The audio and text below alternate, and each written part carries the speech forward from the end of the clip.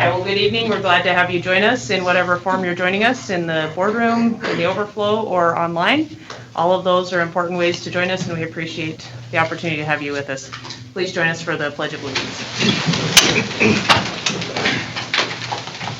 I pledge allegiance to the flag of the United States of America and to the republic for which it stands, one nation under God, indivisible, with liberty and justice for all. Item 1.3 is approval of the agenda. So moved. Second. We have a motion and a second. Any discussion? All in favor of approval, please say aye. Aye. Any opposed, nay? Chair votes aye, and the agenda is approved. Item 1.4 is input from the public. This is a period devoted to comments by the general public, if any, and discussion of those comments. In the interest of privacy and due process, the public is requested to not raise personnel issues except in a legally noticed closed personnel session of the board. No action may be taken upon a matter raised. Is there anyone who wishes to make a public comment that is not related to item 3.1?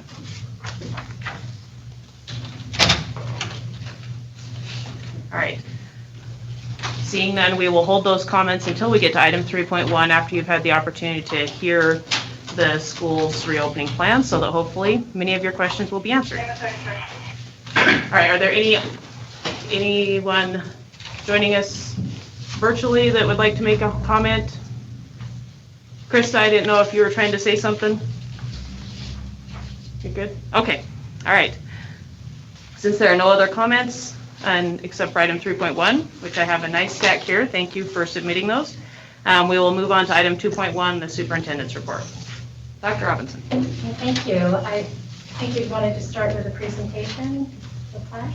Should we have it? I think we've got it there. All right, Mrs. Fish, would you come and join us? Wait, if I can have the board members, let's just step around the table. Yes.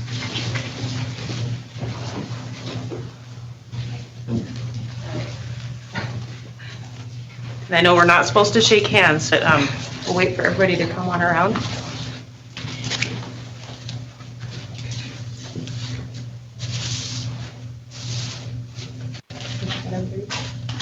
All right, we want to present this plaque to Mrs. Fish in recognition and appreciation of Mr. Keith Fish for your commitment, dedication, and support to the students of the Elko County School District, ECSD teacher 1992 through 2011, School Board Trustee 2017 through 2020.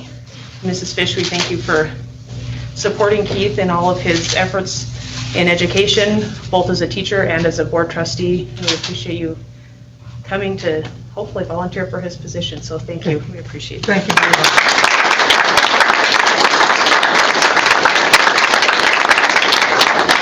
And if any board members want to say anything about Keith, we'll let you have a minute if you want.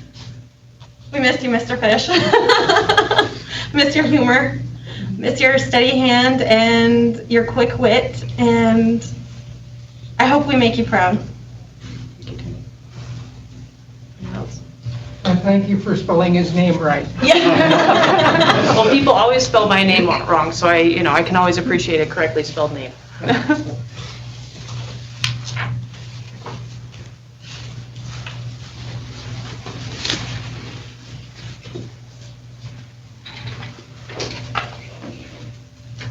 All right, Dr. Robinson. Okay, we'll move on to the next item. We have presentations this evening. I'll just start by saying that the objective of the district is and has been to get students into school. The direction that was laid out by the board has been to work on that end of students in schools, and by the end of the first quarter to present the modifications the schools have made to the board-approved plan, the overall reopening plan that the board approved at the end of July, and we've been working on that. We have worked towards the goal of maximizing student re-entry into school within the parameters of the governor's directives. And the most detailed directive is Directive 028, and think that's Well, we why it's don't not. have it. Okay, you know what? I do, and we know how to be flexible here, so I will just go over them while we're waiting for the presentation to come up to slides. But just as a reminder, Directive 028 is the primary directive. It gives the most current details that we've been working with in regards to meeting the restrictions, and that is at the elementary and middle school level, that students must social distance by 3 feet apart. At the high school level, students have to be 6 feet apart, and at all levels, adults must be 6 feet from students and between staff. In our school buses, that regardless of the age, students must be social distanced by 3 feet. While on school buses, all students must wear face coverings. All kindergarten through 12th grade students and all school staff must wear face coverings while on school buses, in the school buildings, or on the school campuses. So we'll get that up there as just a reminder. Each school community worked with the community stakeholders, and they identified the best path forward in opening schools by identifying the needs of the community and the school's ability to meet the needs within the parameters of the governor's directives. Each school spoke to the parents and guardians and asked their preference in regards to returning to school. And this was just done recently. Parents were given the opportunity to indicate if they would be continuing with distance learning, because the district is required to provide a distance learning option to parents. So across the district, 80 to 90% of respondents, and all parents were spoken to, 80 to 90% of them indicated that their children will be returning to school in the models that were presented to them. So given that information, and the schools went to work to modify the approved plan to meet their community's needs. So go ahead and let's go to the next slide there. Okay. No, I think we skipped one. Which one do you want to be on, this reopening? Yeah, go back to reopening, thank you. Mhm. So based on that, they've developed modifications. Remember, the board approved a plan on July 28th, and that plan consisted of 3 different models: distance learning model, a hybrid model, and a full in-person model. The schools went to work working with their communities to maximize student face-to-face attendance while maintaining adherence to the state directives. So you can see some of the schools that we have are incorporating full face-to-face instruction, and right now we have schools that are incorporating face-to-face, and even in this distance learning model, we have a lot of instances of children in class. The hybrid plans that you'll be hearing about, there'll be approximately half the students face-to-face at a time, and other hybrid plans with a maximum percentage of students allowable under the guidelines. Okay. So, now we know that we're not going to have 100% agreement over the particulars for each of the schools, but the models are reflective of input from the school communities. All right, Mr. Wallace, if you go to the next slide. There are certain protocols that I'm just going to talk about tonight rather than have each school repeat them for you, and that is the cleaning and the sanitizing, which is a huge part of what we'll make sure is in place in all of our schools. So there's some changing of schedules that will have to happen with custodial staff to make sure that we can provide the support that's needed across the day to make sure that things are clean and sanitized. The high touch point areas will be cleaned throughout the day in all of the schools on a continual basis. And following some of the cohort sessions that you're going to learn about, as well as at the end of the school day, that's when the intensive cleaning will happen daily. At the high school and middle school levels, again, the high touch areas will be cleaned throughout the day. And they'll be sitting students at alternate desks so that as classes change, they can clean minimal numbers of desks, and then it will just be more efficient in making sure that desks are clean in between the changing of classes. And again, at the end of the day, and during distance learning days or virtual days, which again, you'll be hearing about. So now, there's one more slide that I just wanted to mention about transportation, because transportation became a big piece of the planning, particularly in the Elko and Spring Creek area, actually primarily in the Elko and Spring Creek area.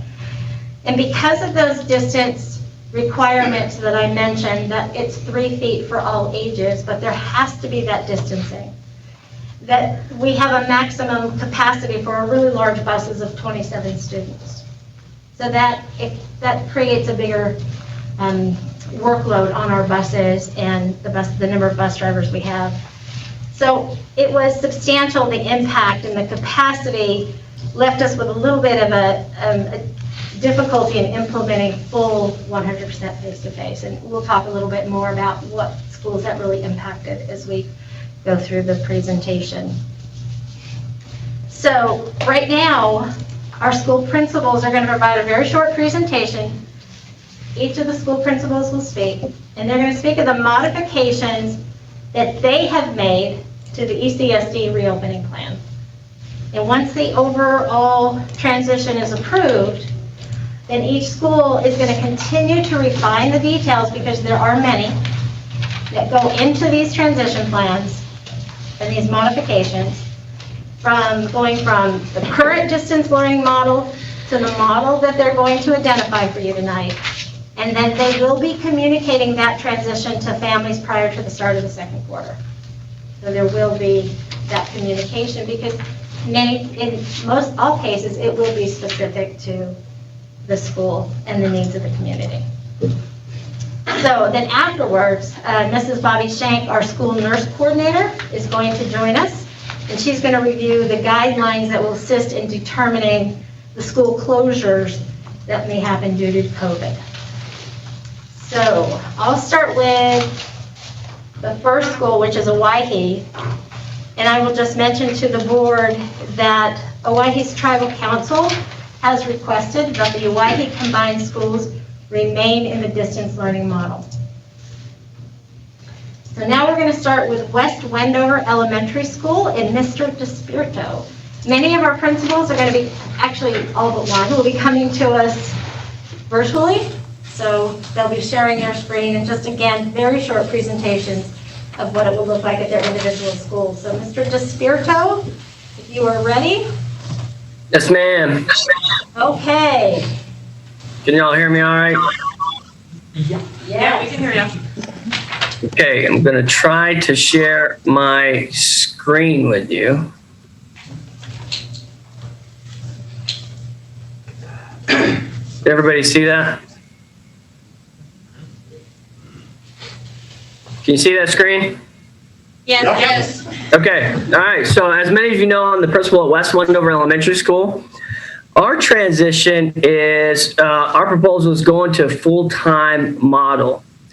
West Wendover Elementary School has contacted every parent, and the overwhelming response of our school was 89% of our parents wanted their kids back in school and supported their kids being back in school. Because we're a larger school we're a new school, we have larger classrooms that can accommodate all students during a full-time academic day while following all of the COVID restrictions and guidelines. This includes maintaining 50% or less capacity in all classrooms, our gym, our lunchroom, et cetera, per the governor's directive 028. We actually went in all classrooms and we checked to make sure every kid could be 3 feet apart. We checked our lunchroom. We've even put tape down in all our hallways.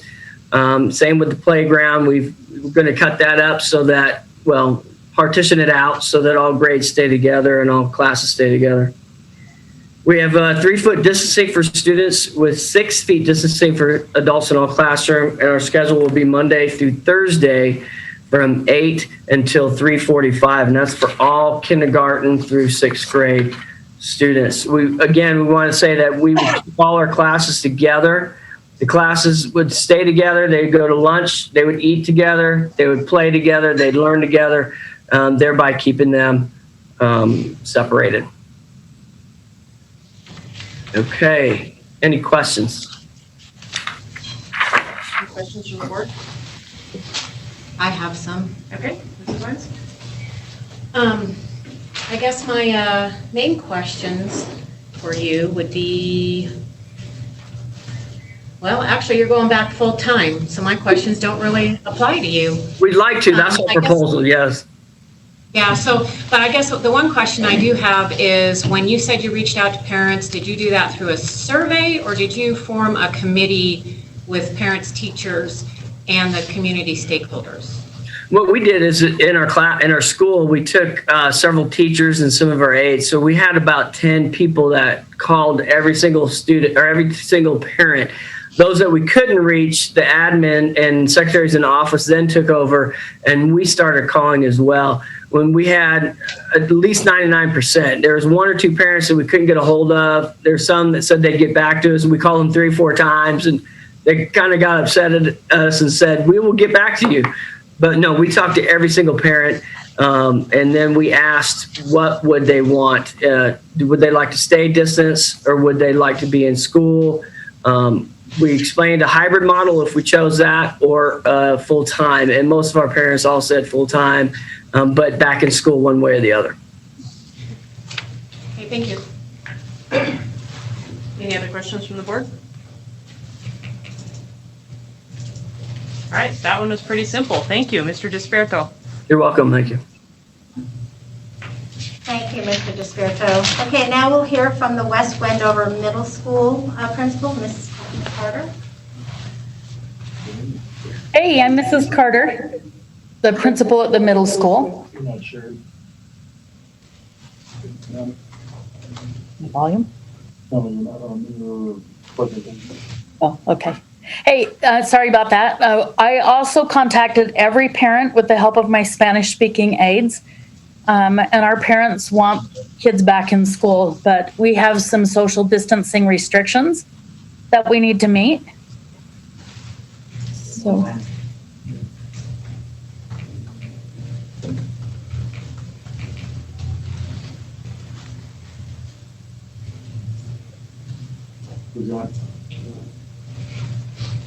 So, West Wendover Middle School is proposing an A-B hybrid reopening with 50% of our students in Group A, who will be in-person learning Monday and Wednesday, and 50% of our students will be Group B, in-person learning on Tuesday and Thursday. We have the 4-day school week, so that schedule will work well for us. And we are aligned with the high school. We share a lot of teachers as far as specials and some of those subjects. So I will turn it to Mr. Kylonen.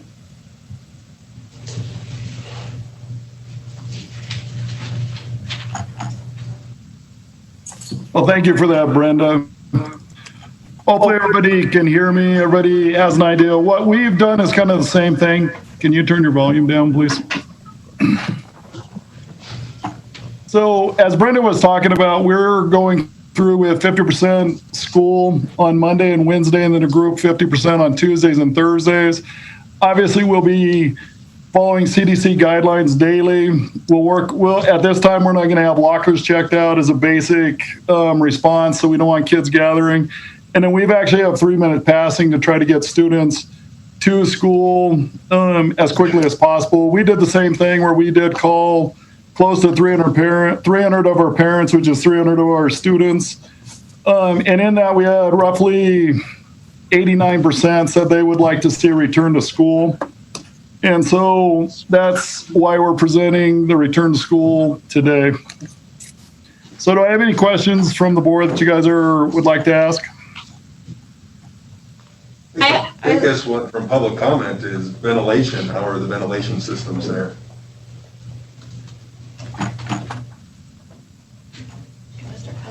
Yeah, we can ask Mr. Kelly. Okay, well, I appreciate it. Thank you. Oh, hang on, Mr. Kylonen, I have a question for you.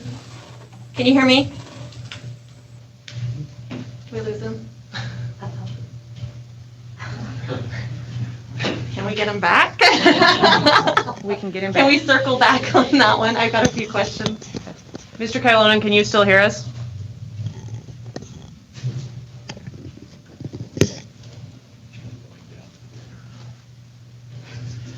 We were going to try to get him back. Okay. We'll get him back. Okay, all right. Circle back on that one. Now, Mr. Anderson is on his way to join us to do his presentation. He's not here yet, he's running a little bit late. So we'll go ahead and we'll skip to, we'll circle back to him as well, to Wells, and we'll go with Mr. Mesmer and Jackpot.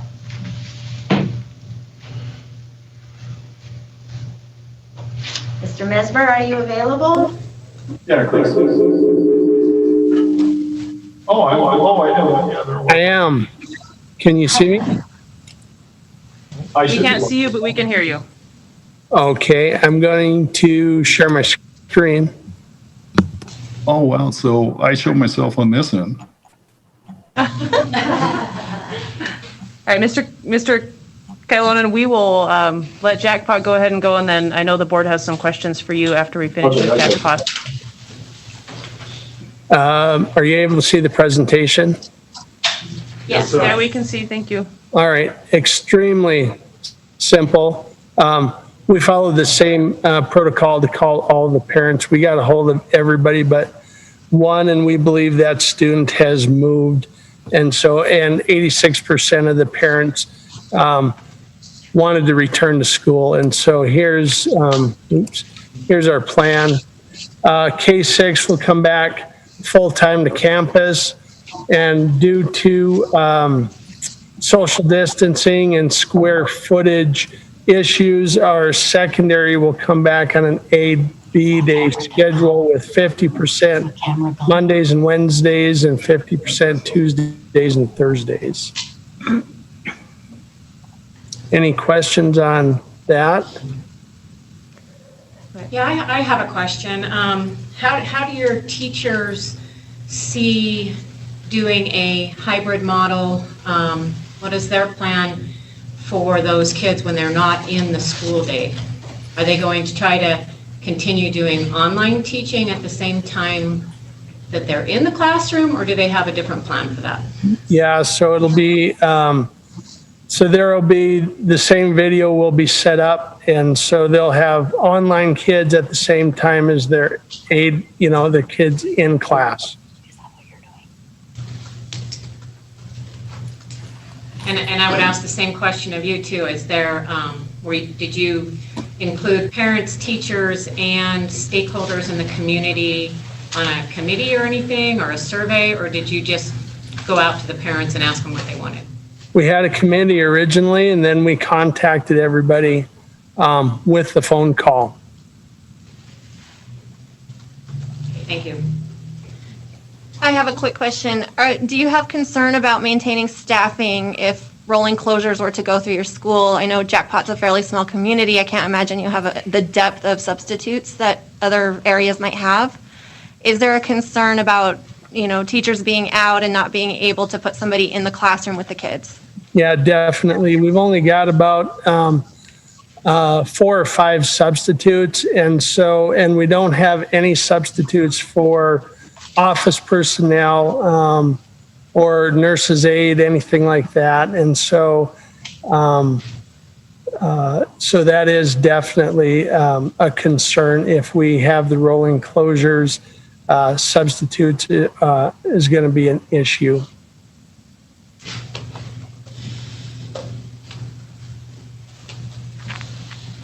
How is transportation looking for you guys? I'm not familiar with Jackpot, so I don't know how their transportation Yeah. works. We don't have any bus routes. Excellent. Okay, thank you. Thank you. Any other questions from the board for Mr. Mesmer? All right, thank you. I believe Mr. Kylonen is available again. Okay, Mr. Kylonen, can you hear us?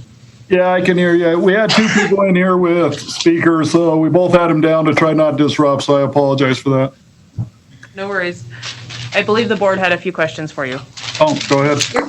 Your favorite trustee has questions for you. You're all my favorite trustees. There's no just one. You all are. Now I'm hurt. What are your concerns about maintaining staffing? I know infection rates in Wendover tend to run a little bit high. Looking at Wendover, Utah, their school system not doing so great right now. And I imagine your community doesn't have a strong depth of substitutes. So what is that looking like for you guys? Well, I can tell you that Anna Smith Elementary, which is on the Utah side, their staff is probably 16 and 12. They have 12 long-term subs in right now, at least for the 14-day closure. Yesterday, we had 2 of our staff members go home because of possible symptoms. Thankfully, we didn't have any kids in the building at that point, but yeah, it'll be tough to maintain. So if you're talking 5 schools out here and they're all fighting for subs, it'll become extremely tough if the responses become bad and if they're high paced or we're dealing with a lot of them. It'll be tough to run the school. There's no doubt about it. And have you lost any staff to like resignations, just not comfortable being in the classroom? I know you're a smaller school. You'll have to remind me how many staff you have. Is it 26? We have 26. So we had a very good young teacher. She actually is a chemical engineer out of Brazil. She was teaching our science. She's going the ARL route. And just Monday, right before, so Monday I opened the door up, and that's first resignation I got at 8 in the morning. So that's kind of start off my Monday. And do I think that she's absolutely scared to be because of COVID. Absolutely frightened. And your transportation, you do use buses in your schools, is that correct? We do. We have one in-town route, and we have one out-of-town Montello pilot route that we do run at this time. Okay, and are you able to run that in a hybrid scenario? As long as we did get approval to add a emergency sub driver, so we do have one. If one of them gets sick, at that point, I don't know how we get kids to school. However, so it becomes an issue. Thankfully, we were approved to get the emergency sub route. Okay. Thank you, Mr. Kailonen. I have the same question. How do your teachers envision teaching in a hybrid model? If you asked our staff of 26, you probably have 20 that are extremely scared to start the school year up again. They're worried about getting sick. I think they're concerned about how they're going to present the material, what they're going to do with online versus the in-person teaching. And so what we've kind of proposed is they'll probably be doing 2 days of the synchronized in-person learning and 2 days of when the kids are home that they'll be doing the asynchronized learning. So that's kind of how we envision running it at this time. But it is concerning at this point. I know our staff is very concerned about it. Thank you. Any other questions from the board? All right. Thank you, Mr. Kailonen. Okay, thank you.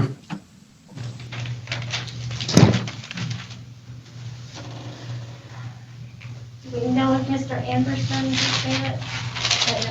So we will go ahead and again circle back to Mr. Anderson when he gets here, and we'll move on to Mr. Cunningham in Carlin.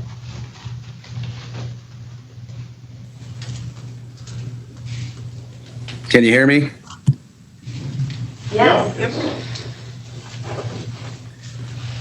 So we're going to transition to full-time at Carlin, K through 12, full in person, following all directives in the 4-day week, 8 to 3:50.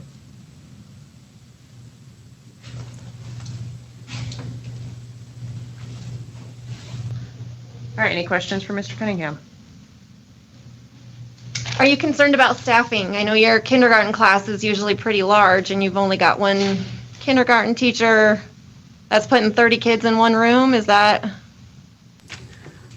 So to meet the guidelines, we're going to have to make some adjustments. We're going to have to make some changes at both the secondary and elementary to meet the guidelines and to make this run. So those numbers will be coming down.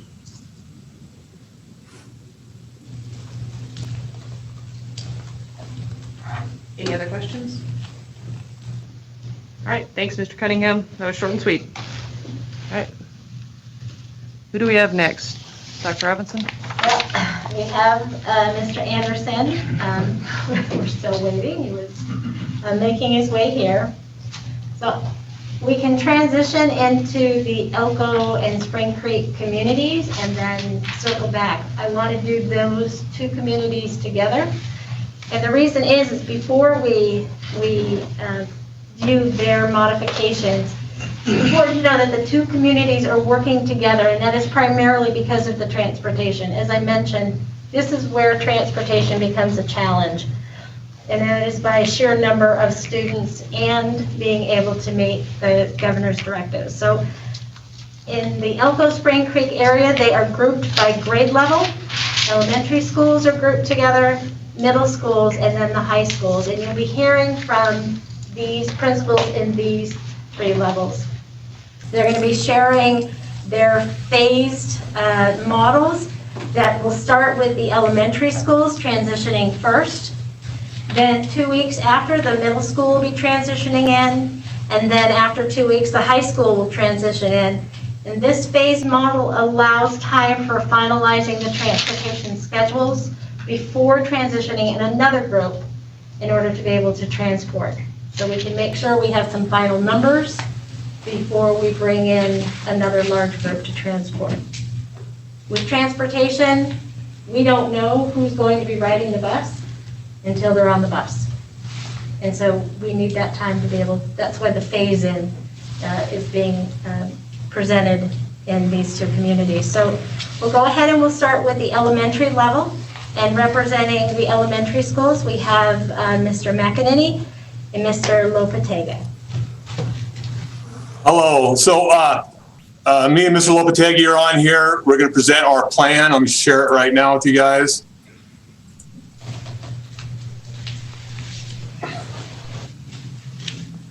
Okay, can you guys see it? Not yet.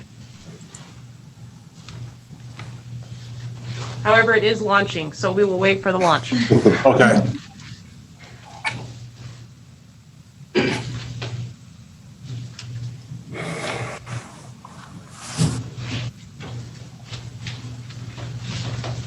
I can find it here if it doesn't come up in the next couple minutes. It's sharing on mine, so I'm not. I'm seeing it on my end as well. I see it, Paul.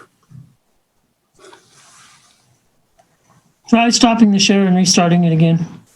Okay.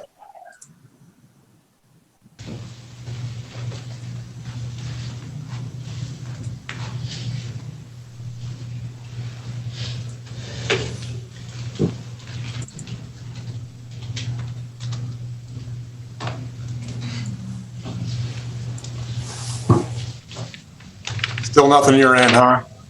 Let me try one more thing. Sorry, guys.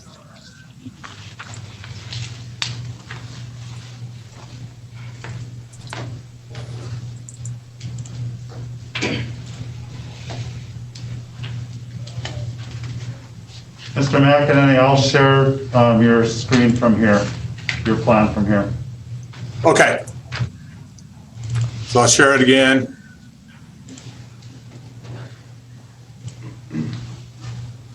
Okay, perfect. Okay. So this is the Elko and Spring Creek Elementary Schools, and me and Mr. Lopategi decided we got volunteered through other schools to present this. So we're kind of presenting the Spring Creek and Elko plan together. We met together as a group and did this. So our plan is for an AM/PM session with 2 3-hour blocks with 50% of students attending each session AM/PM. We'd go Monday through Friday. Core subjects taught when students are in school, ELA and math. Science and social studies will be integrated into the ELA and math instruction. Asynchronous instruction and assignments will continue to be provided to students through Google Classroom. So when the AM kids are at home, or the PM kids are home, they would have asynchronous instruction going on, and special classes will still be taught during the virtual learning. So I think all my fellow principals are on here. So what questions you have, you can ask to whoever whatever school you do. I mean, our schools are a little bit different between Elko and Spring Creek. So whatever questions you have, just go ahead and ask any principal. All right, questions from the board? I have a couple. Just to clarify, so you're saying that all students that are on the AM schedule stay on the AM schedule all week, all kids that are on the PM stay on the PM, is that correct? Yes, ma'am. Yes. Okay, so my question is, have you reached out to your communities for those parents who work and are going to have a difficult time with having their child in school only half a day?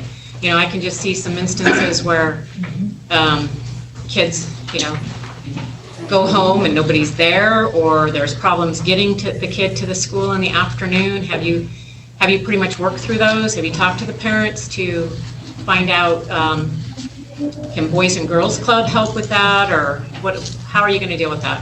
From a district level, our transportation department has placed into their schedule buses to get kids at the end of the AM session to Boys and Girls Club, and for the PM session from Boys and Girls Club to school. Perfect, thank you. There might be some capacity issues with 27 kids on the bus, but that is built into the schedule. Okay. And one thing too to remember, this isn't like, you know, the old half-day kindergarten. We're busing kids to school and home. So there'll be 4 routes a day. So the AM kids will get picked up and get dropped off. Okay, thank you. With this change, are we going to be able to reopen like Fun or Elko Explorers? I call it Fun Factory, but through the city parks department, it was, you know, housed at Mountain View. So my understanding was they couldn't open because Mountain View wasn't open.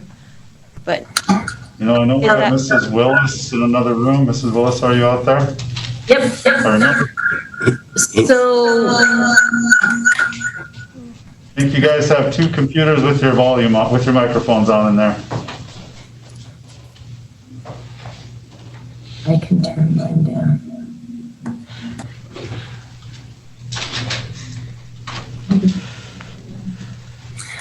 Okay. She's gonna leave. You didn't like having my voice amplified like that? No. Okay.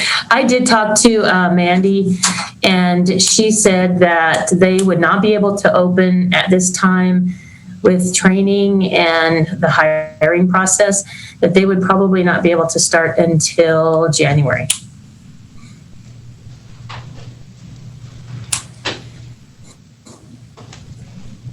I didn't catch all that. Could you repeat that, please?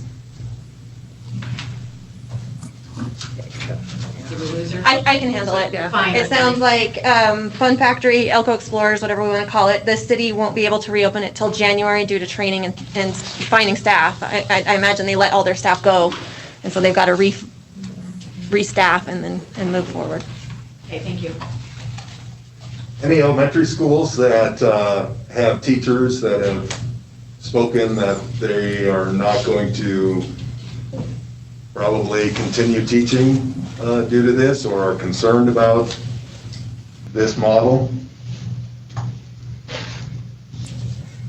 I'll go ahead and start this one. I'm sure you all have a few. I have one that resigned right before we started, a kindergarten teacher, and I have another one. I have 2 more that are still on the fence about kids coming back. That's at Spring Creek Elementary. I don't know about the other schools. Other schools can come in.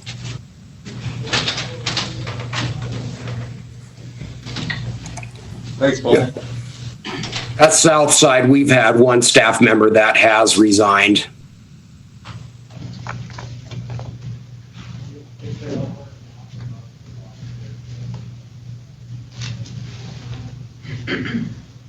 I'm Brian at Liberty Peak. We've got 1 that's shown extreme concern, and there's 2 more that haven't come talk to me or haven't directly said that the temperature check is there. So I mean, that's 3 out of 35. At Grammar, I had 2 retire before the school year started, stating it was COVID related. And I also had one teacher come talk to me about her concerns.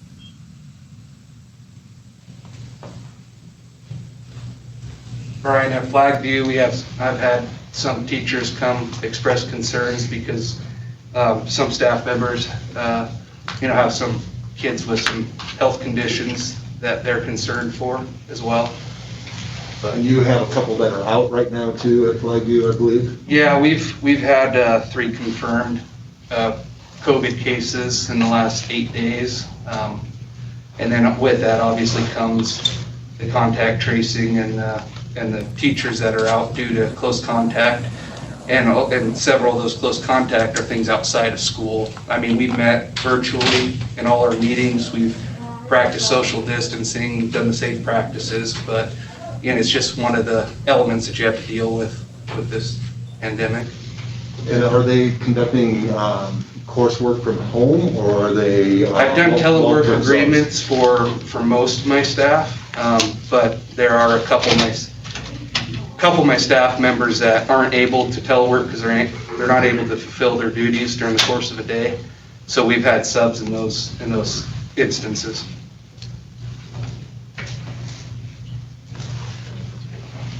At Sage, sir, I can tell you I've had no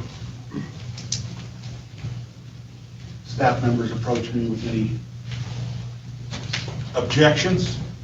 Concerns, yes, but no objections getting back to the kids. Northside, are you? Mrs. Chamberlain, I know you're here.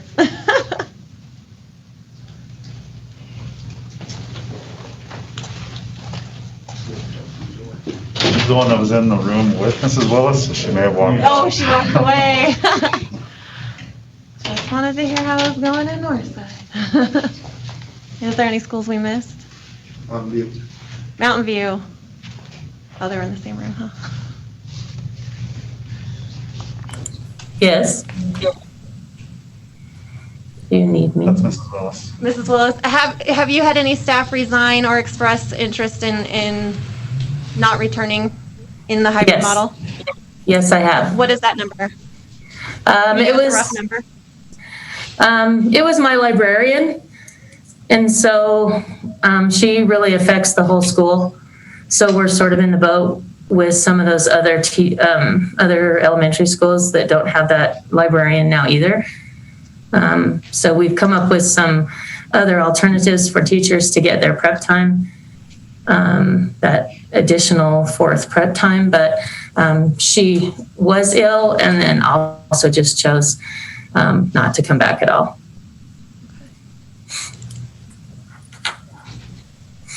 Any infections at Mountain View? To speak up.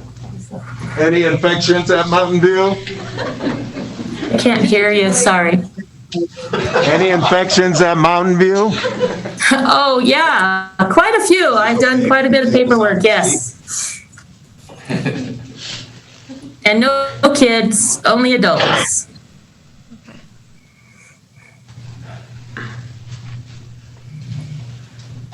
Is Krista back now? Oh, I'm sorry. Yes. Here. How's Northside? Krista's here. Hello. So at Northside, I think that first question was about retirements. Resignations. No, we had no resignations. And as far as infections, we've had 3 or 4, but nothing that's happened within the school. And we have about 3 or 4 students right now that are home. Any teachers express concern with this model?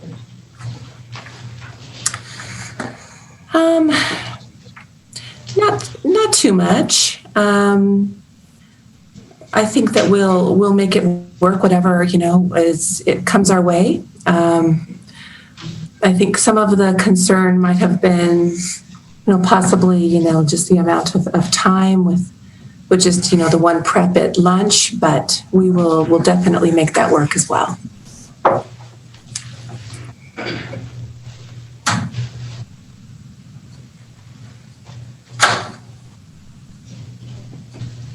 Thank you. All right, any other questions from the board?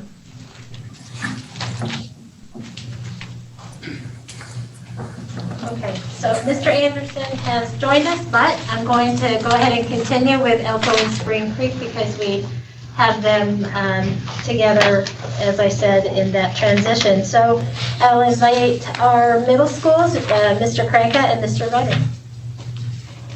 Hey everybody, this is Mr. Kranka. I'm the principal at Adobe Middle School. Also joining me is Mr. Reddick from Spring Creek Middle School. Can you let me know when you can see my screen? No, I think we're having trouble seeing it here, so if you could just, That's fine. I was told we have to reboot the whole system, so we'll just have you describe it to us. It is working in the other rooms though, so if he shares, Oh, everyone else in okay. the other rooms will be able to see it. Great, okay, so Something please with go this ahead and share. System. All right, we'll give it a shot. So what you're not seeing in the main room, but you get to see in the other room, is something that's familiar to people that have gone through with the hybrid situation, but maybe not so much this presentation. What will happen is we'll split our schools into two groups, a group A and a group B. What might be different to some of you is the fact that group A will show up on Monday and Tuesday consistently. Wednesday will be a virtual education day, and Thursday and Friday will be group B. Both schools came to this conclusion after meeting with obviously our teachers, our staff, administration, parents. One of the parents that I consulted with happened to be also on the reopening committee that worked all summer back from May. And that parent thought this was the best hybrid plan of what we'd gone over. And I consider that opinion in high regard because she knows a lot about what's going on, what we're facing. Might be difficult to understand if you can't see it, but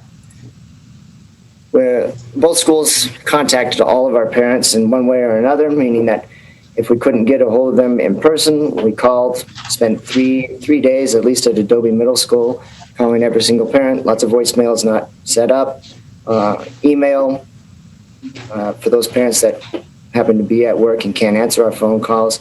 And here at Adobe Middle School, we got about 85% response. And most of them said they wanted a hybrid. They really didn't care about this one. We didn't get too specific on the type of hybrid, knowing that the type of hybrid we chose is dependent on the school board approval. We did have 60-some parents say that regardless of what hybrid we chose, that they would choose to keep their student in the virtual online setting. And Mr. Reddick's here as well, I believe. Yeah, I'm here. Okay. So if anybody has any questions of us. Same concern, staffing, Mr. Kranka. I'll follow up with what you probably already asked. Yes, thank you. Adobe Middle School hasn't had any positive cases. So we don't have teachers out for that. We have had staff out for quarantine based on symptoms, but we haven't had any positive cases yet. When it comes to substitute teachers, obviously we share our substitute teachers with the high schools and all the elementary schools, and that pool is relatively low.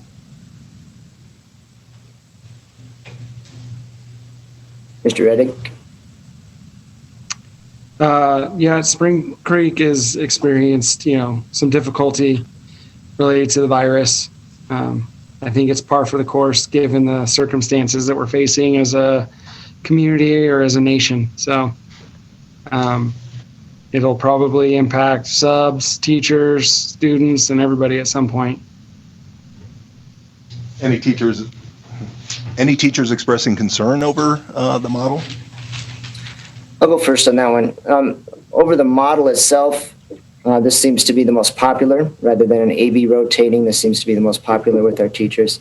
We do have teachers that are concerned about going away from online into the virtual, whether it's extreme concern or we are concerned about that. And I do have one teacher that stated that he or she would resign or retire if we went back to 100% before we were ready.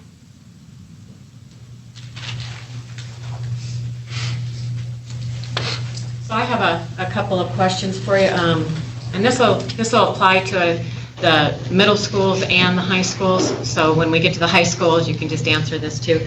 I was wondering, did any of you guys reach out to our neighboring counties to find out how their models, we have numerous counties that are surrounding Elko County that are back in school, either full-time or in hybrid models.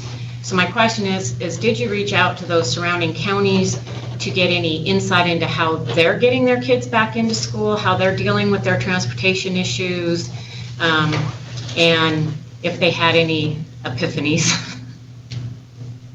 I'll jump in for Spring Creek. So being that a majority of my time was spent in Washoe County, I've reached out to Washoe County peers, principals and assistant principals that I worked with. The first recommendation I got from my peers was to avoid going back in any model that isn't distance learning. The attendance, the workload for teachers, and just the overall burden of trying to keep all of the buildings open is something that has proven to be a pretty big challenge. So that was their first recommendation to me. I asked them how hybrid was going. They wouldn't even use the word manageable. They said that, in their words, that it's kind of a nightmare to deal with, and items like that. So they're managing, but it's more like a Band-Aid on a gunshot wound. They're trying to get through day to day and just trying to ensure the validity of instruction and making sure students are doing what they do. I have one friend that on their virtual days, so the days that students are offline or supposed to be online doing virtual learning, that attendance is under 20%. And so I think it's somewhere between that worst case scenario and probably, considerably better. That's just the report that they gave me for one school site. So not one colleague that I spoke with would recommend or could even give me advice that was workable. And when I explained the AA with a virtual day to clean and keep the building in a situation where we could sanitize everything and then go another BB group, they thought that would be more doable than what they were doing. So I wouldn't say it's great, but I wouldn't say it's end of the world either. I think that they're managing. So that's my input. Okay, but you didn't reach out to any counties that are more similar in size to Elko County? I'm thinking like White Pine, for instance, because really, comparing Elko County to Washoe County is kind of apples and oranges. But Comparing Elko to White Pine is apples to oranges. There's only, how many kids in that district? Less than 3,000? With one town to manage? What we'd want to compare to is like Twin Falls, our neighbors in Utah, which, I don't know if our administrators took the time to do it, but I certainly did. And, Twin Falls was saying things were going great till it hit the paper that they had to shut down. Same with Utah, a lot of them were reporting. But my friends that are in hybrids in Utah, in similar sized districts, granted they don't have the geographic issues because they're all in the valley, they're sort of the opinion of Washoe County that this is a nightmare that they can't seem to work themselves out of. And that they wish they had started distance like we had. They're not opposed to being in the hybrid, they just wish they had the basis that we got here.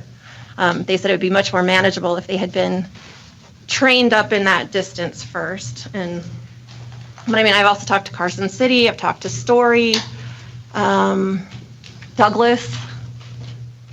Those are all more comparable than White Pine for sure in terms of size of districts. And I am sure everyone here has spoken to everyone across the state.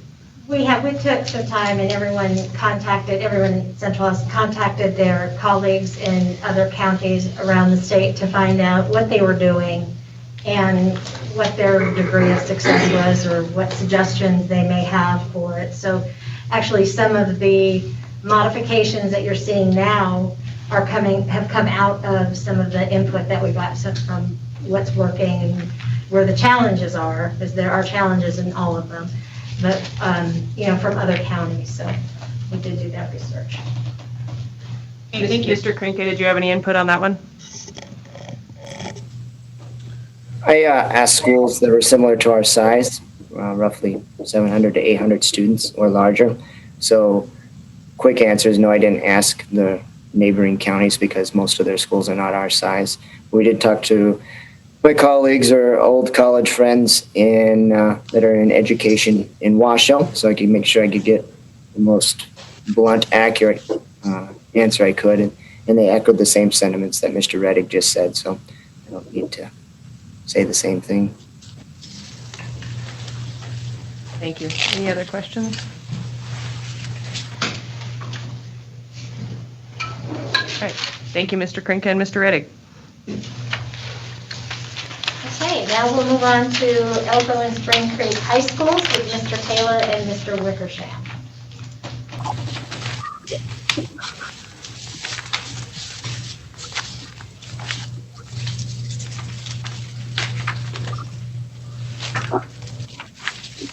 Mr. Taylor or Mr. Wickersham, are you available? This is Mr. Wickersham here. Is Mr. Taylor here?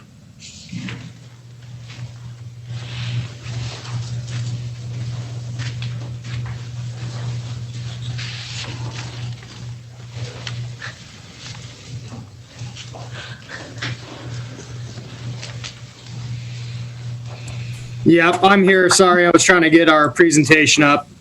Can everyone hear me okay? Yes. Okay. So this is the combined plan for Elko High School and Spring Creek High School. Again, just like many of the other groups, we met consistently with the four large schools between Elko and Spring Creek as we try to figure out our plans for re-entry to the hybrid. And so this is the plan that Elko High School and Spring Creek has come up with. You'll hear from both myself and Mr. Wickersham as we obviously vary a little bit depending on the site needs. So what we are proposing for the two large high schools is a 3 cohort schedule. This would be an A group, a B group, and a C group. Both Elko High School and Spring Creek High School, in measuring the rooms, trying to abide by the social distancing mandates, the 028 regulations, et cetera, we are simply out of space to accommodate for cohorts of just 2. So we both had to figure out plans for a 3-group cohort.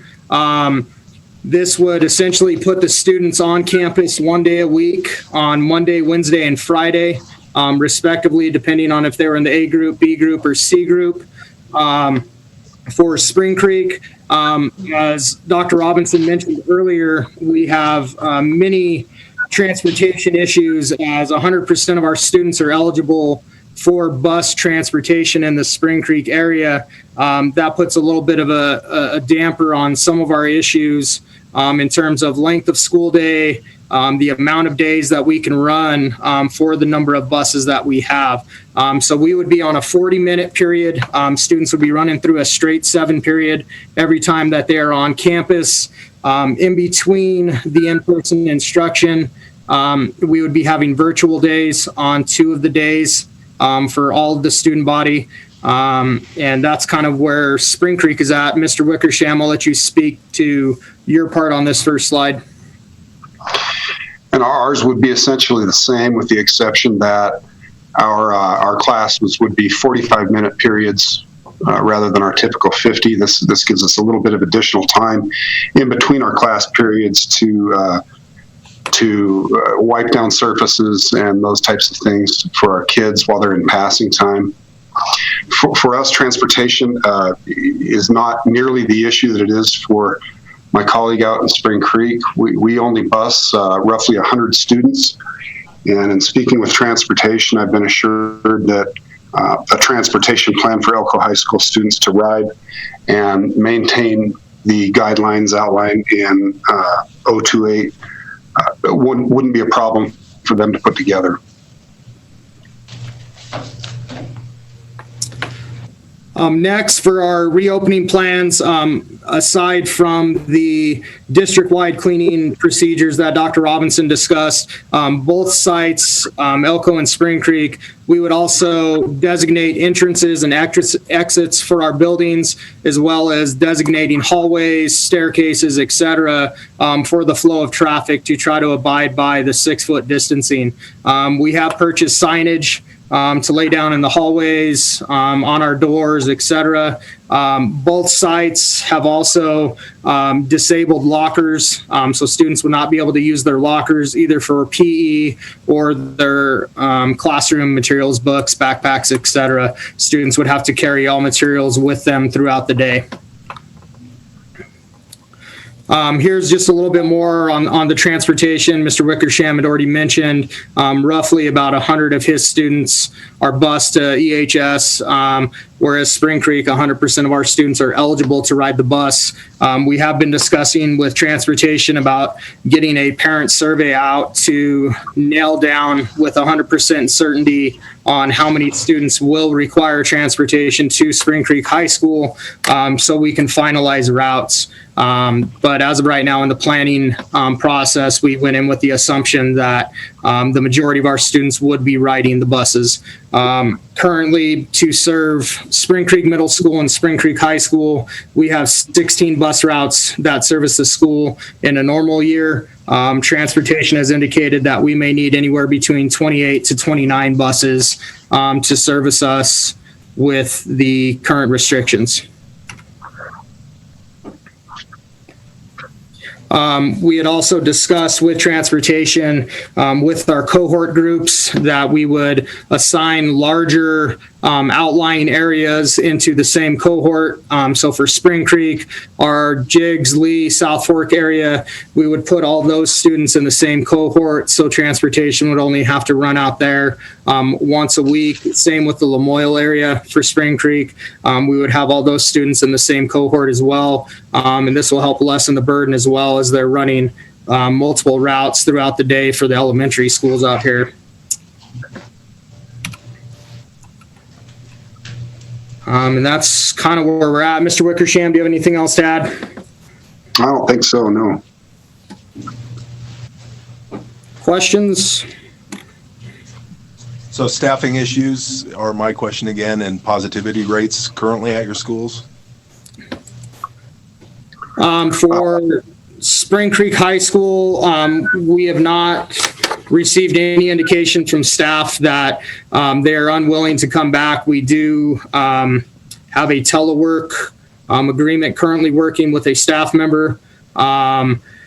We, between June and yesterday, we have had either 12 exposures or roughly 6 positive cases at Spring Creek High School with staff. At Elko High School, we've, I think we've done 3 telework agreements. We've quarantined that many. We have 1 positive case among our staff. That was a custodian. That was in the summer. Staffing is a bit of an issue, and I'm concerned a little bit about. We did do a survey of the staff. I had our active building representative conduct that to ascertain where people are at with students coming back to school. And that survey, there were 8 teachers who expressed what I would term extreme concern, and of those, probably 2 are in personal circumstances where they would be looking at retirement or resignation. It's troubling. We're already, we're pinched a little bit anyway. We're down a guidance counselor, we're down a PE teacher, a math teacher, an English teacher, and lose any more than that, I run into a bit of a bind in just day-to-day operations in the school.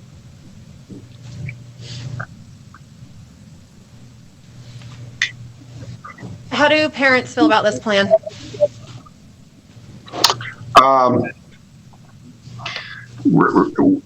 It's my understanding the elementary and the middle schools were directed to conduct a phone survey among their stakeholders. And we never got the directive to pull the trigger on that, but we needed data and wanted to know what that was going to look like with our stakeholders. So rather than do a survey, which we often find is not very representative, rather than do the phone calls, which 1,300 phone calls is a bit of an ask. What we did instead is we made an informational video and posted the link on our website as well as on Facebook. And we asked stakeholders for their input via email, and they were asked to please email me directly with their responses. I received just over 100 of those. And of those, because we didn't ask them, do you want kids to come back to school? We know the answer to that. We all want kids to come back to school. What we asked instead, knowing that the directive from the governor would, if we did bring kids back to school, would force us into a hybrid model, what we did is we explained what that hybrid model would likely look like, and we asked them if they would prefer to continue distance education or if they would prefer to move to the hybrid. And of the roughly 100 responses that I received, 58% indicated that they would prefer to remain in distance rather than to disrupt the process that we have in place.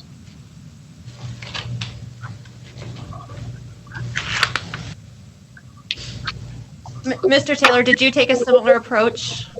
We have not surveyed our parents yet. We were kind of waiting to see if this plan would be approved, and then we would survey, basically asking the parents on what their intention was now that we had an approved hybrid reentry plan, on if they were considering keeping their student full distance or if they would be sending their student back.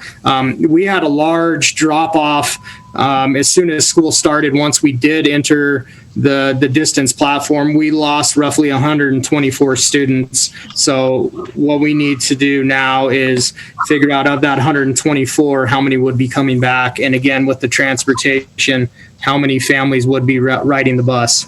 So that survey and those phone calls will be going out this week. Did either one of you explore the possibility of using any facilities that might be nearby your schools that could be utilized to help with these social distancing challenges?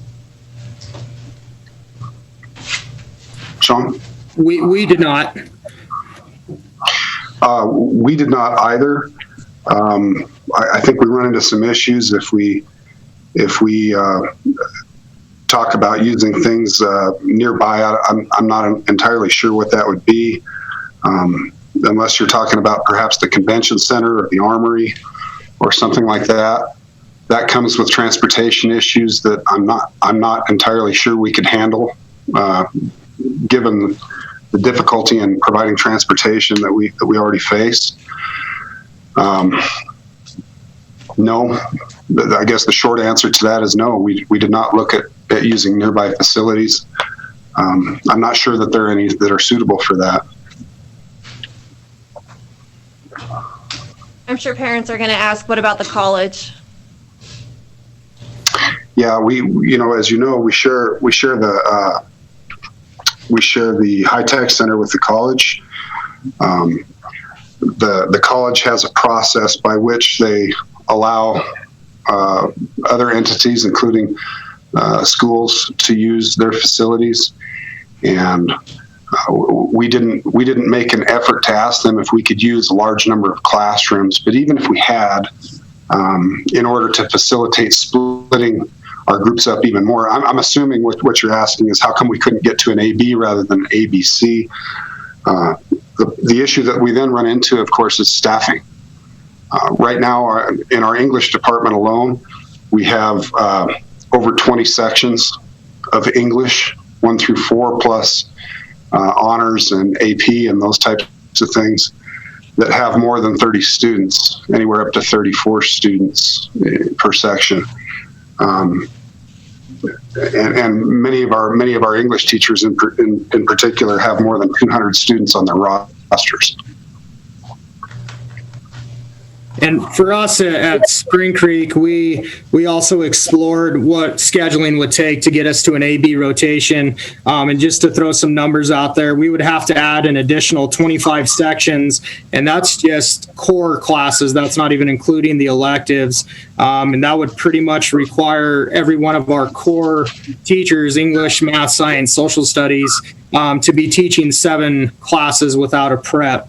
That would put us at over 600 student schedule changes to try to get it to an AB rotation, even if we had the physical space. And again, we're operating on assumptions that every one of these core teachers wants to take an additional class without a prep period throughout the day. So it would be a very daunting task to get us down to an AB rotation, even if we did have the physical space to facilitate that. And I can only be jealous of Sean because of my 62 licensed teachers that I have on campus. Over a third of them already have a 0 hour or teach 7 instead of 6. Have you considered dropping AP classes? No, I have not. I just killed I don't mind being grilled. I don't mind being grilled in the board meeting, but I'm not going to have my house burned down. Yeah, if you want to come be principal, I'll drop AP classes. I just wanted to illustrate the point that some of those classes that are smaller, they are still essential. There was public feedback that maybe we should cut classes like that to accommodate the space, to whittle it down to these true cores, but AP classes are core classes, and a lot of our students rely on them, especially those that are college bound. So I just not only that, our electives are also graduation requirements. We do that to fill the space. We're going to be chasing credits with 3 cohorts of students for the next 3 years to try to make up those electives. You have seniors who look forward to potentially having that shortened day their senior year for work or additional college classes, and we would take that ability away if we started to remove electives and AP courses as well, because electives at the end of the day are still a graduation requirement in the state. So Mr. Taylor, I know I visited with you and all of your department heads, as well as Mr. Wickersham and his. You had concern about losing your elective classes. In the ABC model, are you able to maintain all of your electives?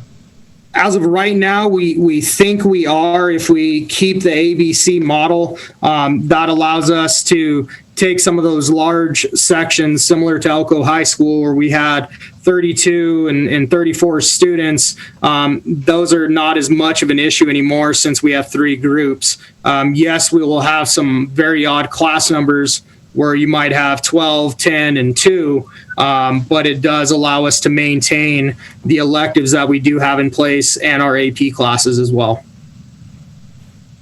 Okay, thank you.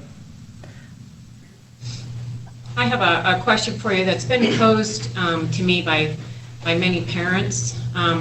They're concerned in the high school setting that their children are going to be having a difficult time. That many of their children are falling behind. Let me start it with that. And they're concerned that their children are going to have a hard time competing for scholarships and being able to go into a college setting next year when their peers around them in Idaho, Utah, many other schools throughout the nation are open, and that they feel like their kids are going to be at a distinct disadvantage by not having some in-person learning that, like I said, that a lot of their kids are falling behind. Do you guys have an answer for that?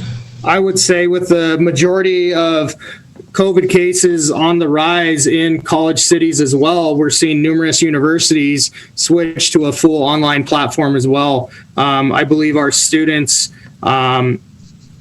do have the ability to learn skills currently right now, because this is what they may be dealing with for the next 1, possibly 2 years. Again, just to echo everyone else's sentiments in this presentation this evening, we all want the students back, but our big fear right now is the consistency.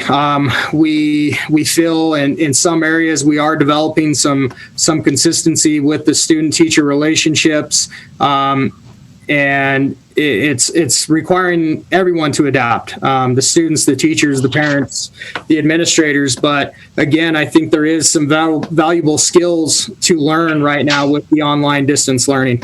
Also, many of the testing requirements are being waived from colleges. So yes, GPA will matter more so than an ACT or SAT score, but the students can be developing the skills they'll need right now. Okay, my other question is, if I understand correctly, the high schools will basically not even contemplate starting their ABC plan for a month after the elementary and some of the junior high schools have already been in session.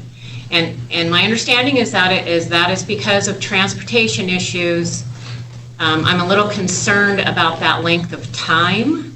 I understand what you're trying to achieve. It seems to me like you could have numbers a lot sooner than a month.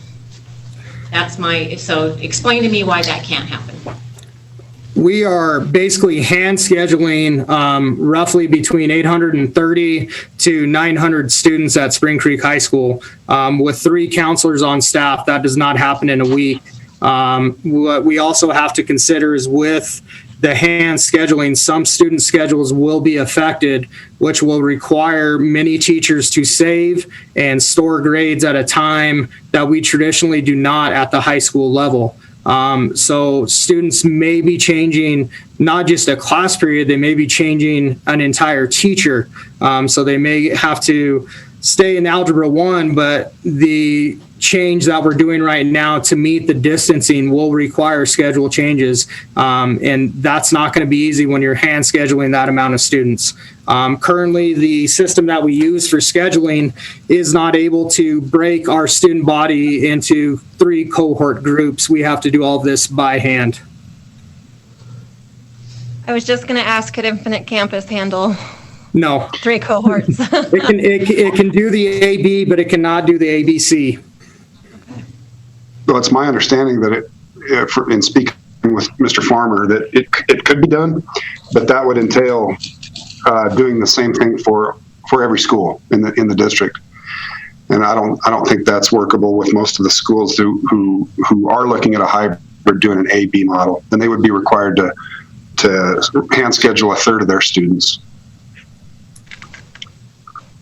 Well, I would say perhaps when you reach out to your parents to even see if they're going to go along with your ABC schedule, you might ask them if they are going to be using public transportation or if they would be, or school transportation, sorry, or if they would be willing to bring their kids to school, or if some of them, have that ability, and perhaps that would help alleviate some of your transportation issues right there.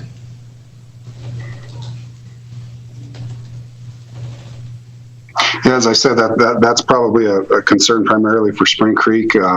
We pick up about 40 kids out in the Rindon-Osino area, and a larger group up behind Rayleigh's, another group up Mountain City. But I think the largest group from any of those areas is 40. And if we schedule strategically, we're well under the necessary or the maximum number per bus. So. In speaking with Pansy out at Transportation, she feels very, very confident that she could accommodate our school at least very quickly. So then, Mr. I know Sean's is a different deal. Yeah, so then, Mr. Wickersham, what's your delay issue then? If you don't have the transportation issue, what is your issue to have to delay it for a month? I don't know that I do. I think the phased in model comes from above me, I believe. We've been asked to create this model. If and when we go to hybrid, this is the model that we've put together. We did ask them to create plans as a community and lumped Elko and Spring Creek together. That would be part of that. And then the other part would be to slow out that roll. So put the elementary kids in, see how it goes. Our metrics could change Thursday, just so you guys know. We are yellow now. I don't think we will be yellow on Thursday. But so that slow rollout, 2 weeks later, we got the middle schoolers in, get them in, get the kinks worked out, then get the high school in. I don't see how it would benefit anyone to immediately put Elko in and not part of Spring Creek, because middle school at Spring Creek and the high school wouldn't be in. I'll just say, as I mentioned before, with Elko and Spring Creek, we put them together as a community and then went through the grade levels rather than splitting them apart. It really is transportation, although there may have a bigger impact on one of the high schools than the other. It all comes from the same place because they're providing that support for the Elko Spring Creek area. And as I said, we don't really know who's on that bus until we start transporting students. So that, for the consistency of making the plans, we've included Elko and Spring Creek together. As Mr. Taylor mentioned, that maybe, and as you suggested, that may be part of the conversations they have with parents. It still is really going to, the true understanding of who's going to be on the bus is going to be when we start picking students up and then make those schedules solid. All right, and Mr. Wickersham and Mr. Taylor, you also both, when I visited your campuses, expressed concern about changing in the middle of a semester, because that is not a natural break for the high school. Have you come to terms with that? What does your staff think about changing in the middle of a semester, rotating kids to different classes? If that needs to happen, can you talk to us about that, please? Sure. Sorry, Tim. Go ahead. No, all right, I'll go. In speaking with our staff, and I think their concerns fall into a couple different areas.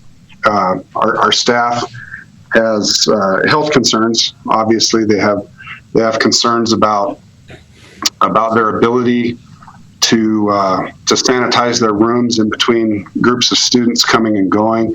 They have real concerns with being asked to enforce these restrictions, the masking and the social distancing, only to see that sort of fly out the window at our lunchtime, because, as you know, we are an open campus that doesn't have a lunch facility. And so no matter how many kids we have here, when the lunch bell rings at 11:30, those kiddos are going to pile in cars. We're pretty certain they're going to take off their masks. We're pretty certain they're going to share soda pops, and they're going to be kissing each other, and they're going to be doing all the things that teenagers do. And they're wondering, their concern to me was, why are we going to work so hard to enforce these things to get the kids back in school if it all goes out the window for an hour out of the day? That's one of their concerns. The other concern, as far as from an educational perspective, is yes, the high schools do run on a semester. We award half credits, and their concern is that in order to get the distance model up and running, we delayed 2 weeks, and then of course we had the radical adjustment as teachers waded into that and as students waded into that. We feel that we're making really good progress with most of our students in getting this a little bit down so that we feel it's becoming more and more effective every day. We had issues with grading. We had issues with taking roll and those kinds of things. Those are easing up a bit. People are getting a lot more familiar with it. Their concern is that, just when we've worked so hard to get something in place that's starting to show positive results, that we sort of upset the apple cart and change the rules on them, and that might disrupt the process even more. similar sentiment in Spring Creek High School. I think unequivocally 100% of our staff wants students back, but I don't feel that, or the majority of my staff feels like having them back and doing this massive undertaking of all the schedule changes, the consistency is the biggest factor that we will lose with the hybrid schedule. Because at the end of the day, we may have cases that put us back in the distance model very, very quickly. As many sites and many other administrators have shared, we're not equipped to handle if we lose 5 or 6 teachers in a single day. That change to substitutes is not going to be easy. We hope that all staff who may be affected with this are able to telework short term to continue maintaining their class load, but we don't know that with 100% certainty. And so I think a big issue here that we've discussed at Spring Creek High School is the consistency factor.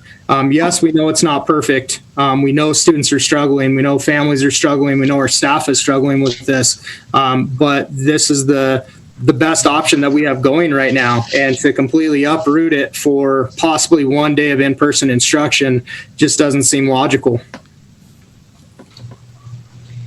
Mr. Wickersham, you have 2 very substantial buildings coming online. Hopefully in January, I'm going to maybe. Will the completion of those buildings change your capacity and then allow you to be able to do at least an ABAB hybrid schedule? If it comes with about 6 teachers, yeah.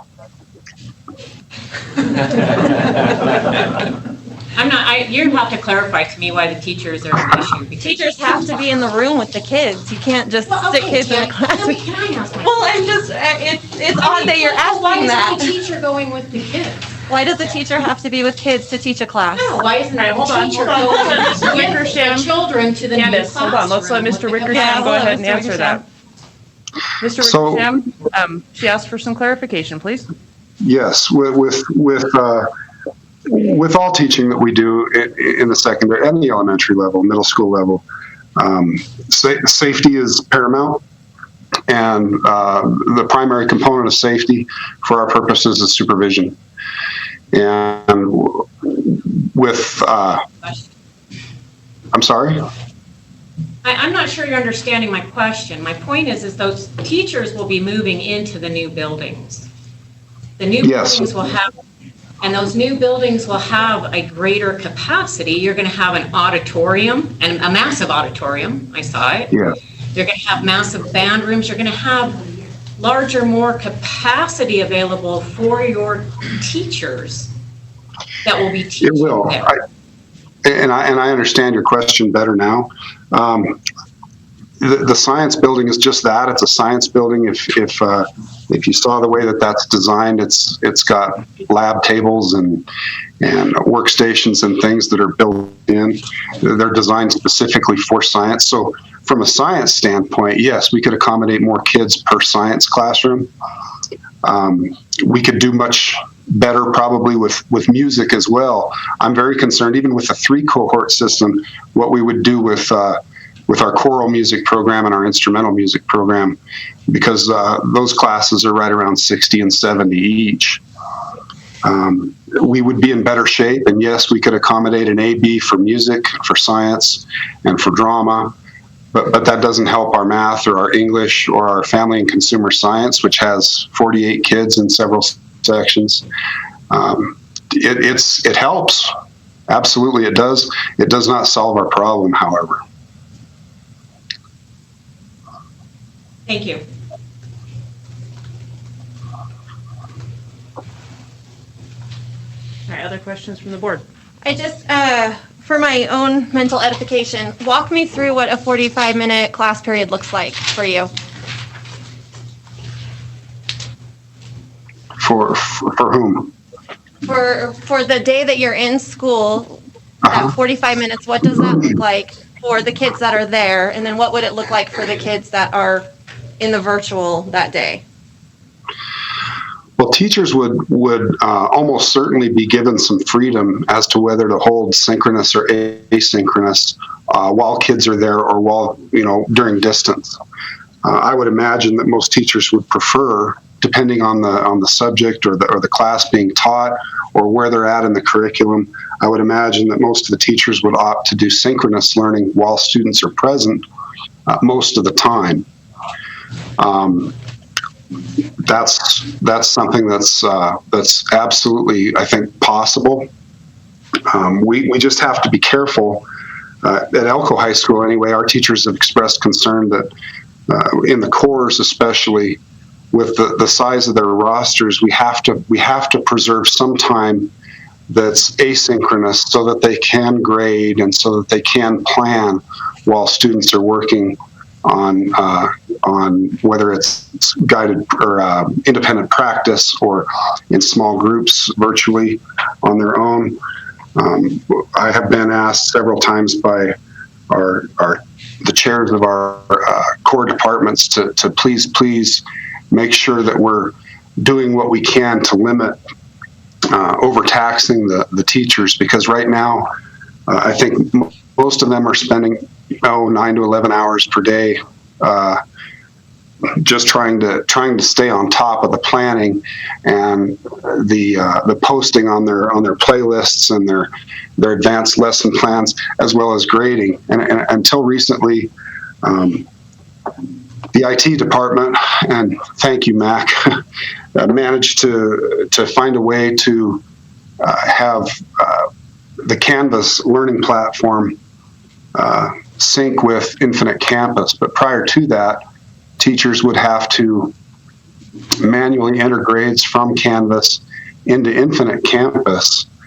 And then if a student turned in something late, there was no notification, there was no flags, so they had to go through every assignment that they had assigned previously in order to try to discover those that came in late and then transfer those over. And it was very difficult, very tedious, and very time consuming. That's been streamlined. It's easier now. But I know that teachers are very concerned about us increasing their workload over where it's at right now.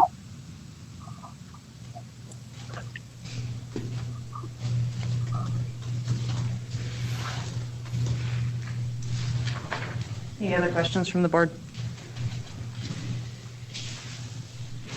All right, Mr. Taylor and Mr. Wickersham, thank you for your time. Thank you for your presentations. Thank you. Okay, thank you. And now we have Mr. Anderson has joined us. So he'll do his presentation. And Mr. Anderson, unfortunately, we're having trouble in here with showing the slides. So would you be able to? I have them on the screen right here. Oh, okay, it's there in front of me. Okay, all right, great. Would you like, I guess I'll come center stage here. First of all, sincere apologies for my tardiness. Can I maybe take this chair? Is that okay? Sure. Is it appropriate to sit for this part? You may sit.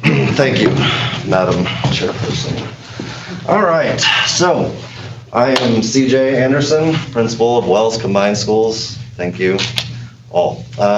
So we as a Wells community, when we were given the opportunity to develop our own plan, as many others did, we started off by doing a community-wide survey, formed a committee that was roughly half staff of the school and half community members.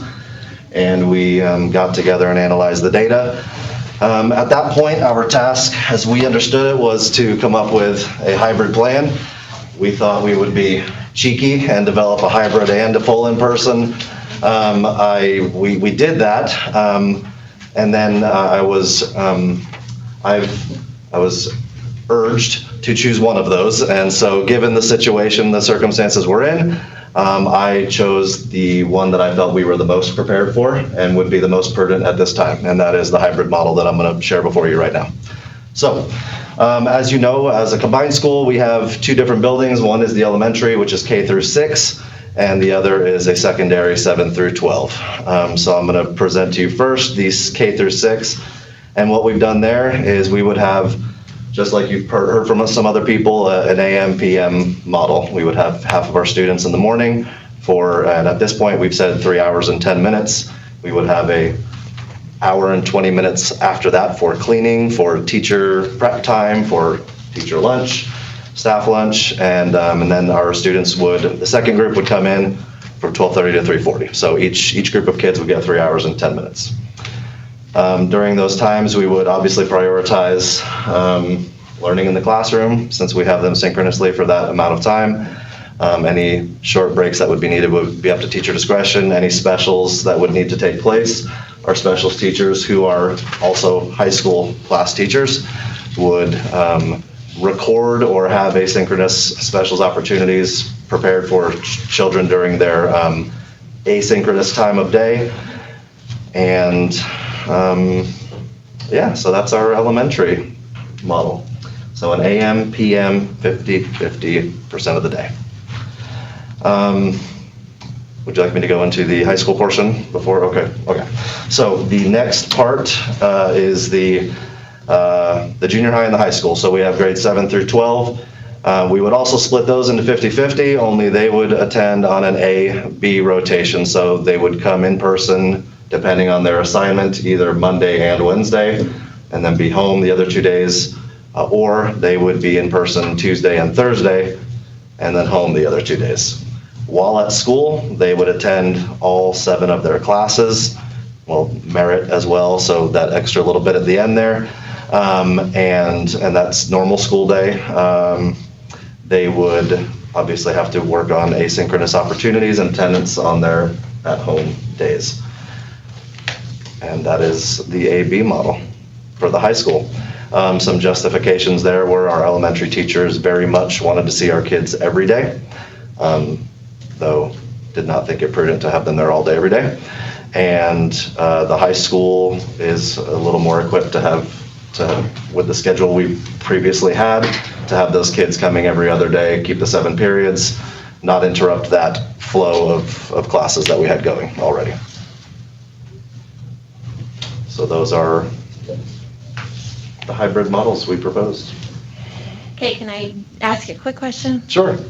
Why didn't you go full on? You had the plan. Great question, and it wasn't an easy decision for me. In fact, the easy way to go would have been what most people want, right? Like that's always feels like it's easier to do. To give you a little bit of an understanding, I guess it would have been back on about Thursday, the 30th would have been when this plan was kind of figured out, okay? The skeleton of it. And then as time has passed, you look at different complications. Will this be ready in time?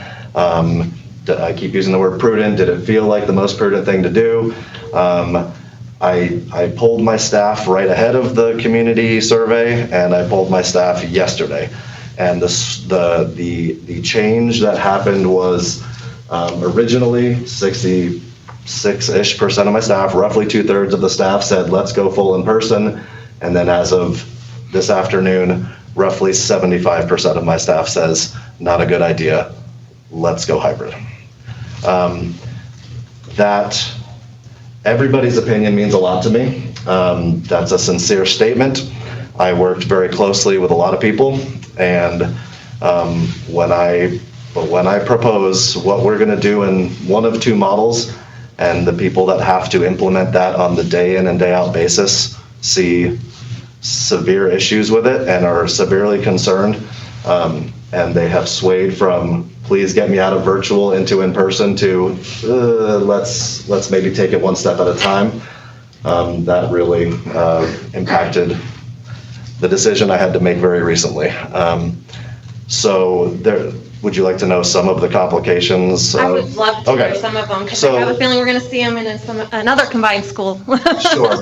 So now without going into every little detail, basically our problems at the full in-person level were, we have, even though we're a smaller school, we do have some larger class sizes. I know people in other places also have large class sizes, but we have the same issue, and some small classrooms as well. We did come up with some theoretical solutions to those, and one of those at the high school was we could use our just totally repurpose our library. It's a little bigger of a room, we could repurpose that. So we came up with that idea. We thought about the auditorium. We thought about spreading out a little bit that way. We have somewhere in the neighborhood of about 10 sections, which again, number sounds small, but think relative, right? We have roughly 10 sections or so. That number far exceeds a 6-foot social distance requirement for us. At the elementary, we have 4 of our 9 grade levels exceed what we believe and have measured the classrooms out to be the 3-foot requirement for our elementary kids. My committee that we had put together of staff and community members had a great idea, and I still think it's a great idea. And that idea was to utilize a couple of community buildings, and one of those being the Boys and Girls Club, one of those being the LDS Church right across the street from the school, where we would relocate some of our classes. But in looking at all those details, there are safety and security concerns. There are massive technology concerns. The easiest way to sum up one of the big problems is our teachers will not be able to teach how they teach in that exact environment, given what we have right now. We don't have the proper furniture. We do not have the proper technology. We wouldn't have our district's intranet infrastructure at those buildings. There are a lot of things that would have to happen. So I'm not down on the plan. I just don't think this is a plan that's able to happen immediately, or even in a couple of weeks. I do think that a transition is a much better idea. I think it's smarter. I think it's more prudent. And I think it is the more measured approach to bringing our students back. Do you have a current infection rate amongst staff in Wells? Currently? Yeah. Not to my knowledge. We have lots of quarantines and stayaways, but I don't know of any current COVID cases. I did have one staff case as we approached the beginning of the school year, and I had another one that had to quarantine due to in the family at home, but not presently that I know of. Are you concerned about staffing? If quarantines start to kick in, exclusions start to kick in, do you have the substitute pool to get you through it, do you think? I am not confident that we do. We are already down a secretary. We're down an English teacher. I had 2 teachers resign as the school year began, and one of those, thankfully, we were able to miraculously find someone last second. But when I think of, when you talk about just the relativity of the size of our building, what another building might, they can maybe sustain 7 or 8.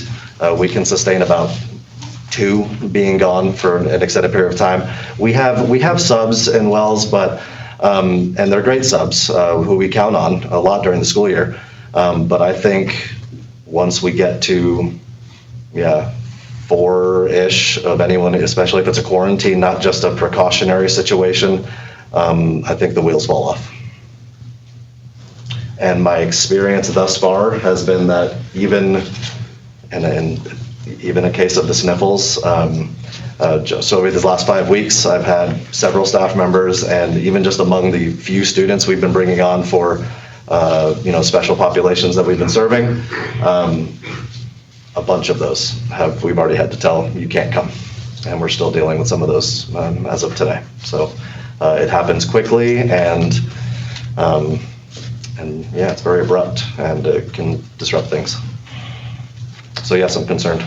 To that note, though, thankfully, and this is a testament to how amazing our staff is, in the most recent survey I did, where 75% of them said, let's do hybrid, I did ask the hard question, are any of you leaving if we do either of these? And not one said they will be resigning. I had a couple that said, I don't think so, but nobody said they're abandoning these kids. They love these kids, they want to be with the kids, but they think that this is the right way to go to. Does that narrative change if you have a fully in-person scenario? As far as my staff? As far as staffing being concerned about? They expressed that under no circumstance. Well, under neither of these plans, I shouldn't say no circumstance, that's presumptuous. Under neither of the plans that I proposed to them, did they intend on leaving. They are willing, but they also are measured and have a good idea of what's going to work and what's not going to work. But they're willing. The ideas that I told you about with the full in person, they all said yes, they would do that, but please don't, kind of thing. Any other questions from the board? I do have a question, but I think Bobby will answer that, because out of all the communities that I've seen on the county list of infections, I'm thinking Wells is probably the lowest amongst all of our cities within the county. Yeah, probably a good chance that's the case. Okay. Yeah. I've seen 0 a bunch of times on the active cases list, so yeah. But yeah, it's not always 0. Any other questions from the board? For any of the principals that are, thank you principals for hanging out with us, staying. Free to move. I think so. You came late, now you gotta stay there. I think as we consider these, though, I'm going to have more requests of our principals, so I'm hoping they won't leave. All right, so in case you couldn't hear Mr. Zeisler's request, please don't leave. As we consider all these, he says he may have more questions and the board may as well. All right. Looks like, Dr. Robinson, we can move on to the next portion of your report. Okay, so we have gotten through all of the schools, and I want to thank the principals for their time and lending their expertise and professionalism. That is what I have come to know is the pillar of Elko County School District, both with the teachers and with the administrators. So I applaud and express to you my gratitude for your time this evening. And I am got a message to Miss Bobby Shanks, our school nurse coordinator, so that she can, there you go, provide the other half of the presentation that I had mentioned earlier. Perfect timing, Mrs. Shanks. Are we ready? We are ready for you. I brought company. Hi, company. Thank you for coming. You can stand under that Oh, mic. thank you. I figured I knew I had to stand under a mic because I don't speak very loudly. I'm Bobby Shanks, the school nursing coordinator. And I believe, although I didn't hear what Dr. Robinson said there because I was in the hall, but I believe she wants me to talk about the state guidelines for COVID and school closures, right? So we have specific guidelines from the state health department that we follow for schools that we're required to implement during COVID-19. These guidelines require close working relationship with our local health officials and our local contact tracing team. Although it's only 5 pages, which isn't bad. It starts out, we have teachers and staff doing a self-survey every day to report symptoms if they have any signs of illness. And it's a self-reporting, so they're supposed to, at the bottom of that survey, if they had to answer yes to any questions, they need to report to their immediate supervisor to evaluate those symptoms, and then school nursing will come into play if we need to. Students and parents will be asked to do the same thing. A lot of the screening, some states have done student screenings and temperature checks when you walk indoors, and those science isn't really backing that you're picking up a lot of disease that way. So we're asking parents to rely on that, and then there's a whole process listed out in here. And if anybody wants to see this, it's on NV Health Response on Information for Schools. And you can find that there. But there's a screenings question, so if kids become sick at school, and it's tough because the symptoms of COVID-19 are fever, shortness of breath, cough, fatigue, chills, vomiting, diarrhea, headache, loss of taste and smell, or sore throat. And as you know, those symptoms really overlap a lot of different things. We're required to send students and staff home if they are symptomatic with these types of symptoms at school. We also have a questionnaire set up, so if the parent calls and says, Joey's not coming to school today, they'll be asked these questions so that we can track them. So we've developed a close, we have to report everything to the Department of Health. So we've developed in the past couple of weeks some tracking sheets with local contact tracing so that we can monitor those kids. They can see who we've sent home, and they'll let us know if they're positive or negative, and impacts cleaning processes and exclusion lengths of time. It has very specific exclusion criteria, including isolation rooms, so if they're sick at school. We've developed processes at each school. It's a little different because, as you know, every school's layout is different. And so we have isolation areas set up so they can be isolated and picked up quickly.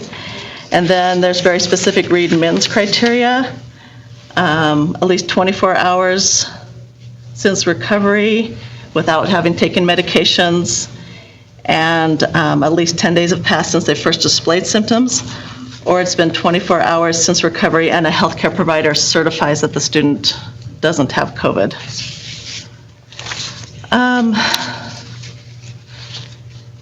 There's cleaning and disinfection guidelines here. We've talked about those a little bit with the increasing protocols. And if we get notification of a positive case, we do go in and we have an extra team that fogs the school or a particular classroom as necessary. I know everybody wants to know exactly, if Joey's sick at school, do we close down the whole school or do we close down a building? And it's not as cut and dry as that, because it depends on how we're able to mitigate that. So if we've got it under control and we know the close contacts, so that's where a lot of the principals spoke of seating charts and cohorts of students. It's those measures really make it easier to find out where said students have been and or staff members, so we can just close down sometimes classrooms and clean a classroom or send home groups of students versus the entire school. And I think we've got that process going. It's frustrating and not a fun process, but, and then the other key part is, are we following the social distancing and mask wearing? So those are some of the first questions that come back out. Were you within 6 feet for more than 15 minutes? And so that makes a big difference in how many people have to be out of school. So if it's widespread and in 6 different classrooms and certain people were everywhere, we need to address that, because that's a logistics problem within our school setting. But if they were here and we know exactly where they were for, as much as we can, you don't necessarily have to close a whole building. It might just be a classroom or a group of students that are excluded. They do list the levels 1, 2, 3, and 4 for school closures. The first couple are isolated to areas unless they felt that it was out of hand. So if it's uncontrolled exposure, that's where you're thinking there's a lot of asymptomatic exposure and you're not able to predict, it's not just close contacts, it's community and widespread. That's when you would see more schools closed for longer days versus, but for right now even, it's by workroom or workspace. So you'd be closing rooms and spaces versus entire schools, unless it was out of really widespread within your school and it appeared that you couldn't control that. Do you have questions on that? Are these guidelines pretty much in line with how the county runs their exclusions and how they exclude out? I mean, I work for the assessor's office, so I'm kind of familiar. We had a retirement party and one of the people that was there, her husband got a positive test, and then it was okay, which one of us are going? And by the end of the day, 3 of us were out. So I'm guessing it's a very similar process for other organizations. The contact tracing is almost identical. Okay, and the exclusion process is pretty identical to, as I understand, right? Okay. Yeah, close contacts and versus the positive case. I just want to make clear, we're not doing anything that nobody else is doing. No, but this comes right from the state.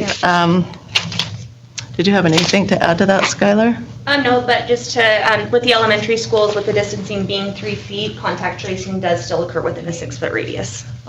And it's from 2 days prior to symptoms starting. All right, and you ran through the list of symptoms. How many symptoms does, a student or staff member need to exhibit before they are excluded? Any symptom. Any symptom, any one symptom, and they will be sent home potentially for 10 days. Yes, and they can go to a doctor, and the doctor can certify that it's something else. We've had that happen with certain things that would cause a cough, or certain seasonal allergies where they've had that every year. And it's still at 10 days out, though. Even with a negative test and a doctor saying that it's not COVID? It says at least 10 days have passed since the individual first displayed symptoms, or it's been 24 hours since recovery, and a healthcare provider is certified that they don't. So in that situation, they'd come back sooner. 24 hours since symptoms have improved. Because this is a question I have that has come from teachers, that they're concerned that they could be actually quarantined for 14 days multiple times. Is that a possibility? Not exact, well. Yes, if they've been within 6 feet for up to 15 minutes of a positive case in their classroom. So if someone sitting back in this corner was a positive case and the teacher had that contact with them, then she would have to quarantine. And then say she came back and there was another positive case. At the retirement party. We're outside of there, or back in the same classroom and she had that same interaction with that student, she would have to quarantine as well. But you're talking for being a close closer than contact. 6 feet for 15 minutes or more, is that correct? Yep. Within 2 days prior to even that student starting having symptoms. What if a situation where a teacher tests positive for COVID, they're out, they recover, they come back? Then would they still have to be quarantined again if they came within that social distance contact? That's a difficult question to answer. That is very case by case and depends on that person's symptoms after having that exposure.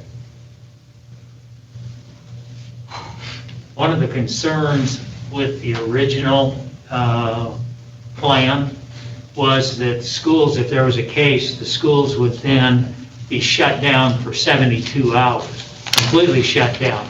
Those restrictions have been reduced, and so for the most part, are we looking at a 24-hour period of time if a staff member tests positive? Not as it depends, again, and I apologize. Okay. It's individual, and when we find out about it, it's best to let everything sit for 24 hours, but it's to the extent possible. So, we've had instances where we were, notified at 2, and again, sometimes employees weren't in the building, but say they were in the building at 2, we could go in and clean that building during the night and have it ready to go in the morning. So it's more about the cleaning, how the cleaning. Yeah, on level 1 closure, it says closure for 24 hours to allow for sanitizing and air exchange. Level 1 closures for 24 hours is in an individual cases in isolated areas.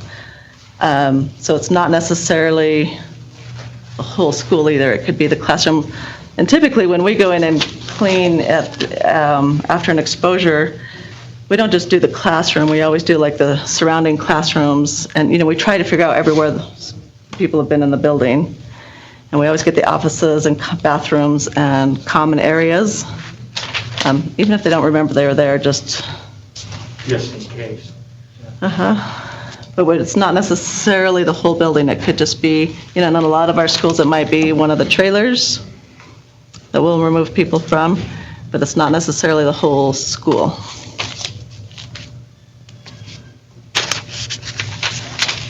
Bobby, since nurses are going to be on the front line, essentially diagnosing students and teachers, are any nurses concerned about the different models that the schools presented tonight? First, we don't diagnose, we'll assess them. Doctors diagnose. I don't know, I haven't had the opportunity to visit with them after all these plans were presented. So, you know, there could be.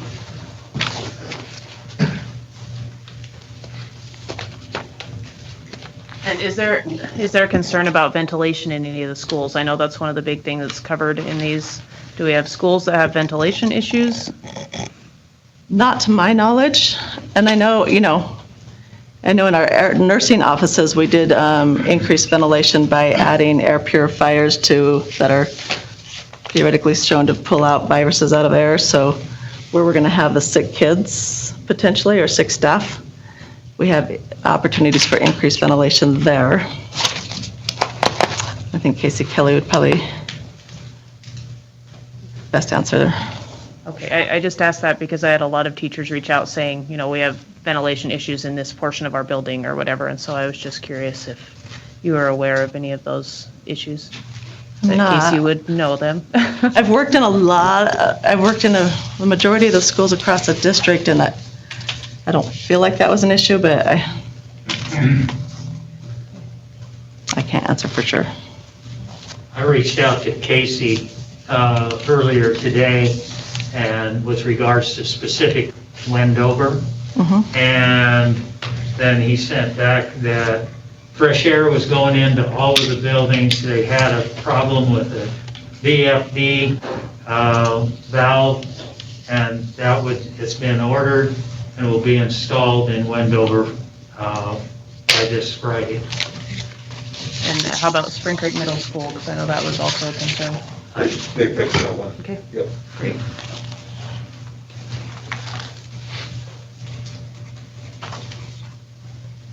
Any other questions from the board? Yeah, I would, I don't know if Bobby's going to answer this one. What about after-hour access for teachers? I know probably if they're doing a deep clean for a outbreak or incident, teachers probably can't access the school at night, but correct. If there's not, can they still be in the buildings after hours? Yeah, we would ask that teachers not be, because every evening the custodial staff will be doing a thorough cleaning of the buildings, not what Bobby was just explaining to you, that we'll do daily deep clean, thorough cleaning of all the spaces, so we would take people out of the buildings. And I guess if people were, you really want to keep track of who's been in your building, because, say you're visiting the school and you're a potential exposure, we'd really want those sign-in, we'd really want to know who was in the building and where and when, so that if you were potentially exposed or if you became infectious, so we can also figure that out. And so we really need to keep track of who's in the buildings and when and where, so. And I know a lot of teachers use weekends to come in, so there would also be issues with weekends for teachers to come in and do Like I said, I think as long as I don't know what we've set up, but I do know that we really need to know who's been in the buildings and when and where. A lot of people feel perfectly fine on Saturday, and then on Monday they're not. And they're still infectious on Saturday, potentially. And one other question, I've had people say, are you sure that you need to quarantine for X number of days? Have we had experience since we've already had people quarantine, we've already had positive cases? What's your experience from your perspective? So we've worked with about a little over 200 individuals so far since March, with students and staff who have either been close contacts or exposures or positive cases in the schools. And we used to think initially when we started working with a lot of cases, we're like, I really thought that too. If we're on day 10, are we really going to see any symptoms? And it was amazing how many ended up showing symptoms, their first symptom on day 13 of exposure. So I was with the community there, and that's what I thought initially, but over and over again, people develop late signs and symptoms and end up testing positive. So I guess I'm a believer now, at least on exposure and quarantining for that amount of time. Have you been in contact with the county health people? Are they concerned about a particular community or city opening because of infection rates? Yeah, they really stress following the guidelines, social distancing, taking the measures to keep your school clean, having hand sanitizer available, encouraging people to wash their hands, wear face coverings. And overall, I feel like they're supportive. I know Dr. Putnam has stated in the past that he's supportive as long as... Did they specifically mention numbers, like saying Wells is way too high compared to Carlin? Not at this time, but that could change. They follow those numbers closely, and that's one thing where we've got open communication with them, so if we know of a concern and vice versa, they've developed that system so we can communicate with each other, so we can pay really close attention to what is happening, hopefully. And Bobby, just so that all parents have access to that, I know they can find it at Nevada Health Response, but can we post that on our district website and Yes. every school website so that people have access to that document and they're aware of what they're facing as far as potential, having their children potentially sent home, or a staff member that may be home and their child, if a school can find a sub, is going to have a sub for 2 weeks. Can we do that? Yes, we will get that done for you. That would be great. For the community. Okay, other questions from the board? Thank you. All right. Thanks, Bobby and Skylar.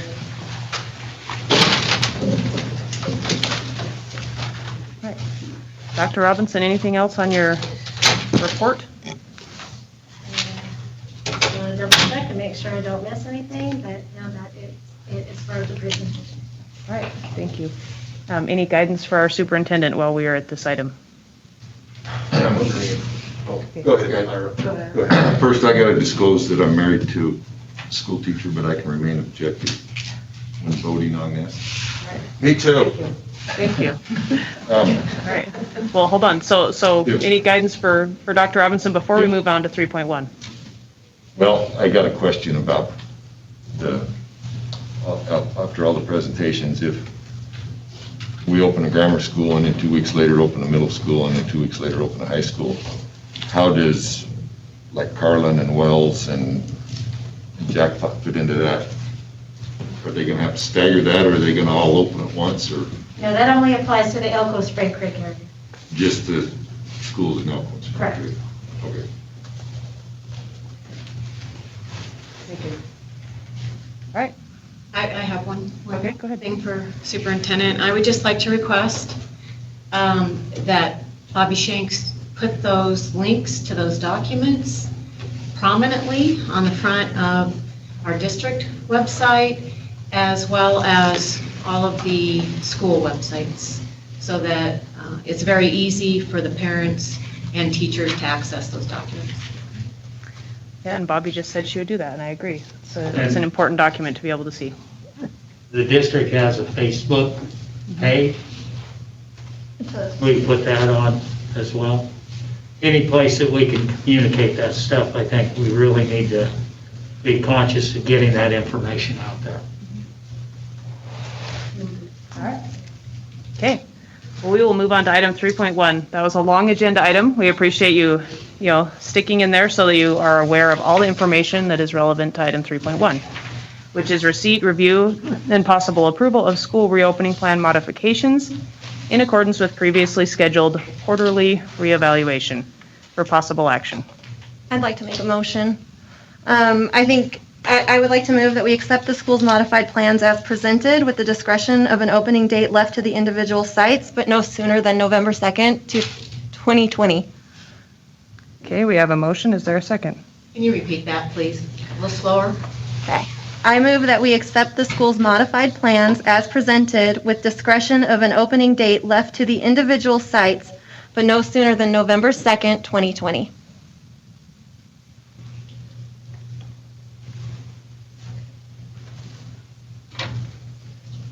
I'm just going to second to discuss it, but I don't necessarily agree. We can talk. We can talk. It's up for negotiation. We have a motion. I just wanted to throw a motion on the floor. Gotcha. Thank you. I have a motion and a second. Now it is time for discussion.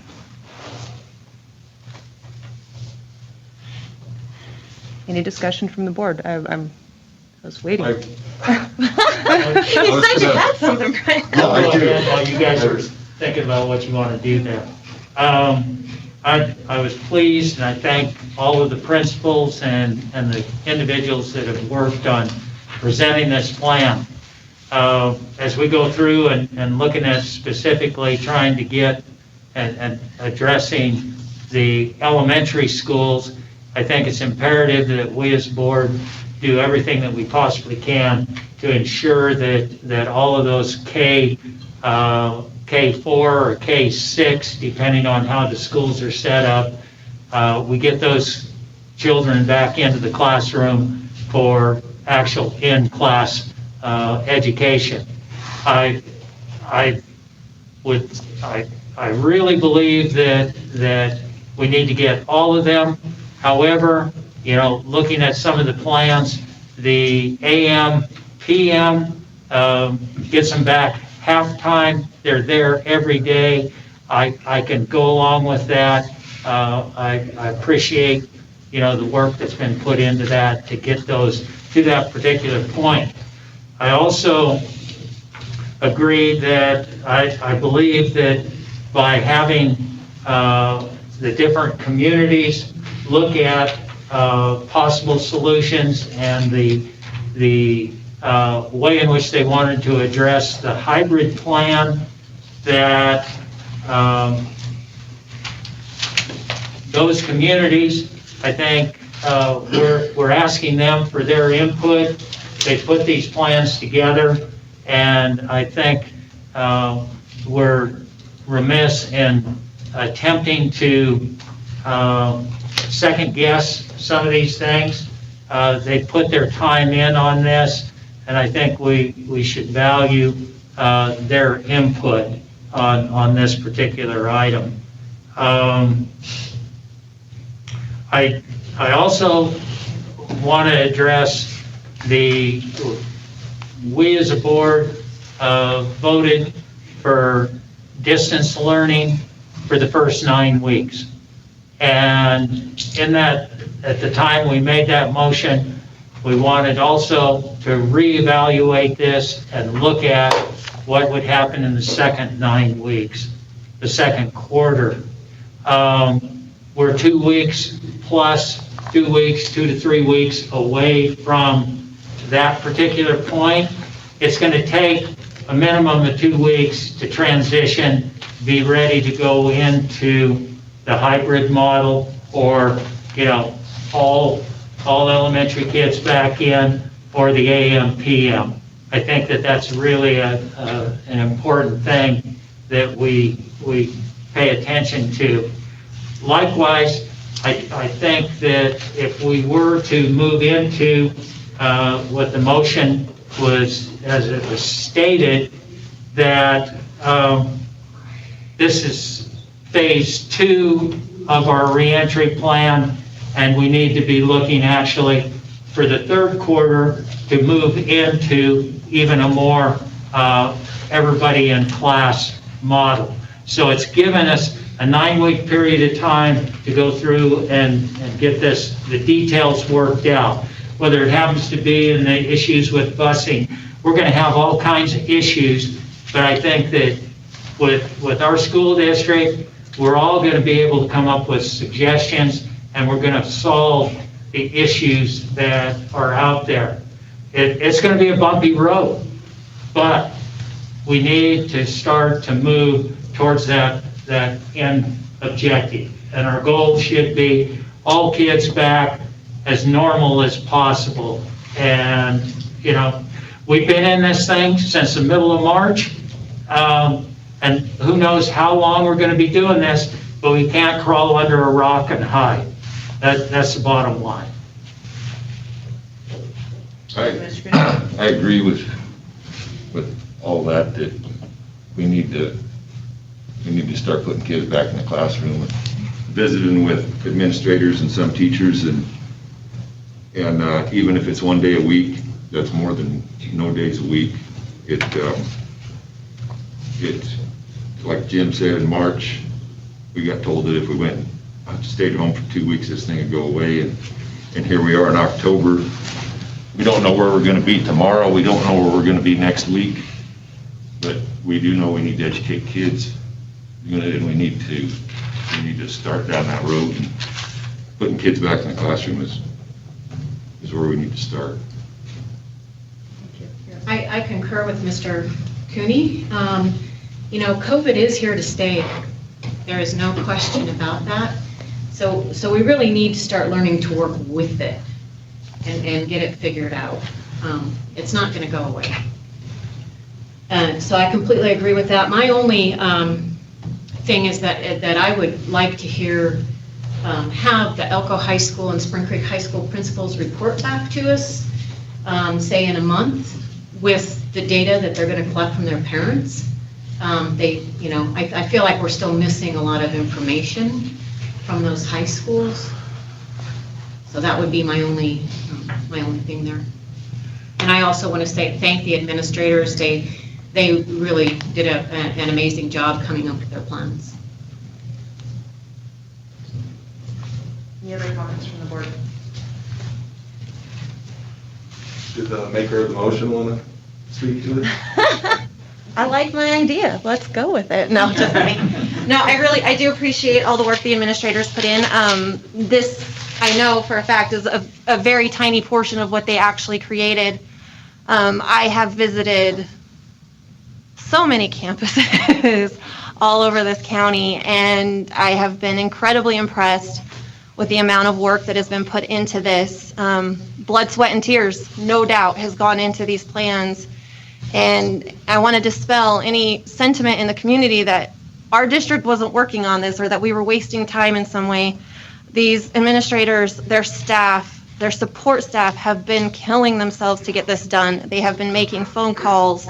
They've been measuring. I measured rooms.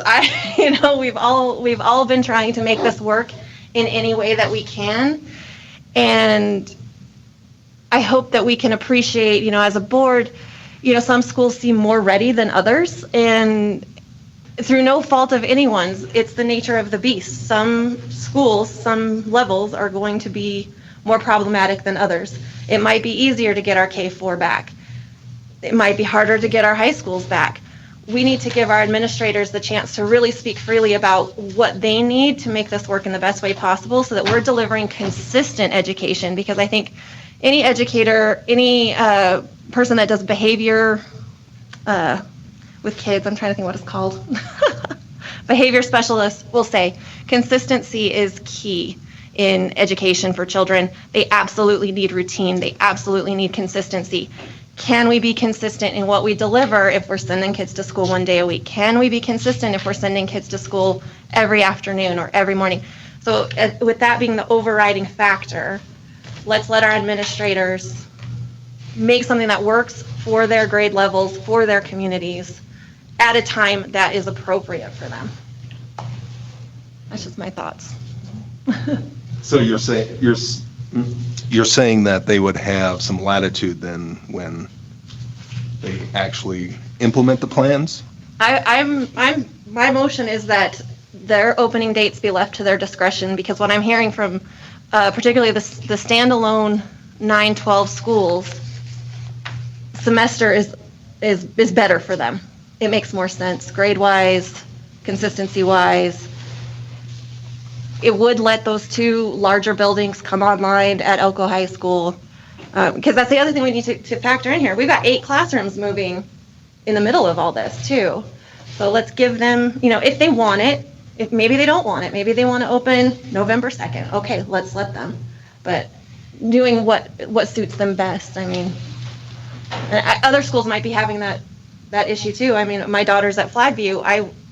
I'm sure everything is ready to go at Flagview, but maybe let's pump the brakes and make sure, because that school is super crowded. I don't know if you guys have been in it. I have spent a lot of time in those modulars, and I know those class sizes are big, and I know once those teachers are removed, those class sizes are going to change. So you take one teacher out because they've got to do distance learning. Those 22 kids have to go somewhere else. Where are they going to go? Into a classroom that already has 22 or more kids. Some of those classrooms have 27 kids in a modular. Even cut in half, you can't get them in there yet. So we need to give them time to be able to sort that out, to be able to figure out, okay, how much of my staff am I losing to the online? And then resort and say, okay, can I do it, can I not? We need to give them the freedom to be able to reevaluate as they head forward. I'm not comfortable with just saying, this is it, right now, let's go. But does your motion state that they will be open no later than November 2nd? No. But we could add a stipulation. November We could. 2nd? November 2nd is the first day of the quarter, Right. the second quarter. Mhm. So I'm saying, don't open any sooner than that, because I don't think it's physically possible. With the scheduling nightmare this is gonna cause, our staff deserves the 2.5 weeks to get ready for it. And then, I mean, we can amend it to add, let's reevaluate it at the semester for those that opt not to open yet. Or, some might opt to open in 2 weeks, in 4 weeks, in, 6 weeks, we're going into the end of the next quarter. So it's whatever would work best for them. With the motion right there, starting on the 2nd of November, with the high schools and the middle schools, there's a 2-week period of time already that's built in. So there's a month added to that before everything at the high school level is going to be implemented, as I understand. Right, but I'm saying there's more factors on the 9-12 schools than just that. I mean, we've got to think about the natural grading process for secondary school, as you're aware of, is more in line with a college. You're graded on a semester, you're not really graded on a quarter. So for the sake of consistency and for the ability for them to be able to do labs, to be able to bring kids for CTE stuff, if they stay distant, they're more free to do that because they're not contending with the space. So, I mean, I just want them to have options if they want it. I'm not even saying they might be laughing at me in the other room right now. I don't know, but it's my opinion they need to have a little more freedom. Well, I think that by having that added month right there for those particular sites, that'll give them an opportunity to work through some of those details as well, because you're at the end of the semester by the middle of January, basically right there. So we're at the 1st of December, if we're saying the quarter, the 2nd, and not to overstate that, but I personally think that we're giving them enough time to be able to move into that. And you're going to have education loss for 2 weeks as they sort out, because their teachers are going to change. We got to factor that in. So kids are going to have to adjust to a new teacher. They are going to have staff go distance. They are going to have, classrooms are going to have to be shifted. So, say they come back. We're going to be dealing also with, and talking with a lot of teachers, we're having a high rate of failure going with, and we've got a lot of kids that are falling through the cracks right now with the distance learning.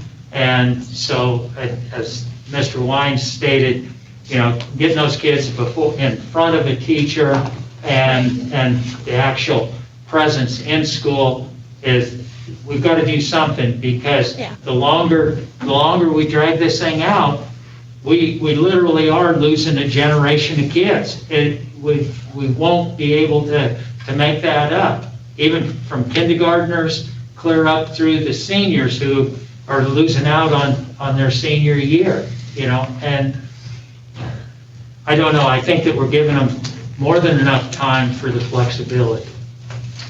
Can we bring one of them in and ask them? I move to amend the motion. Okay. To state that all of the schools will implement their plans no later than November 2nd. Yeah, that's not amending my plan, that's annihilating my plan. I mean, amend it to have a different date I would go for, but to say they all have to be open on November 2nd, I'm not comfortable with. Well, that's my amendment. Do you have a second? Oh, that's not a second, that's a say so. All right, if there is no second, the amendment does not carry. All right, other discussion from the board? Please. Thank you. I like what Mr. Wickersham said in his video, especially at the end there, emphasizing that consistency is the key. I do think some of these plans are not considering some of the major disruptions that are happening. I know starting the week of November 2nd, we have conferences coming up, right, elementary teachers, I think, and that's going to be a nightmare with some of these plans. I would think that the 9th would probably be a better date to start implementing these plans, but as I've said since July, I do want to support the plans, but there is a lot of hesitancy by some of these administrators with these plans. This is not rah, rah, rah, let's do them, right? Because we have Veterans Day coming up, we have Thanksgiving coming up, we have Christmas that are all going to be major disruptions, not to mention the full moon or blue moon for Halloween that's going to occur at the end of the month. What I'd rather see, and what I've said since July, is that there's a more metered and much more deliberate approach to this in trying to put the primary grades in, much like Idaho has already done, and see how it goes with pre-K, K, first grade, and maybe even second grade. And then if it's going great for maybe a week or so, we bring in third grade.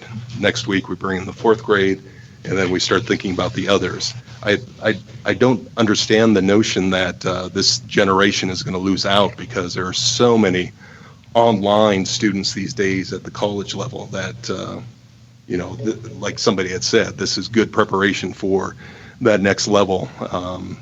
I know it's not good for the primary grades, though. That's where they need that teacher to be present in those grades. So that's my 2 cents, but I'd rather go through these. I know it's going to be long, but one by one, and even look at possibilities and questions that we have. I like Hawaii. So. All right, well, I know, Mr. Cunningham, are you still on? Oh, that's right. I had an omission apparently. Apparently didn't ask the same question for every school. I was just waking up. Sorry, it's been a long day. Yeah, Carlin, I was hoping to maybe get some numbers or staffing issues. And maybe Jackpot, West Wendover. Yeah, I'm here, Brian. Okay. So has anybody expressed concerns? Do you have infections going on over there? How's Carlin doing? Thanks for asking, Brian. You're welcome. We've had 6 telework type situations, possible positives in the last 2 weeks without kids. We had 1 person retire. I just had another person quit. Our sub situation is just like probably every combined school is we don't have very many subs.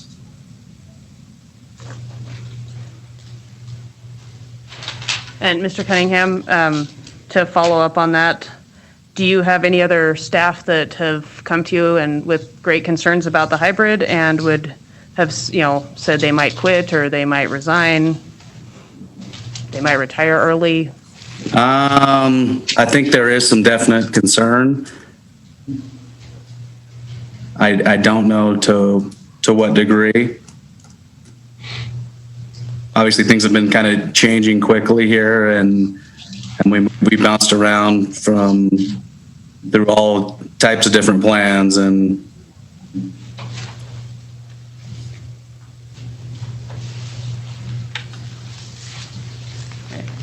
Thank you. All right, we promised an opportunity for public comment, and I have not forgotten you. I have papers sitting in front of me. I was going to ask. I think my decision would be much more informed if we had public comment too. All right, so we will start with our public comment section, and then we will go from there. So our first public comment comes from Tabitha Rowe. Maybe the one that. I believe she left. All right. Well, I know Tabitha had concerns. I will read it in regard to the opening plan for Carlin Combined School and how our principal, okay, and I will not go on with that. because we do not say negative things.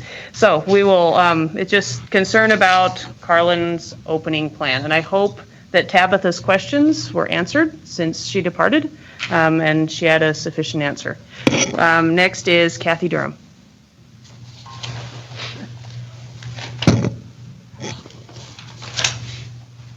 I wrote this, and I can't read it. I got some notes, and I'll try to use them. But let's get the elephant out of the room. West Wendover does not have a good functioning ventilation system, and they haven't for 10 years. And I stand by that. I'm not here to throw people under the bus. And I apologize to the district, I apologize to the superintendent, and I apologize to the board if I get a little riled up and contradict what's being said. But I've worked at that school for this is my 21st year. I've been in that room for 20 years. The ventilation system has not worked for 10 years. It's a swamp cooler, and a swamp cooler puts moisture in the air, and it's an incubator for the virus.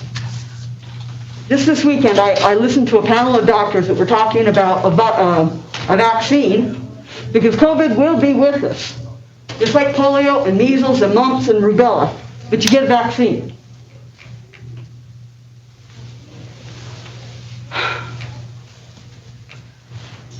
And he was asked, would you send your own child to school? He's a pediatrician.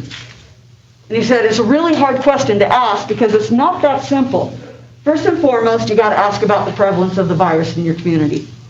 Second of all, does it have a proper ventilation system that operates according to the guidelines of the CDC? And then, are your children being screened by a health professional on a daily basis? And do you have the adequate additional staff that can do the cleaning? And do you have access to quality medical care in your community? And do you have a good working relationship with the board, the health board?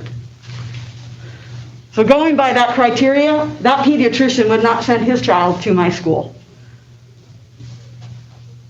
It is not safe. And I welcome all of you.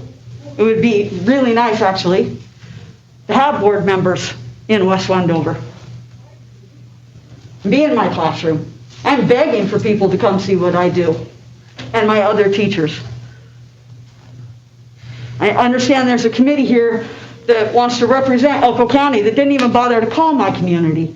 And I want to just preface Kathy Durham, I'm a West Wendover school teacher, but I'm also a city council member. And I understand that you don't have city councilors going to the board, telling the board what to do. That is not my place. But if you want to talk to my community, please come and speak to and with my community. We have opinions and we matter too. It is not safe in my school. Most of the staff members do not want to return. There are a few who disagree about is it safe, is it not, but they don't want a hybrid model. When the survey was sent out, we had 2 cases in Wendover. We have 17. We don't have enough subs. We got at least 4 staff members that are considering taking long-term sick leave because of their health conditions. We share, because we have never been a fully staffed school, we share a staff with the middle school. You get 2 or 3 teachers out, you're going to shut down the middle school. You're going to shut down the high school.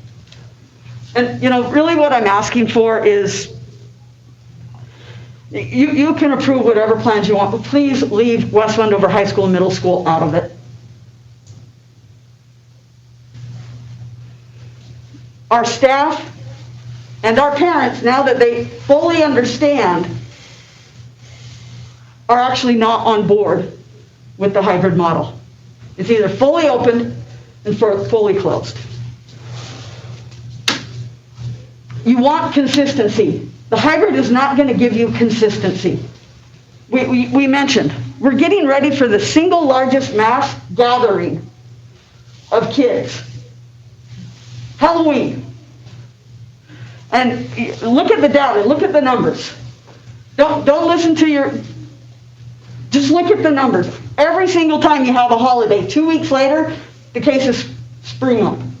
We're gonna have Halloween, we're gonna put kids in the school, the numbers are gonna spike, then we're gonna go travel for Thanksgiving, the numbers are gonna spike, we're gonna do it again at Christmas, and as much as we wanna say goodbye to 2020, 2021 is gonna give us a real wake-up call when it comes to the numbers.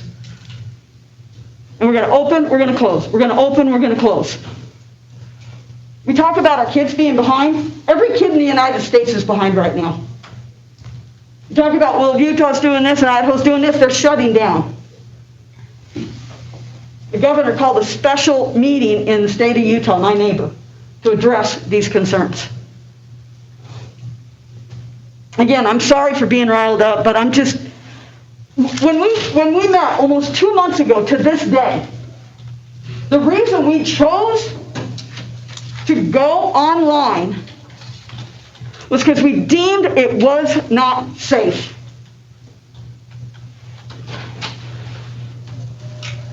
There were 6 cases in my community when we went online. There's 17. There had been 3 deaths. There's now been 11. The infectious rate disease, or the positivity rate, was 7.2. Last night it was 7.3. The numbers are worse and they're going to get worse. And we're going to contribute to that by opening up our schools. These plans, bless your hearts, Principal, I know how hard you work. But I was listening, I was out in the hall actually, because I removed myself from the other room for different reasons. But when I listened to the plans, with all due respect, principals, and I know you've worked really hard, they're cookie cutter plans, based out of templates, that focus on transportation, scheduling, spacing, and masking. But as Mr. Wickersham said, how are we really going to enforce this? How are we going to keep the kids from getting in the car during lunch, pulling their mask off, and getting infected? They're going to do it before school, they're going to do it after school, they're going to do it during lunch. I've got 3 minutes between passing time. I can't clean every single desk in between there. How are we logistically going to have kids pass in the hall and keep them 6 feet apart? Tape is nice. Kids are going to pull that tape up. How are we going to get them into the classroom and out of the classroom? You talk about seating charts? That means the kid that sits closest to the door must be the last kid in, because anybody that passes by anybody in my room will break the 6-foot barrier. And teachers are still liable.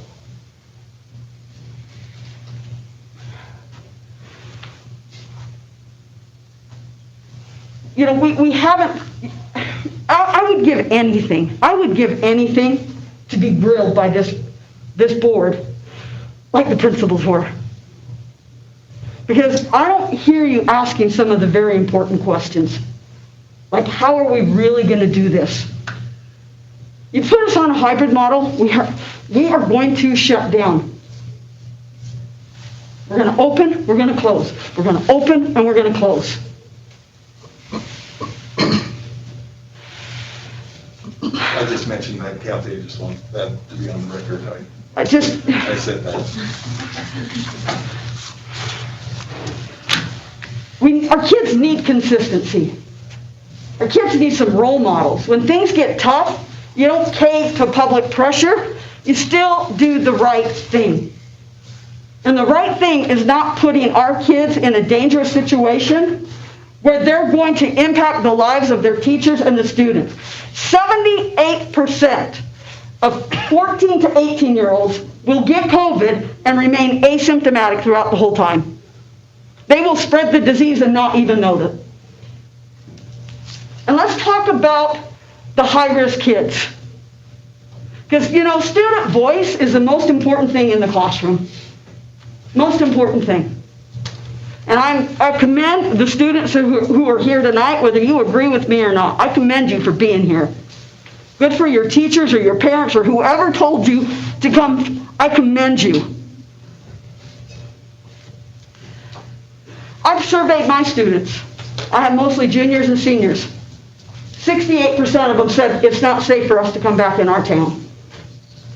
27% of them said we'd come back if we thought kids would follow the rules, but we don't think they will.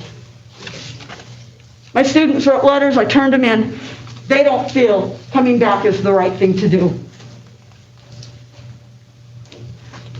We have high-risk students in our home, in our school. What's going to happen to them when we go hybrid? They don't get to come back. They have to unenroll from my high school, from my class, with their classmates, and go online without the face-to-face teacher and without their classmates. We are asking the most vulnerable to pay the price for those who are least at risk. How can we do that to our kids?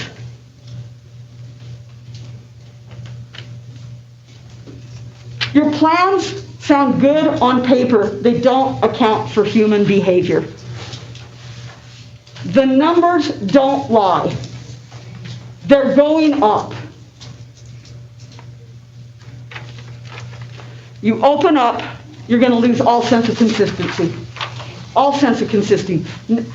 We are going to, and make no mistake, parents, you are not sending your children back to normal school. You are sending your kids back to a very strict and sterile learning environment where spacing, sanitization, stay in your place, don't touch anything, avoid a lawsuit will take precedence over any lesson plan or any implementation of teaching. That's just a fact. You're asking teachers who are not well equipped to deal with many of the problems that schools were having before the pandemic. You're asking us to open our doors and deal with it when we are even less equipped to deal with it. That is not a quality education. I get the online is difficult and kids are struggling, but we've only done this for 5 weeks. You don't just throw kids and a teacher into a brand new situation that's never been done before and expect them to flourish. But you know what? We're getting there. We're learning. And we're getting consistency. Kids are figuring it out. Teachers are figuring it out. And you want to open the schools so that we can do a few days of rules and getting our norms and our routines down to shut down and go online and disrupt it and then open and then close. And that's what's going to happen. I love the word that the principal from Wells used. Prudence. Now is the time for some prudence and some patience. Not this mass reopening because we're tired of COVID. I am tired of COVID.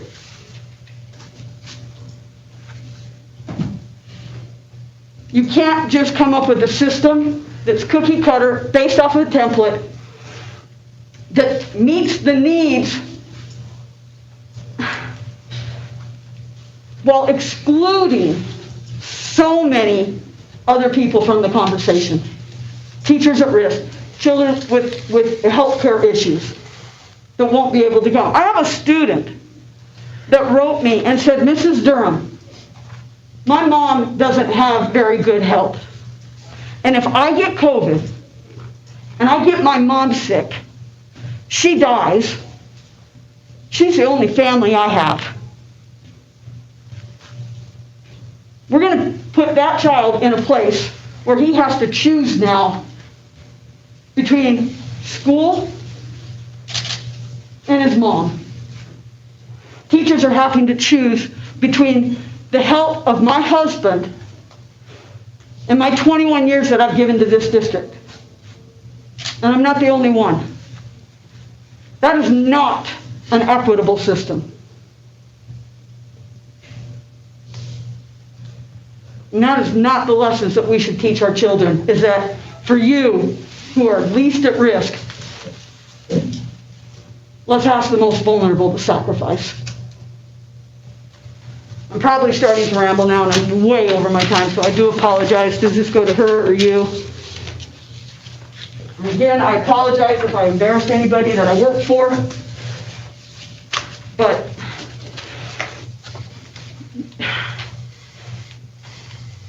this virus is real. The numbers don't lie. It's not forever.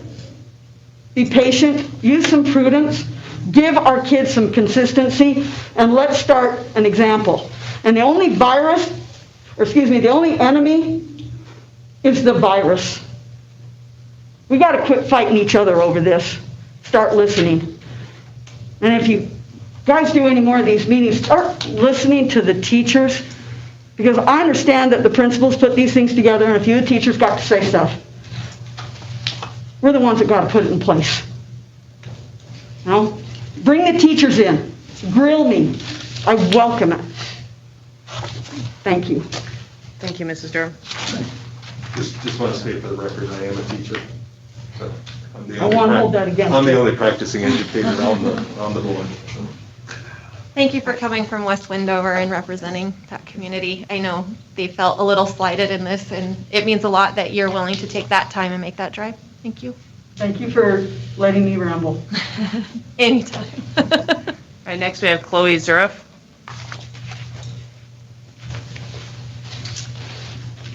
Good evening, board members. My name is Chloe Zaroff, and I am speaking on behalf of many Elko County School District students tonight, including numerous students who have submitted written statements to me, which I have right here, that I have provided for all of you via email. The purpose of my public remarks is to request that you take action. Similar to many board members within Nevada, I should be a senior at Spring Creek High School right now. In lieu of the current situation, however, I made a less ideal decision to enroll in the Northern Nevada Virtual Academy. I play varsity soccer, I participate in varsity cheer, and have been a member of the Student Council as well as National Honor Society for 5 years. Growing up, I could hardly imagine what being a senior in high school is like, and now that I'm finally at that point in my life, I do not get to experience it due to what seems to be the lack of initiative at the administration level. I can only hope that you understand our frustrations. From a student's perspective, it appears as though nobody wants to make the final decision. A brief example of this is in athletics. School districts, such as Washoe County, stated that they are basing the decision to resume sports off of the NIAA. However, the NIAA came out with a statement stating that the decision is completely up to the school districts. Everyone who holds a position of authority seems to be passing the decisions off to someone else, and in turn, no decisions have been made. Unlike many other Nevada districts, your board continually goes back and forth between returning to school versus not, what return date will occur versus no return date, and committing to sports and other activities versus no follow-through. As far as sports, I would like to ask you all, what makes us different from other towns, counties, and states? Why are they getting the opportunity to play, but we still are not? If others are able to make it work, then why can't you figure out a way? The lack of action and communication gives off a reputation that the people who hold the power to change this, such as yourselves, are simply too complacent to do so. Time is running out. Students are tired of sitting behind the scenes, being ignored and considered irrelevant when we are, in fact, among the most relevant in this situation regarding your decisions. The CDC states that COVID-19 poses relatively low risks to school-aged children, with accounting for only 7% of cases and less than 0.1% of deaths. This leads me to ask you, why are we not in the classroom? Of course, there are posed concerns of passing the virus on to students' families and the health of your faculty and staff, but why don't you model the example of other districts who have already addressed these issues and are now in session? Give students who are worried or at high risk the option to continue online, but also give students who desperately need to be back in a classroom environment that opportunity. We know that there's a way around this, and it is inevitable that your decisions will not make every single person happy, but it will undoubtedly be a better place to start than where we are at. Thank you. Thank you, Chloe.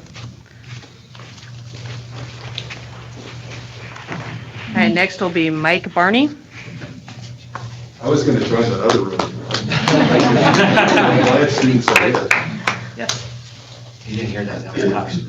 All right, Mike Barney. Do we have a Mike Barney in the other room or one of the other rooms? Yeah, easier. Okay, thank you. Here. To go in there? Yeah. Mike, you can go ahead and join us from there. Okay. My name's Mike Barney. Got County School District System. And this is the second board meeting I've attended, so I'm kind of getting to know how you guys function and how it works. But I'm also definitely afraid of public speaking, so it's a little bit tough for me. But this is important. This is extremely important to, I've heard the word stakeholders a couple times. The biggest stakeholder are like the young lady that just spoke, the students. And we are robbing them of opportunity. Watching this approach tonight, and I see this this tunnel vision of how we meet these requirements, how we get kids in there, this 1 day a week thing, this the 2 weeks to roll into the secondary education. That's a lot to take in. It gets you a little bit frustrated, but we're looking at one part of this, of how to meet those requirements instead of why. Why are we trying to meet these requirements instead of where are we pushing back against requirements that don't even need to be there? I got a couple different numbers. I took my numbers off the CDC, but this is right off of their website. So to date, in the United States, we've had about 2.1 million deaths. We have about 2.8 million people die every year in the country. We're right in the normal realm of what the death rate is. No excess death rate. People don't want to say that, but that's what's on the websites from the government. Okay? When they do break down the deaths from COVID, if I take from the age of 24 and under, so all the way through college, the number I got was a little more than what the other young lady said. She said 0.1. I've got 0.22% of people that are contracting COVID in school age are dying from it. They're very low risk. Yes, there's a risk, but it's low. We're not, we've learned a lot about this since March. But again, everybody's afraid to take action. And there is so much more collateral damage that is being done. It's not just the education. The education's important, and it's lacking. And you've got kids trying to take this education home in a community that's been fighting for internet providers for 5 years. How many problems did we have tonight just with people trying to share a screen? A minute here, a minute there.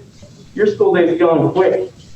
The hybrid puts them in school, but not enough. It's time. You're an elected official, and that sometimes means making tough decisions, but it's time to make those decisions. It's time to step up, get these kids back in school, get them the opportunities to participate, to be in band, to be in football, to be in the sports, to be at debate competitions, to be being recognized for their achievements and earning scholarships, and not holding them back from their future that, they've been going to school for how many, especially these seniors.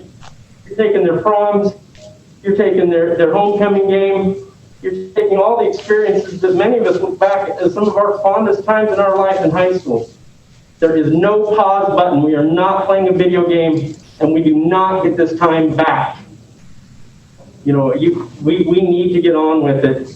And like the 100% of the other young lady, there are some people that are higher risk. There are options for them. Is it fair? No, it's not fair. They're going to miss out. But it is equitable. It is unfair to take 97% of your population and make them suffer for 3. It's not ideal, but the virus, it's here. It's not going away. It's not as deadly as we thought. It's time to make some decisions and get these kids in school. Thank you. Thank you, Mr. Barney. All right, next is Kathleen Hymas. She's here. It's Katie Hymas. And I Is it on? Yeah. Okay. I come to you as a psychiatric nurse practitioner as well as a parent. I have several kids in the school district, and I used to work for the school district, so I see several friendly faces there too. So what I'm worried about is the mental health of our kids. The social isolation is insufferable for these adolescents. They withdraw at home, where in normal times they would, social withdrawal would be considered a psychiatric symptom, and now we're forcing them. Also, that acute isolation causes social craving, and it creates neural craving responses, which are really similar to hunger. Hunger at the neurofunctional level. So the regressive behavior and the externalized symptoms are observed in these children in times of crisis, and the manifestations are different, but if the kids are not in school, we're not going to know it. They're going to have sleep disturbances, problem with peers, isolation, depression. The school routines are so important as a coping mechanism. And at first, when I heard the 1 day a week, I kind of got to that. But I think 1 day a week is better than what they're getting right now with nothing. I think that they have got to have these social connections. Their brains are literally wired different than an adult. They need that social connection. They're socially driven. So I made a handout with a lot of these points, and I gave it to Mrs. before the meeting started. So you're welcome to have that, and it has references there too. But one thing that I wanted to point out is I got statistics from the sheriff's office. In March, they had 4 psychiatric 911 calls. If you don't think this is making a difference, in September we had 16. So suicide threats in March were 19. We're up in September up to 24. You can talk to any of the students, the school officers. The suicide threat is real. It's happening. I just don't want to see the collateral damage of this COVID. The COVID is real, but I don't think the collateral damage needs to be the mental health of our students.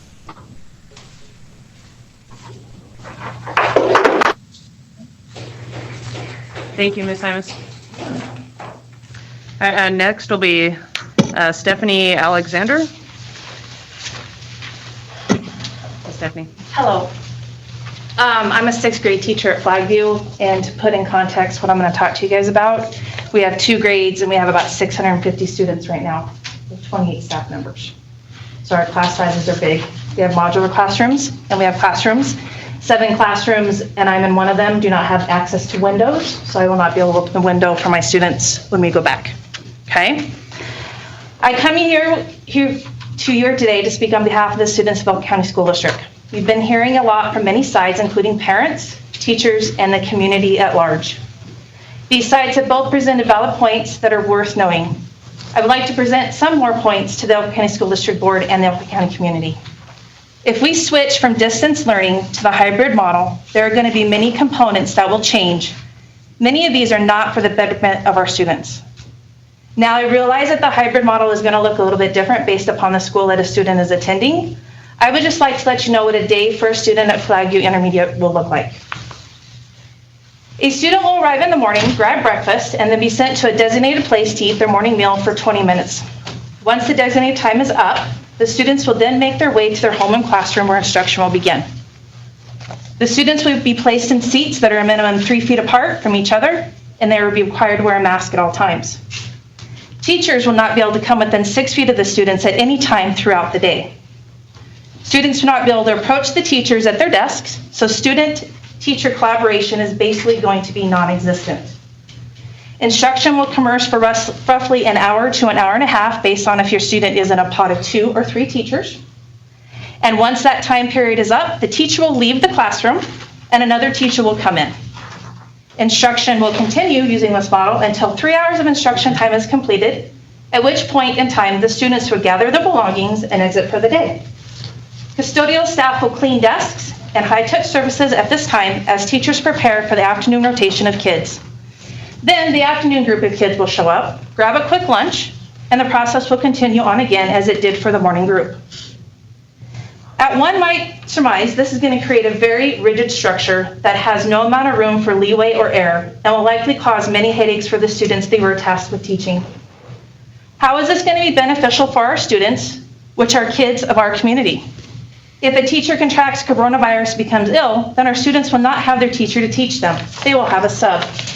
What is going to happen to the quality of their education when their teacher or an entire pod of teachers is away from their quarantining or worse, homesick? If you walk the halls of Flagview today, you will see the impacted teachers that we have that are told to quarantine because of possible exposure or positive tests. How is this fair and equitable? What if a student gets sick and has to quarantine? As it stands now, the student will have to be sent home for a minimum of 10 days, possibly longer, until they come back with a negative test or a doctor's note clearing them, stating it's safe for them to return to school. These students are going to be losing close to a full 2 weeks of instructional time because we will no longer be doing distance education. They will no longer have playlists of work to work on that was being provided during distance education because the school now returned to live instruction under the hybrid model. How is this fair to our kiddos who end up sick? They will basically be isolated for a full 2 weeks. We will no longer have Google Meets, so they will not see their friends, teachers, special teachers, no one. How is this fair and equitable? What about the students who decided along with their families that they only feel safe during doing the complete distance model education? They will be moved from the class they are currently in and will be taken away from their fellow students and teachers that have spent the last 6 weeks building rapport. Then they will do the same thing over again with quite a different teacher and a whole new group of peers. How is this fair and equitable?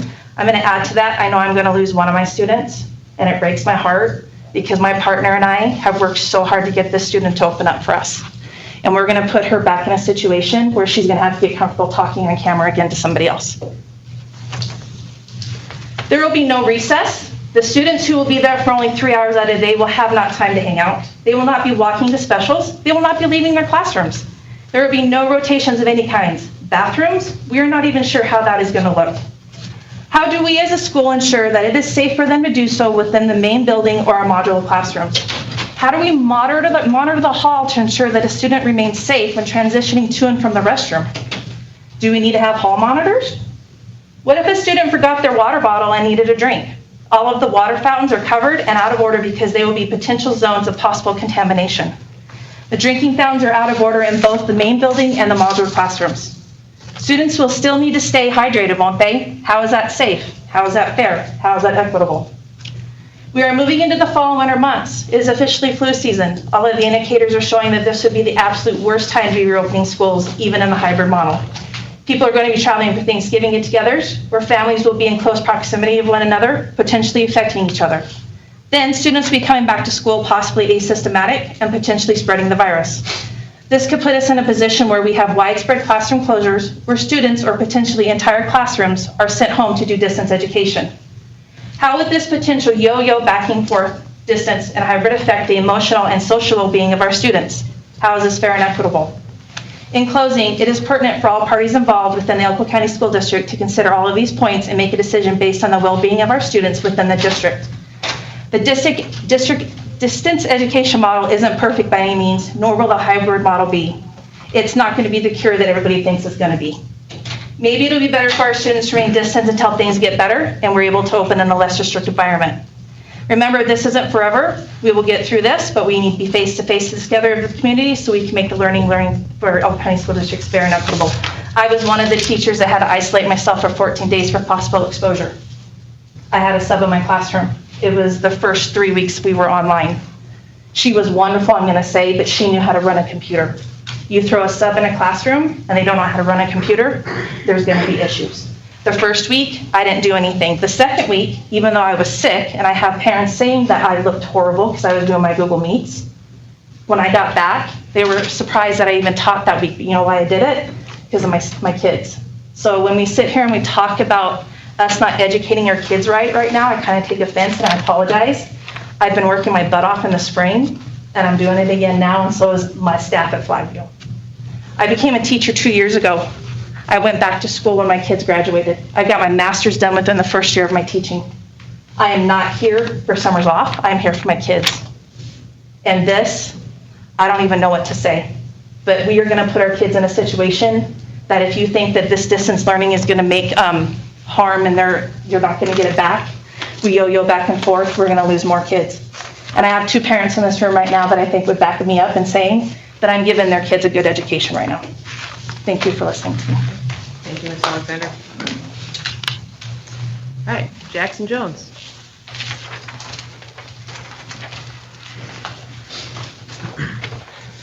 I'd first off like to start by thanking my fellow peers for coming with me. This is the kind of student leadership we need to get through times like this. And I think, I'm not trying to make us sound arrogant, but I think we are definitely an essential key to getting through this. And I'm appreciative that our voice is being able to be heard. Good evening, esteemed members of Elko County School Board. My name is Jackson Jones, and I serve as the student body president at Spring Creek High School. I first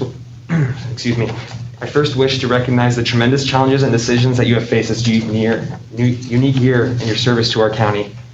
You've all experienced difficulty this year and have given up much. There are also many opinions about COVID, as we have seen tonight, and we need to take all those into consideration. The majority of my fellow students and I feel that the time is right to allow students and their parents a choice to go back to school in person and accept the risk associated with the virus. At some point, people need to be allowed to take responsibility for their own health and choices.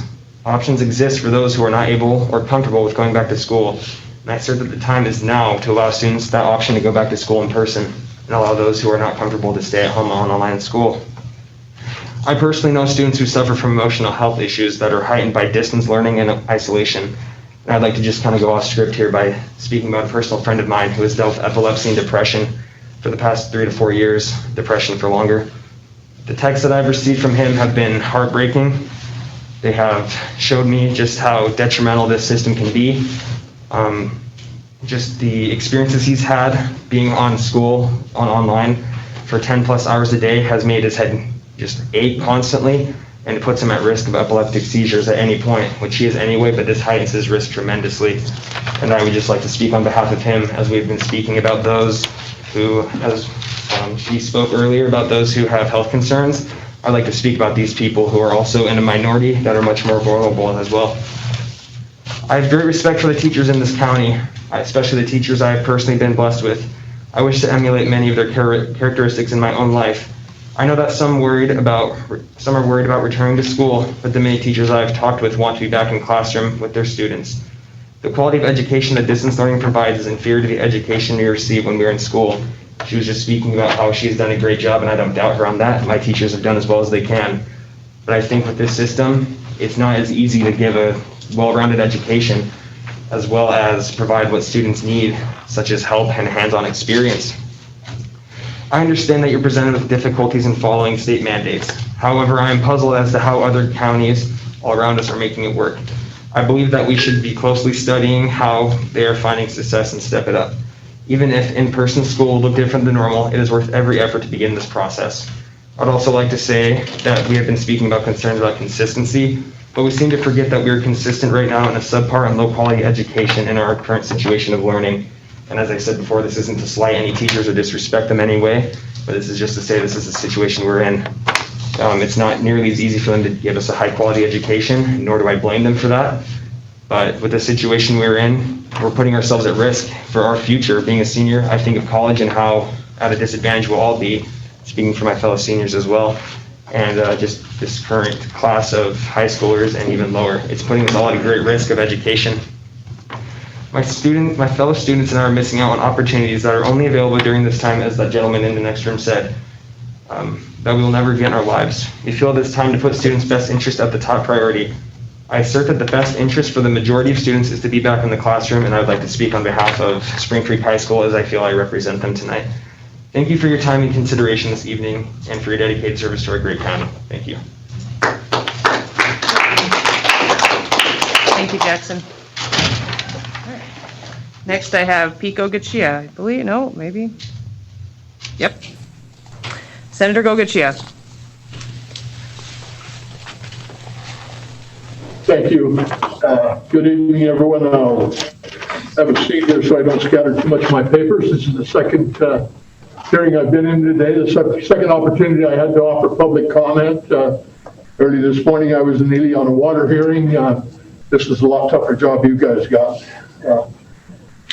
I'm here to try and I'm not here to try and convince you one way or the other on what is right or what is wrong. The impact of the COVID-19 has had on the world has really had an impact on a generation, and I agree with Trustee Cooney. If we don't turn this around, we are in fact going to have irreparable damage. We have a lot of data in place, dashboard data on the coronavirus, COVID-19, but as another commenter here suggested, we don't have any of the real data on suicide, child abuse, domestic violence, even violent crime. It's out of control. We're going to have to catch up. All you've got to do is talk to your children, your grandchildren, your peers. We know there's a problem if we don't open schools. And that's the main reason I came here to testify today. I do represent 6 counties across the eastern side of the state. And I do want to bring to your attention that Elko County is in a position it normally isn't. And that's behind the other 5 counties. We start with Clark County. Conversation earlier today, this evening, was about a comparable school. Clark County, Moapa Valley, very comparable to Spring Creek. They're very similar. They are a virtual 2 and 2, a hybrid 2 and 2. So if Moapa can do it, Moapa Valley, I don't understand why Spring Creek can't. Eureka, a lot smaller school district, we understand that. They're open, have been open for the last 7 weeks. And there's one, as I talked to some of the teachers and the superintendent down there is an issue there. These kids have got it figured out. If you haven't got your homework done, then they do feel a little bit ill. But again, it's not necessarily COVID, and you don't have to in fact quarantine and shut the school down. These kids are starting to learn how to work the program. Okay, I ain't got my homework done, so I can go to the teacher and say, I don't feel real good. They send them home, and again, they come back, they're not symptomatic. We move into Humboldt County. Again, a hybrid. Smaller schools are open. McDermott and the rural schools, they're open with masks required, social distancing. We move into Lander County. Yeah, it's a smaller district than Elko, but again, larger than what we've got in Wells, Wendover, Jack Potter, Carlin. And again, it's open, social distancing and masks. That's a requirement. Lincoln, wide open, K through 12. Social distancing and a mask. Nye County, another jurisdiction that is very similar to what we have in Elko. Pahrump and Elko County High School are very similar. Again, they're on a 2 and 2 hybrid, social distancing and social distancing in their buses. White Pine County, again, a lot smaller one, the district that came up earlier, but they have some unique things they've done. They moved forward very early on and applied for a waiver from the state to go from the 6-foot social distancing to 3 and also extend that to their busing. And they do a lot of busing. They've got, McGill, Ruth, Ely, East Ely, and they do have to bus a lot of students. So what they do there is once their buses are full, they set their bus routes up and they require the parents to bring their students to school if that's what they truly want to. The other thing that I think White Pine County did that was great, they offered the students the ability to opt out. In the testimony we heard earlier, the concern of a student about infecting your mother, a family member, again, White Pine County gave that student the ability to opt out. Of the 1,200 students in White Pine County, only 40 students opted not to attend school. And I do believe that hybrids also do allow flexibility to the teachers to a certain extent. I'm not going to take this any longer. There's nothing I hate worse than having to sit there at this hour of the night and listen to somebody read a speech. We look at Washoe County, and earlier this evening, Senator Keffer was here from Washoe County. His son was with him, attending a hybrid in Washoe. You have to understand, Washoe County, they've been in session. Hybrid, they missed more days because of smoke than they have for the coronavirus. So, folks, this is something we have to live with all the way through. It's not great, but we're going to have to learn with it and how to survive with it. So with that, I'll close, and I thank you all. Thank you, Senator Gogochia. Next is Renee Alt.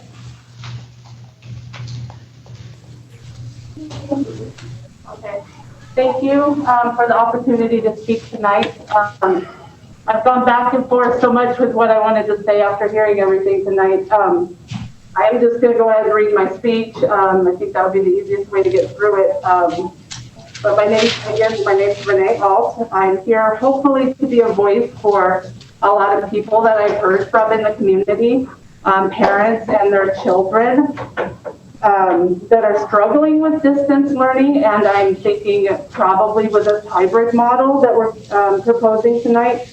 I currently have 2 students doing the distance learning, one at Spring Creek Middle School and one at Spring Creek High School. They're both struggling, not because of the lack of the diligent work that the teachers are putting in. I really appreciate all the hard work that they're doing.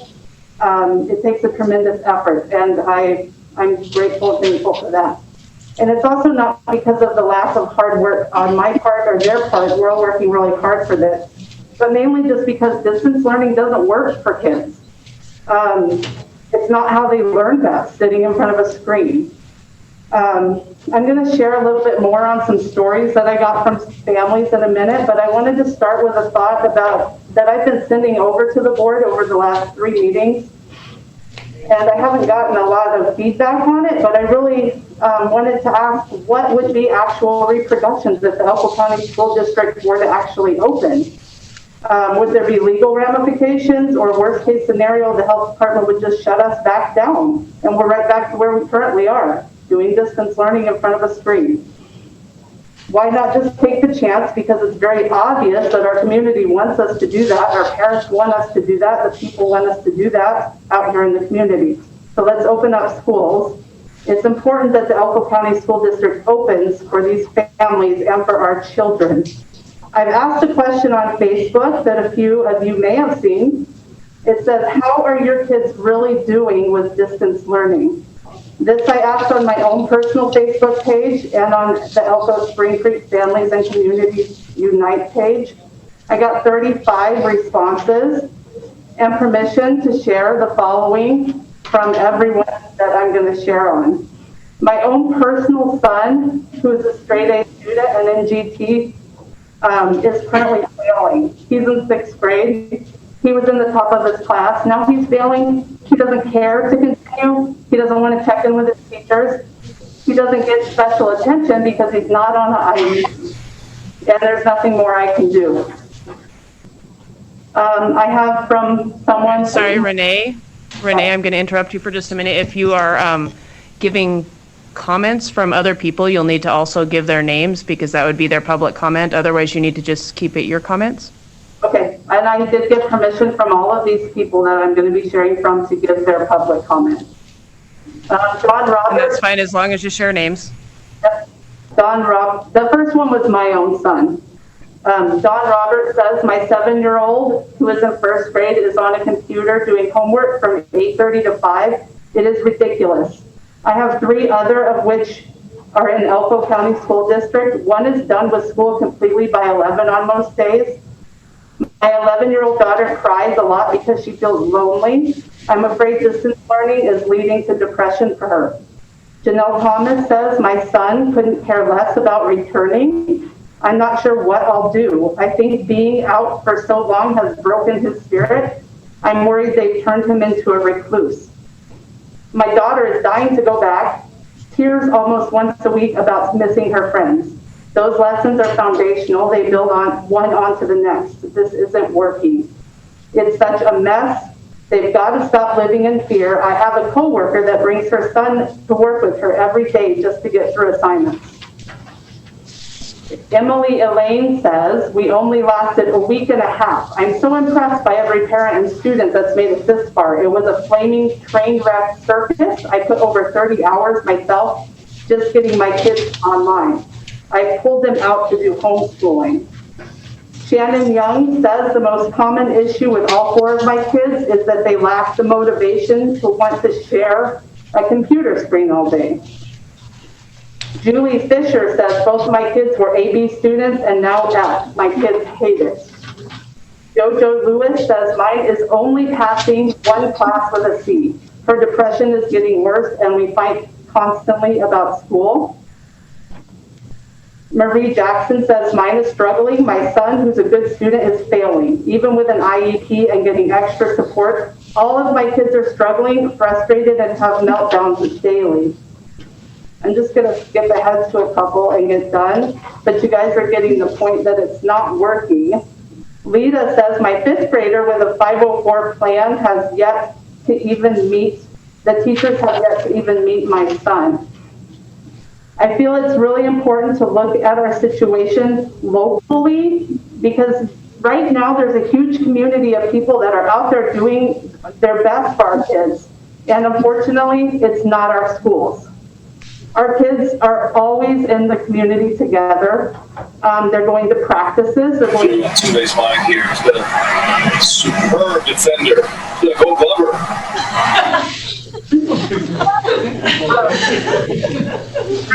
They're doing group learning together. They're going to co-op. They're going to church. They're going shopping. They're going to workplaces together. They're sharing homes and so much more. So how will suddenly going to school together make everything so much worse?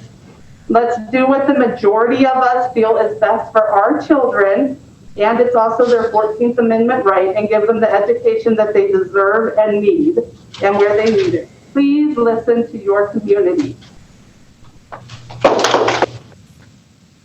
Thank you, Renee. All right, next we'll have Angela Taravella. Thank you, Spring Creek High School, for showing up. Your student leaders, thank you. We'll give you.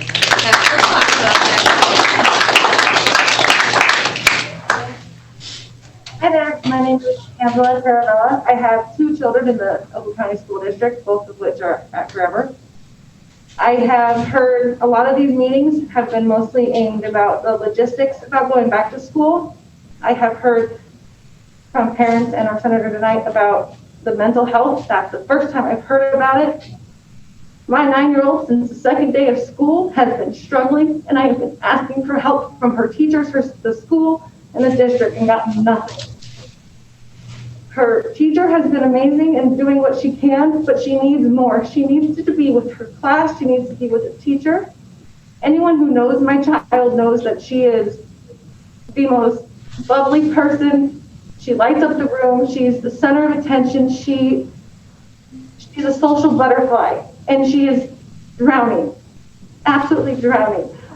We have watched her go from that bubbly kid to this most depressed little girl I've ever seen. She won't get out of bed in the morning. We have to force her to eat. We have to bathe her for her because she can't do it anymore. She has talked about how much she hates school and has talked about killing herself. She is 9 years old. This is not working for our children. And I know my child's not the only one out there. I know there's more. My husband and I are lucky enough to be with them enough. But there's kids that don't have parents like us, that aren't active in every moment of their life. They have more work, or there's sadly some that just don't care. But I know that this is not working for our children. The emotional stress this is carrying on them is literally killing my child. We need to take that into consideration in any decision that gets made, is this mental health for our children. And not just them, what about our teachers? I hear teachers tell me all the time how they just can't do the virtual learning anymore. It's too hard. It's too much on them. They have some students that haven't even received their hotspots yet. So we talk about consistency, but they don't have hotspots to even get on the internet. Then you have to talk about consistency. What about when my internet crashes twice a day? My daughter then gets more stressed because she can't do her lessons and gets behind and gets in trouble with her specials for missing class. This is not working. Please, please, please take into consideration our children's mental health, not just the logistics side of it. There's so much that they're going through that they need more than just a screen in front of them to get through this. Because at 9 years old, this is going to carry with her for a long time if we don't help it now. And there's only so much I can do and her teacher can do. We need more for these children. Thank you. Thank you, Angela. All right, John Carr.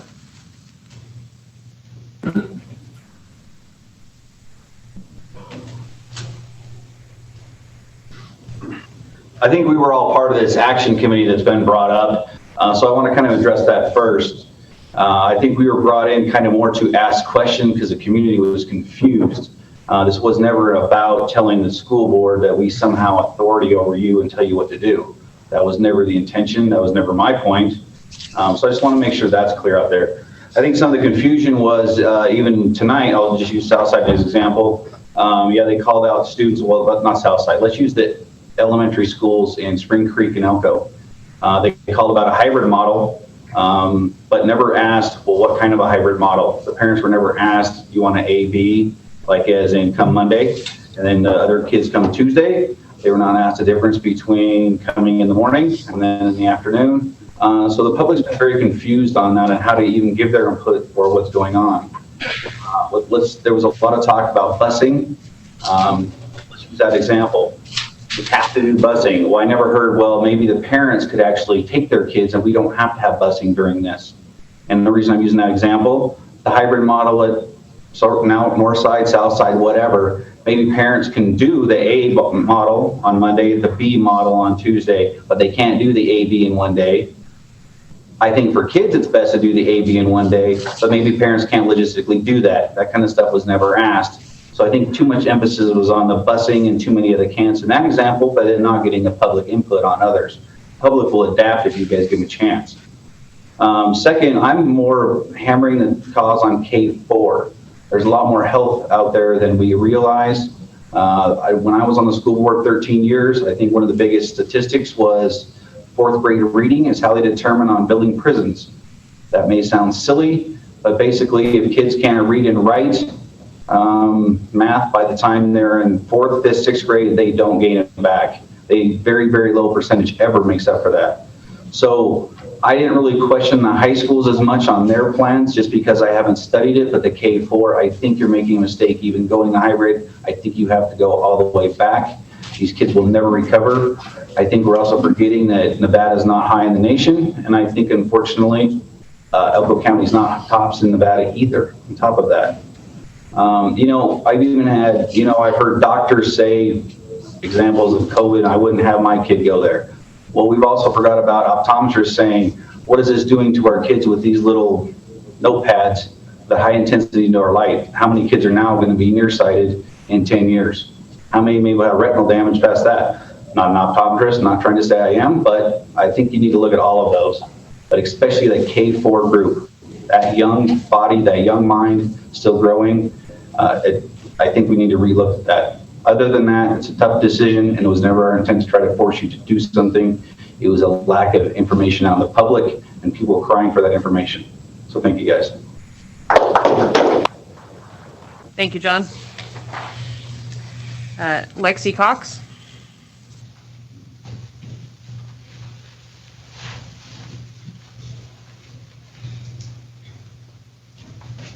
All right, Lexi Cox? Lori Cox, maybe? Lori. Hi, my name is Lori Cox. I'm the Executive Director of Head Start. And I just thought I would give you guys, I feel bad for you guys. I feel bad for you guys. I'm probably going to be very unpopular in this room full of parents. But I wanted to at least give you guys a perspective because we have opened. And I wanted to tell you guys a little bit about our experience so far and the struggles that we have encountered. So, some of you know that we tried to open this summer in June, and we had to shut down within a few weeks because of COVID cases. And so we shut down. We made great protocol. We made great safety protocol. We've got all kinds of policies and procedures in place, and we thought, okay, we're gonna jump in there. Cases are starting to come down a little bit. Let's see if we can't get school started. And so we opened on September 10th. On the second day of school, we had to close a classroom because a teacher came up positive for COVID. And so we closed down that classroom for 10 days. When that teacher came back, or during that time, hold on, let me pull up my notes so I get everything right. And this is despite very strict protocols. So way stricter than the schools these schools are planning. We don't have any children come into our buildings outside of their classroom door. So they go outside, go into their classroom, and are never allowed in our building whatsoever. The teachers are asked to try to keep themselves isolated into their classrooms. If anybody needs to enter a classroom, That is not usually their classroom. They have to wear an N95 mask, and they are to stay away from people as much as possible. Parents are not allowed in those classrooms. Parents are not allowed into our building unless they are there for a specific appointment with one of our staff members, and they slather up and mask up and sign their stuff and have their temperatures taken. We have very, very strict protocols. But in that time, like I said, we had to close the classroom on the second day due to COVID. We had teachers out to test.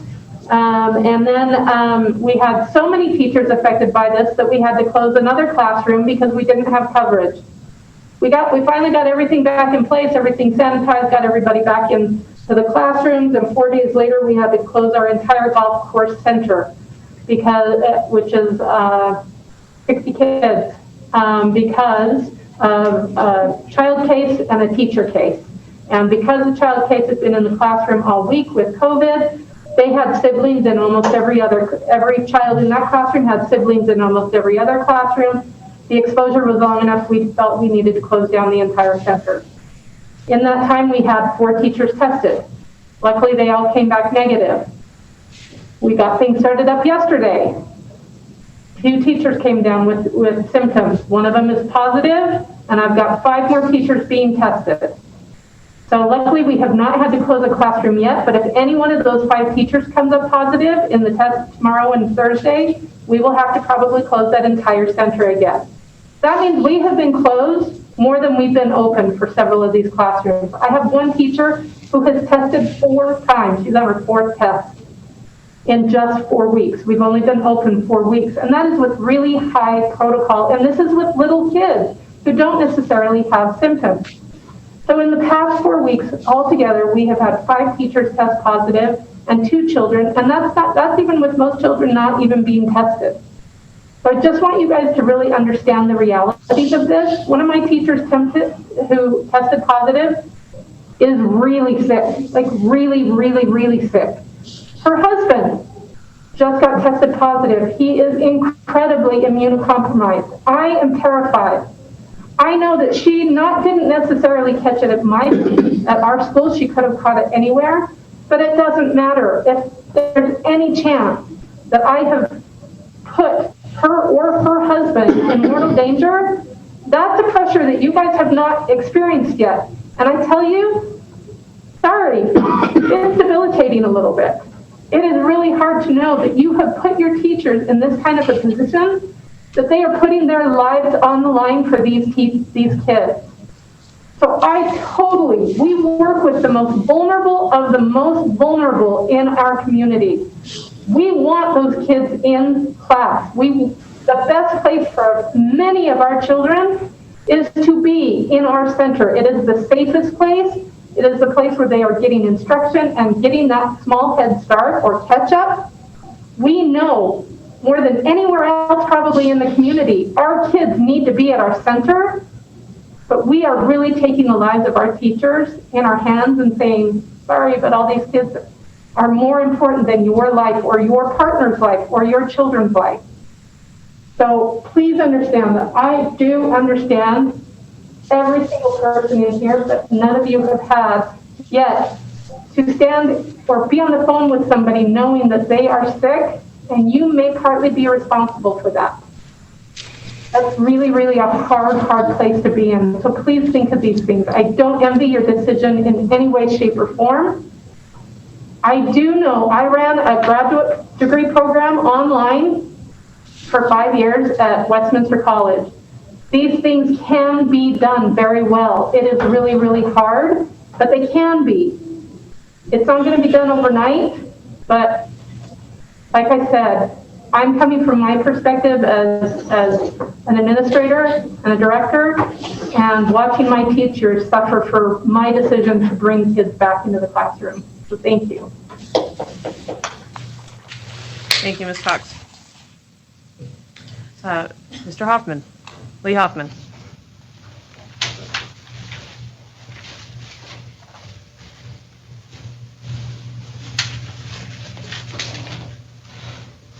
I understand that hair loss is one of the 51 symptoms of COVID. Madam Chairman and members of the board, Is it okay to let this down? I feel muzzled in my, or I feel muffled in my muzzle. I misunderstood a bit about the process here tonight, and I apologize for that. I am here to speak on behalf of a group we call the Elko County Community Action Committee. Two of my members have already gotten up and spoken. I didn't recognize that I needed to sign in first because I guess we had had other conversations and I was expecting to be able to come up here and present. So I apologize for that. I'm going to, because I don't think Delmo has signed in specifically, I would like to ask to turn my time over, or not my whole time, but introduce Delmo Andriozzi and have him come up and give his spiel, and then I will give a wrap up on behalf of the entire committee. Is that acceptable? That's acceptable. We hear from Mr. Andriozzi.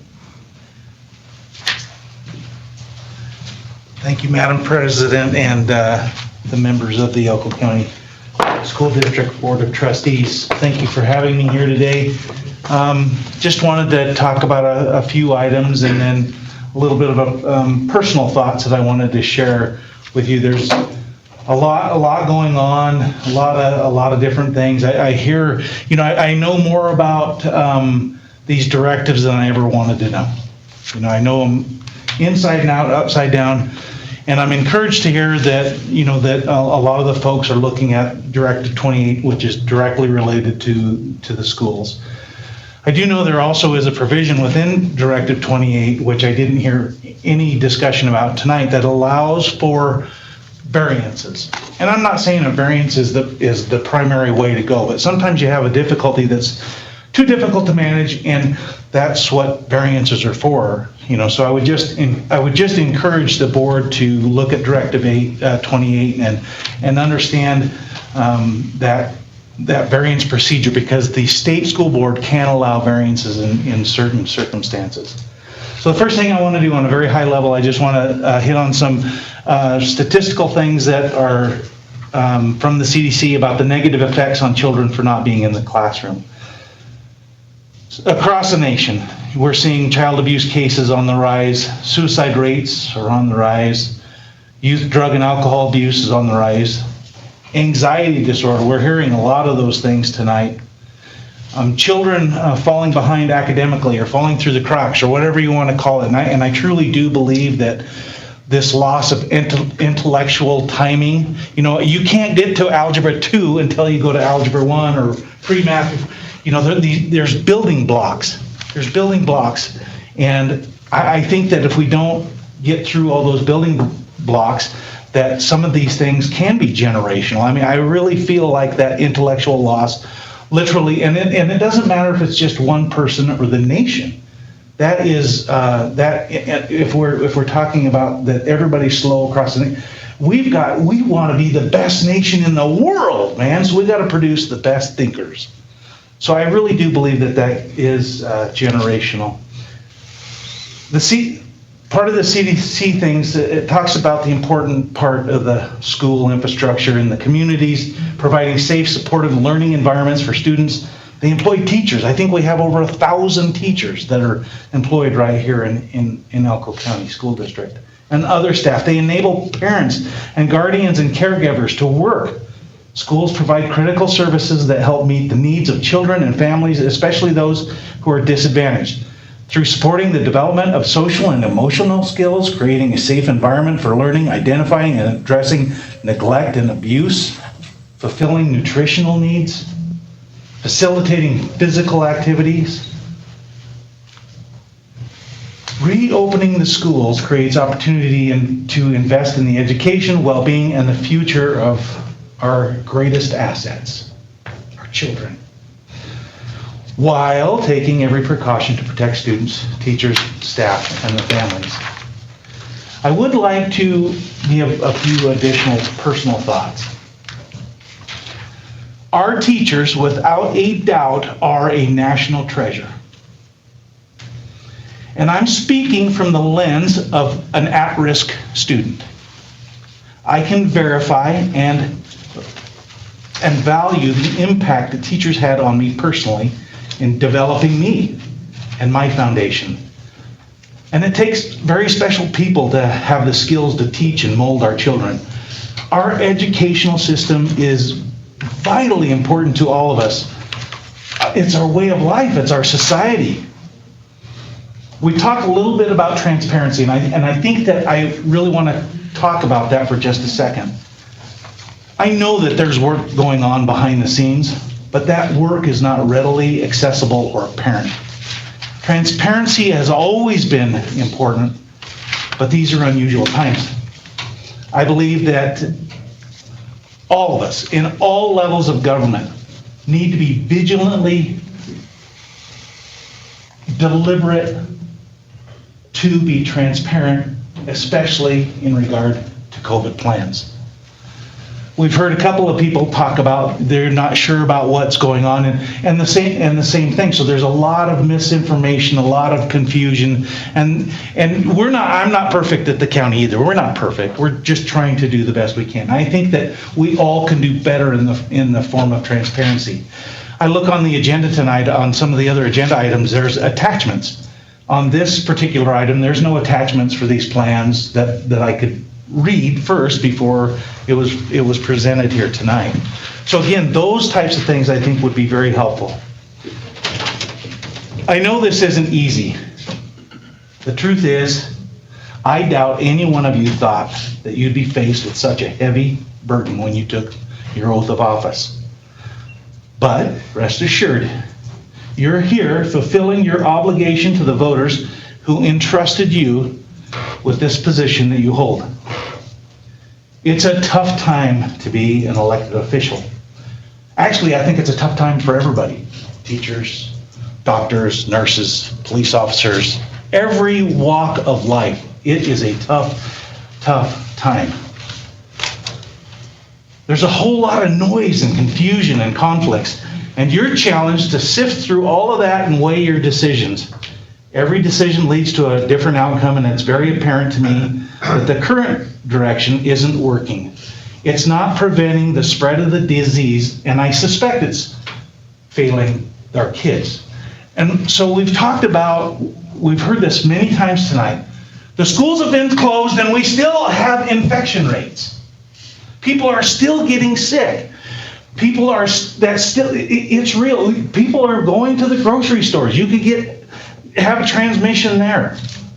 I had a meeting where I had a close contact with a confirmed person. I got to sit at home for 2 weeks. Thank God the weather was good and I could crawl in and out of my basement window to do yard work. But that's the reality of the world we're living in today. As you continue to navigate this storm and roll out whatever plan, refine the decision-making process to a site or age-specific solutions rather than the one-size-fits-all, giving priority to getting the grammar level students back into the classroom for in-life person teaching, and then transition as practical. In terms of managing this, keep in mind the various resources that we all have at our disposal. We have several community assets and industries that we can tap into. And I also want to remind you that we do have the CARES Act funding. If there's something that we can do with the priority of the CARES Act funding to help you, I would be glad to champion that through the Elko County Commission. Kind of to wrap this up, the students are depending on you. We're all depending on you.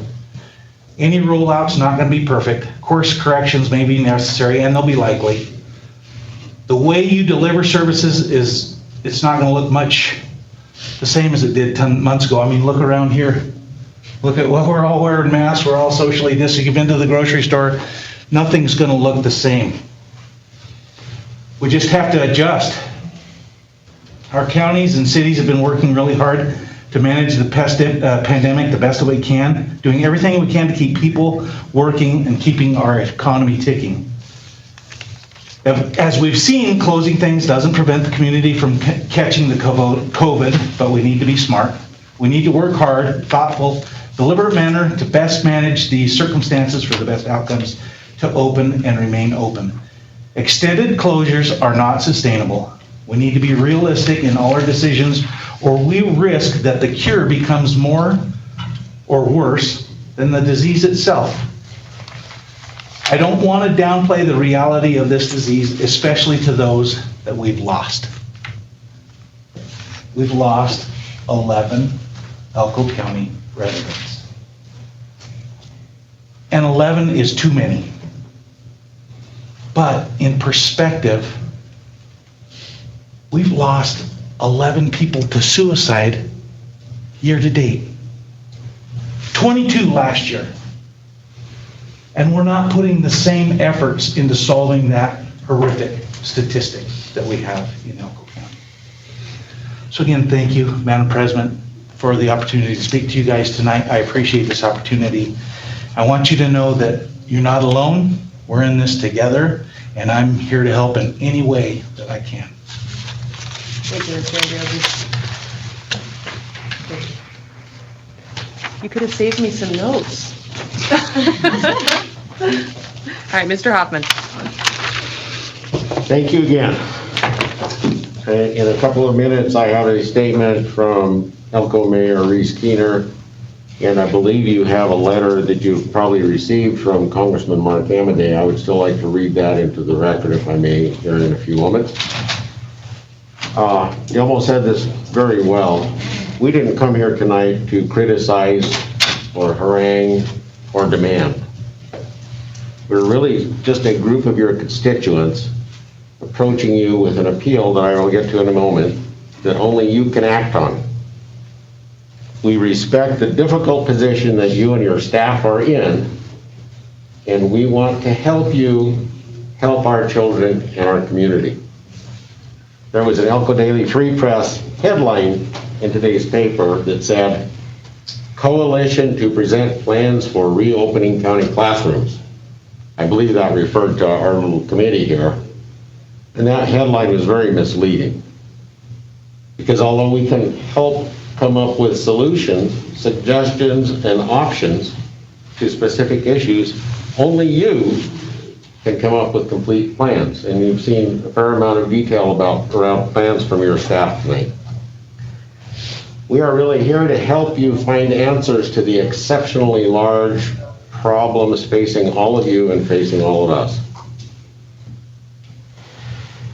What we ask is that you not stop here with the plans you've got in front of you tonight. We are looking to you, our elected board, that we are appealing to provide leadership and a solid path forward. As has been stated, COVID isn't going away. We can't continue to fail our kids in the way many of them are being failed. Now, I understand that there are those who are more susceptible, more vulnerable. And I understand protecting the vulnerable. But we can't protect the vulnerable at the expense of the rest of us and at the rest of those students. They still deserve that education. From the CDC website and from a new study from the Brown University that I have a little quotation here from, a new study has found minimal evidence that the coronavirus is transferring inside K-12 school buildings. The study looked at data collected from more than 550 schools across 46 states over a 2-week period, with more than 300 schools maintaining a level of in-person classes. And researchers found 0.23% of students had confirmed or suspected cases of the virus. They're really saying that the schools and the school-age children are not where the transmission takes place, and they are not particularly vulnerable to the more severe symptoms. The CDC website, if you look at it, talks about how important it is to have the kids in school, in class.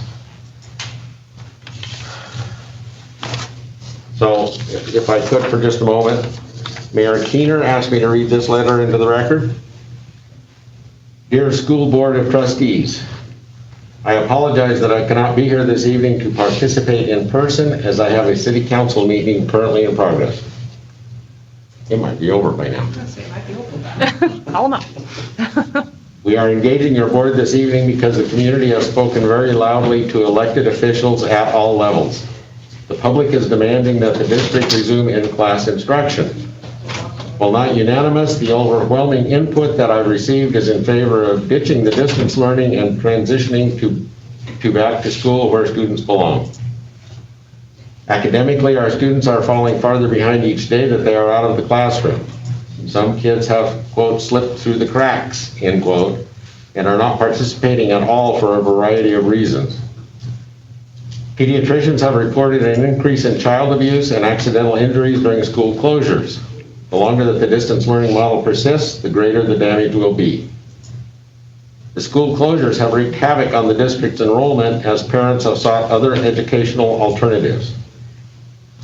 This is having a very detrimental effect on the district's per pupil based funding. I know of lower seniority teachers that have been informed that their employment may be terminated due to reduced class sizes. The longer the closure continues, the more teachers that will be negatively impacted by the revenue shortfall. While we're on the subject of teachers, I know that they are extremely stressed and they're having to work harder and longer than ever before to adapt to the challenge of a completely foreign method of instruction. There is burnout, despair, and despondency because they are not able to be in the classroom. Every kid that I've encountered is eager to return to school.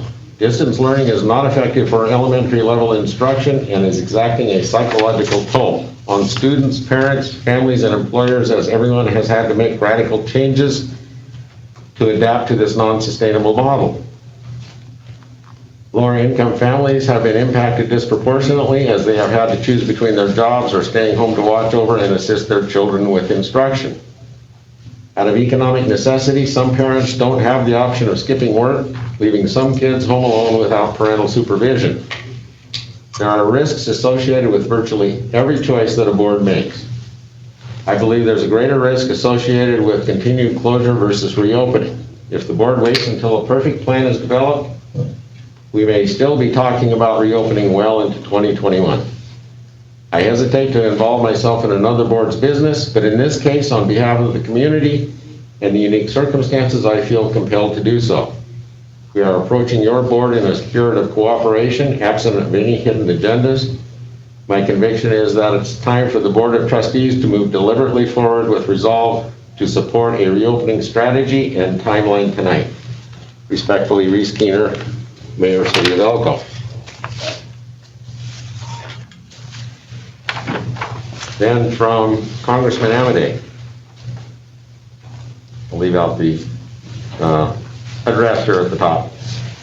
I write in support of efforts to reinstate in-person instruction in the Elko County School District in a manner that is in accordance with federal and state COVID-19 mitigation guidelines. These guidelines have been implemented in many of Nevada's school districts. It is my hope that your board will consider a comprehensive plan to bring students back to school in a safe fashion. You have several options, including complete in-person instruction or a hybrid model, depending on relevant factors which include age and facility metrics, to name a few. The U.S. Centers for Disease Control has emphasized the importance of in-person instruction implemented in a safe manner in benefiting students' social, emotional, and behavioral health. In light of this, the CDC has published an expansive set of guidelines for school districts on how to reopen safely. These guidelines include the use of your discretion in choosing important mitigation strategies like social distancing, appropriate usage of masks by students and faculty, and regular cleaning and disinfection in preventing the spread of COVID-19. CDC scientific studies suggest that COVID-19 transmission among students attending school may be low, and there have been few reports of children spreading COVID-19 to family members. It is also relevant to remember that schools have historically been a safe place for children where they receive protection against child abuse, access to critical mental health and social services, proper nutrition, and physical activity. Because everyone knows that there are budget impacts to the present challenges, The CARES Act, signed into law by President Trump on March 27th, included billions in funding for K through 12 education, with Nevada receiving over $108 million specifically earmarked for K-12 education. Additionally, another $26.4 million in federal funding has been provided through the Governor's Emergency Education Relief Fund. Out of this funding, it's my understanding that your school district has received significant federal funding in support of your operations. I think I was told that that number is about $734,000 earlier today. These additional resources are intended to allow you to focus on safety and the best interest of your students in making your decision instead of being limited by budget constraints. Elko County has worked diligently to expand testing capacity for residents, utilizing CARES Act funding to partner with a private provider offering free testing 7 days a week. As a result of these exhaustive efforts, the testing positivity rate has fallen from 12.6 to 4.4 in Elko County. It's relevant to remember that hospital capacity in Elko County is presently at satisfactory levels, with staffing, PPE, licensed bed, ICU occupancy, and ventilator usage remaining steady. I'm sure I don't need to remind you that Elko County is no longer considered in the red zone of elevated disease transmission risk by either federal or state metrics. While we can never say mission accomplished, I believe an objective analysis of the data in Elko County shows that a move to restart in-person instruction can be implemented without posing a threat to the county's K-12 students or the successful continued mitigation efforts against the COVID-19 pandemic countywide. To that end, I encourage the board to strongly evaluate the benefits and risks of reopening in-person instruction. I trust you'll keep in mind the long-term negative impacts that continued distance-only education will place on your students. It is my hope that you will find a responsible balance between COVID-19 safety and returning your students to the benefits of in-person instruction. Sincerely, Marky Amadei, Member of Congress. So to wrap up, our committee is here to help, not to criticize. Ways we can help or have already tried to help. We have identified a private donor willing to make a sizable contribution, and we're talking in the 6 figures, to help with PPE, etc., when the schools reopen. And we have an appropriate contact to reach out to that person. We have worked to identify additional facilities that could be used by schools to alleviate the spacing issues. We have developed, for your consideration, and I have it here, and I'm not going to read it tonight, but I would like to leave it with you, a modification to your COVID closure plan, I'll just call it that, that would include the county health officer in the decision-making process. We have researched 200 schools that are currently open to see how they are being successful. We have legislators who can help us understand the intent and effect of some of the pertinent legislation. So, what we are asking of you is to plan for full-time in-person schooling as we move forward and use the community resources. There is more to this community, and I know we sit on the outside and we don't understand what's going on in the schools, and we aren't part of that process. At the same time, it's pretty easy for a school district to not recognize the resources that may be available around. So we're encouraging you to reach out and use these community resources, the federal and state resources. Things like the variances that was discussed earlier is a thing I haven't heard anybody here talk about. Copying other school plans or whatever else it takes. Elko County has always been the can-do county. Use all of our resources to overcome these obstacles. You as the school board need to represent our community in developing the plans. Sorry folks, but it's not enough for this board to get a plan at the meeting tonight, and again, our presentation would have been different if some of that information had been available to the public before we got here tonight. For many students and families, the distance model just is not working. We must do better. So the question from us is not whether you approve the plans of the various school districts presented tonight. The question is, how are you going to plan for having our kids back in school going forward? We look to you for leadership. And I would ask, this is without having discussed it with the rest of my committee, but I would ask you amend the motion that's currently on the floor to direct your staff to bring back the next version of the plan, for example, at your first meeting in November, moving further towards full opening of the schools. And thank you for your attention. Thank you, Mr. Hoffman. Do we have anyone else who wishes to make a public comment on item 3.1? Please, make sure you state your name. I will.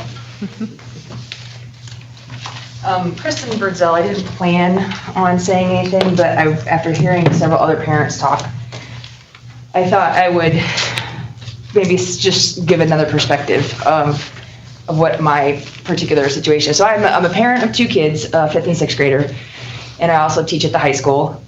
This is hard, I'm not gonna lie. It's hard, it's really hard. We're all making sacrifices.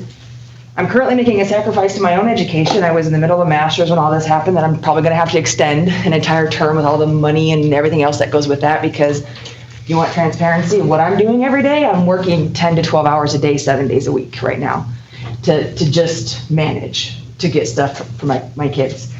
Not my personal kids, my students, your kids. So that's really what my reality is. But despite that, I'm not here to argue that we need kids back in school full time right now, especially in hybrid. My teachers, I chair the science department at the high school, and my teachers say hybrid is the worst of both worlds from their perspective, from an educational perspective. It's not good for education, and that's what we're there for. I worry about the constant closures. So in my own house, I've got multiple kids that are doing online learning beyond my own, part of the COVID pod, because we're working parents. We have friends that are working parents, and we worked together to try to figure out how to make that work for all of us. This morning, one of the girls showed up, not my daughter, but another girl showed up to my house not feeling very well, as happens every day in schools, all cold and flu season. She vomited, and according to what I just heard, she goes to Flagview, had that happened at school, which happens all the time, all through the school days in cold and flu season, she would have been sent home for at least 10 days with no access to her teachers for those 10 days. No, paper and packet, no support, right? There you go, try to figure that out for 10 days by yourself. That terrifies me as a parent, that my kid might be put in that situation, that she would have been put in that situation. Instead, she lay down on the couch for an hour, she felt better, she got up and she made her meets with her teachers by the afternoon and continued on with math. You know, is that ideal compared to being back in full? No, it's not. We would rather have them back in full. But that's better than her home 10 days with a paper and packet and no access to her teachers, based on some of those plans. I've heard lots of stories about as if there's some sort of like magic, I don't know, example in these GT or advanced kids that are all of a sudden failing, as if all our GT and advanced kids are falling through the cracks and they're failing, and if your GT kids can't pull it off, then how can anyone else, is what I seem to hear. I got 2 kids of my own that are GT kids. They've got straight A's right now. I've got a kid, I have a kid who's got his lowest grade's like 97%, including an advanced math class that's above his grade level that would be hard any other year. He's doing it because the teachers are working with him and he's working with it. I don't doubt there are kids out there that are struggling. I don't doubt that at all. But there are plenty that are doing okay too. I teach a lot of advanced kids. How are they doing? Like every other year. Lots and lots and lots of A's and a few, not doing so well and struggling. That's no different than any other year as far as some do better than others, and that's true. Is it ideal? No. Would I rather have those kids back in my classroom? Yes, I tell them that every day on every Google Meet. Oh, I so wish you were in front of me right now. That's what I say to them.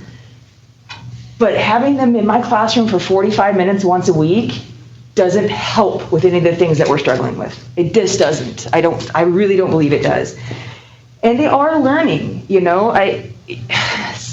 one of my very favorite things to happen in a classroom is when a kid stumps me. It doesn't happen very often. They ask me a question I can't answer. It takes a lot for a kid to be able to do that, and come up with that. That happened the other day in a Google Meet. It was amazing because learning really is happening. This won't make a lot of sense. We're talking about bacteria, and he put two things together that were 15 minutes apart in the conversation, and then asked me a question about horizontal gene transfer in carnivorous bacteria that had never occurred to me. That was a teenager asking that. Distance learning.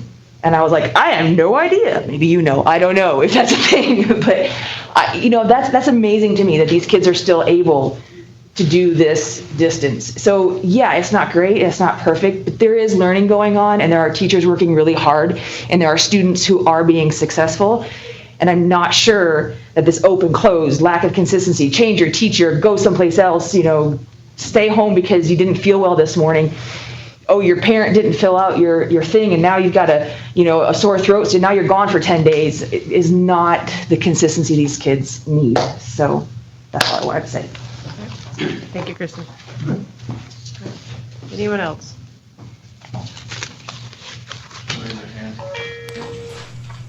Hi.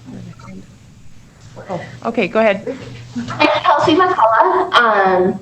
Nice to see you all again. I had just a couple of things. I wasn't going to speak, and then after watching everything, I decided I wanted to. First and foremost, I have absolute utmost respect for the principals. I'm kind of in an actually unique perspective and respect for some of the principals. I am actually a former student of Josh Reddick from North Valley High School in Reno. And so he is my class and stuff, we all loved him. And so there's no disrespect there.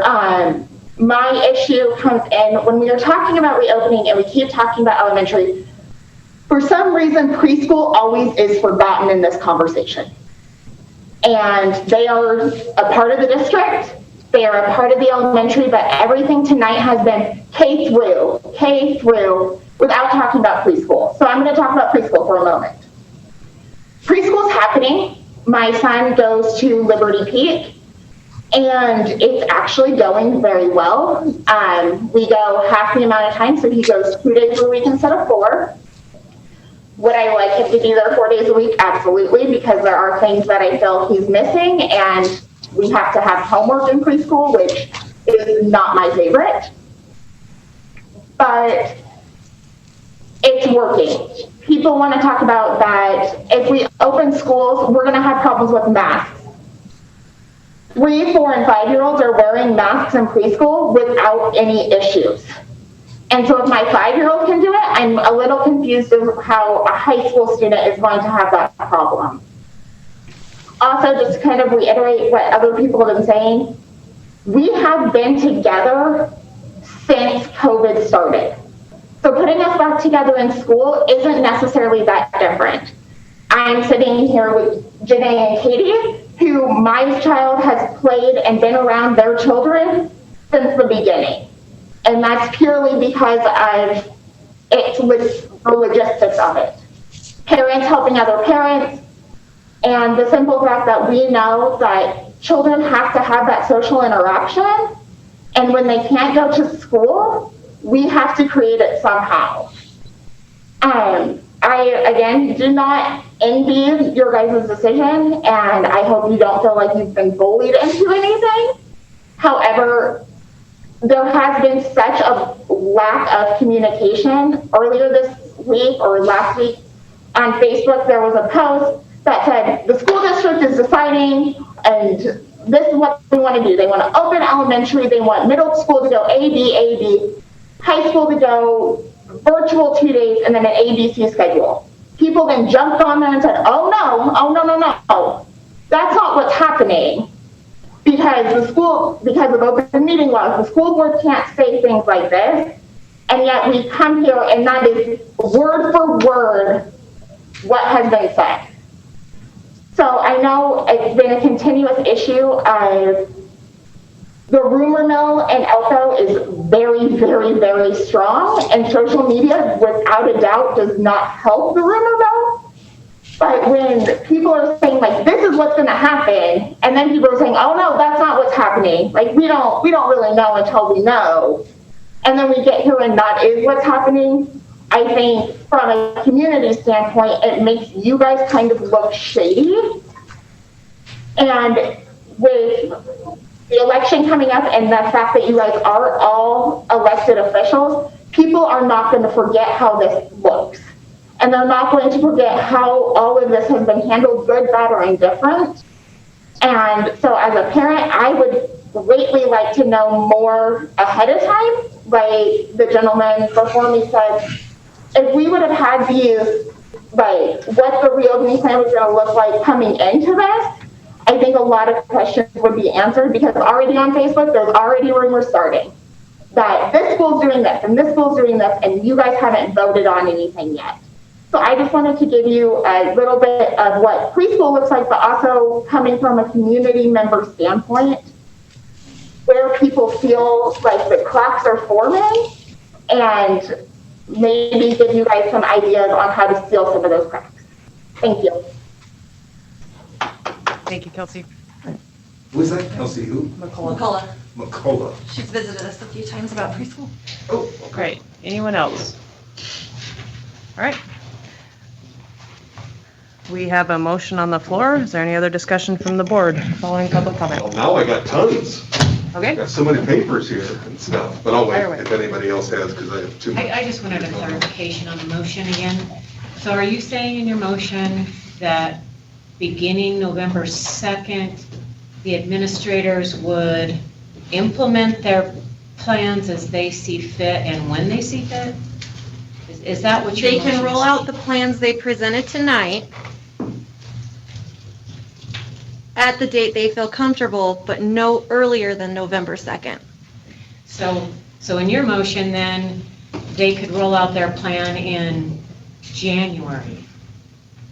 We can amend it to revisit it at semester. I don't think we should pick a date just randomly in the middle of December or randomly. I mean, I think there should be rhyme or reason to it. I'm open to amending it in that fashion, but I'm kind of concerned about, there is some sentiment of let's just open whenever, and for grading purposes, I can't think of anything more demoralizing to our teachers right now. Like, we're already saddling them with a lot. Let's not screw with them even more. Let's give them calendar dates that we already have. November 2nd would be after the end of the quarter. November 2nd is the first day of the second quarter. Right. That's why I'm saying the plan would start no earlier than that date. I don't want them in school October 26th. That's before the end of the quarter. Halloween is coming. You can start November 2nd. Trustee Zeisler pointed out there's parent-teacher conferences that week, so maybe it would be in the best interest of a school to roll out the following Monday, so November 9th. Is that right? Yes, Monday, November 9th. To give them the discretion to kind of work around that, because parent-teacher conferencing, I imagine, is going to be difficult to schedule. It's difficult anyways, so I imagine it's going to be difficult, particularly this year. Parent-teacher conferences? Pardon? Third and fourth. 3rd and 4th of November. Because I'm kind of with Candace, I'm not good with an open-ended motion. It gives them the, I'm trying to figure out how to amend it is what I've been sitting here trying to.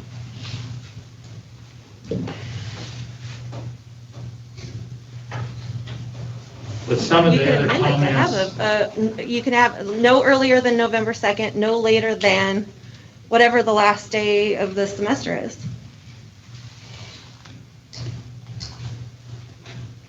You guys want me to amend it? No.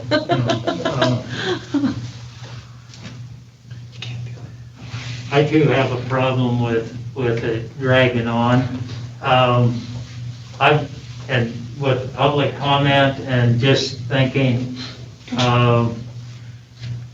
I go along with, I like the plans that were presented. I want to have a set date on when things are implemented. I agree, if we change that from November 2nd, which is kind of in the motion, we modified that to Monday the 9th, and have that initiated. But, as a couple of the previous speakers went through and suggested something, and so I've written down, this is a possible amendment, that, we approve the reentry plans as presented and direct the superintendent to develop a plan, working with stakeholders to get all students back into in-person learning for the third quarter of the 2020-21 school year. Now, when you say in person, does that mean hybrid or does that mean fully in person? It would have individuals in classrooms, be it a hybrid, depending on where we're at that particular point. I just want to make sure you're not, because the committee that just visited us wanted completely reopened. And, I just want to clarify, we're not putting that out because we would be violating a law at that point. The overall purpose would be to get kids back into school. Okay. Both the elementary and it was, as I spoke before, the pre-K through 4th or 5th grade, and we've got plans that are going clear up into the 6th grade right there. So I think those things they go together, the preschool and K through 4. But I would suggest that, and I really have a problem with the creep of, okay, we've had 9 weeks to do this, or 7, okay, we can add another week here, and we're not addressing what we really need to be addressing. And I can appreciate that, Trustee Cooney, but at the same time, that is how our county has approached reopening. That's how our state has handled reopening. It's been a slow rollout. Our bars just got open. If it was good to do it as a free-for-all, we would have had that open from the get-go. So there's something to be said for the slow rollout. It's the model that our state has used. It's the model that our county has used. So I think. But with the amount of knowledge that this district has and everybody that's in here, a 9-week period of time is a considerable amount of time to roll something out. And we're going to be going through and looking at rolling things out on a 9-week basis, as I see it, and looking at the next phase so people aren't surprised at where we're heading. I would move to amend it that schools that want to start, schools that have a plan to start hybrid full-time, start on the 9th, and that kick starts that 2-week with Elko and Spring Creek. 2 weeks later, the middle school's open, and 2 weeks later, the high school's open. Then I would like to amend it to separate out, secondary education? And treat them separately, give them more time, give them semesters. All right, we've got lots of ideas for amendments on the floor, so how about we tidy up our amendment and move forward? So, Mr. Wines, you suggested that we amend it for schools that are ready to start, begin on November 2nd. No, sorry, on November 9th. And Tammy's suggestion was to exclude. Didn't she move to amend? Well, we have not. He moved to amend. And we did not get a second. Second. Okay, so we have a motion, we have a motion that schools that are ready to start begin on November 9th. And was there more to that, Mr. Rents? With these plans that we got tonight, start on the 9th, and and that kickstarts the middle schools in Elko and Spring Creek start 2 weeks later, and the high schools start 2 weeks after that.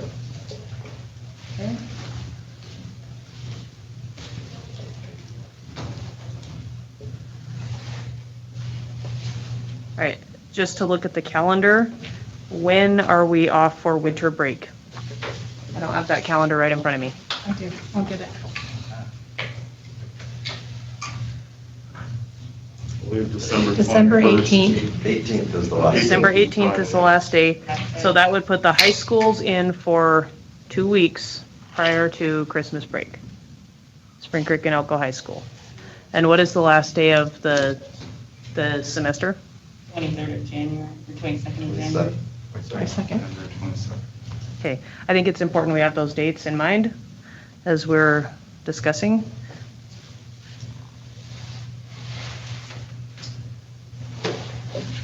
Okay. All right, so we have a motion, the schools are ready to start, begin on November 9th with the plans that were presented.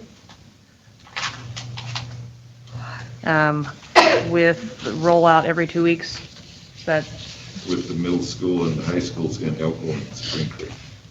Everybody else start on On the 9th.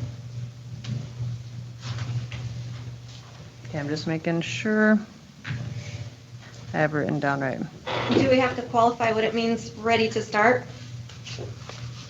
Because my interpretation of ready might be different than someone else's interpretation. with these plans that were laid out here tonight. So are we saying these plans that we saw, we feel they're ready?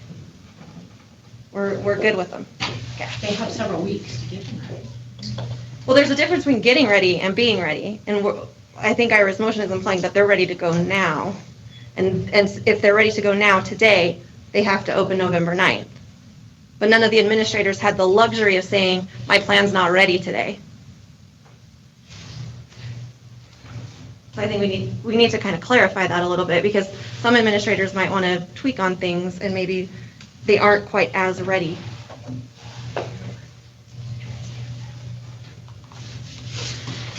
After meeting with an administrator today, I was under the impression that they're waiting for the board to make a decision before they can ready their plan.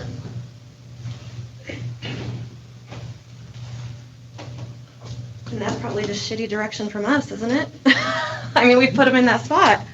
They don't know what their staff is going to look like. How do you have a plan without knowing what your staff's going to look like?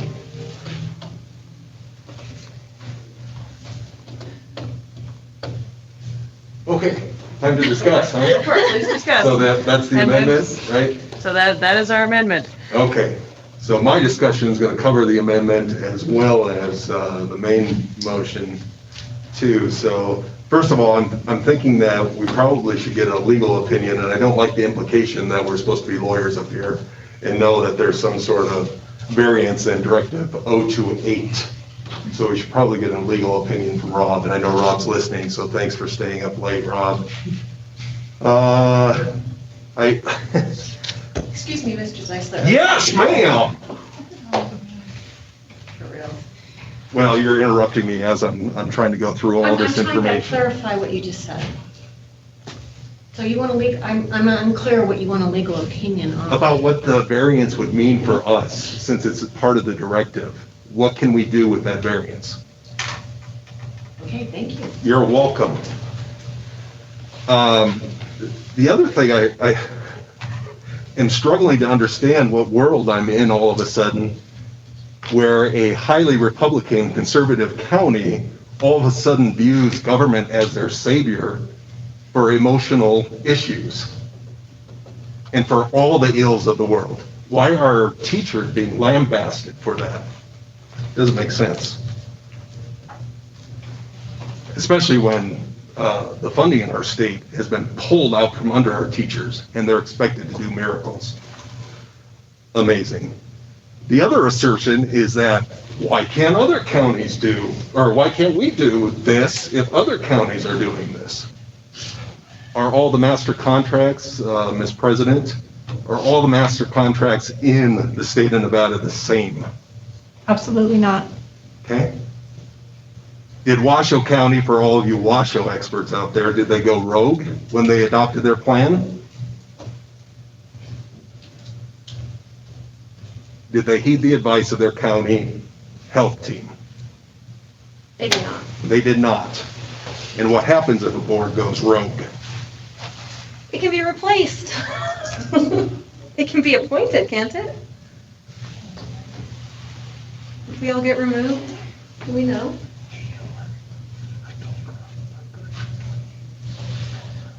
Well, they're definitely not immune from litigation, right? No. Right. Yep. The other question I have regarding that too, because I know we have our anti-mask people here, what happens when a teacher decides, yeah, I'm going to be with that group and I'm going to go rogue and all my students don't have to wear a mask? Where's the liability for that?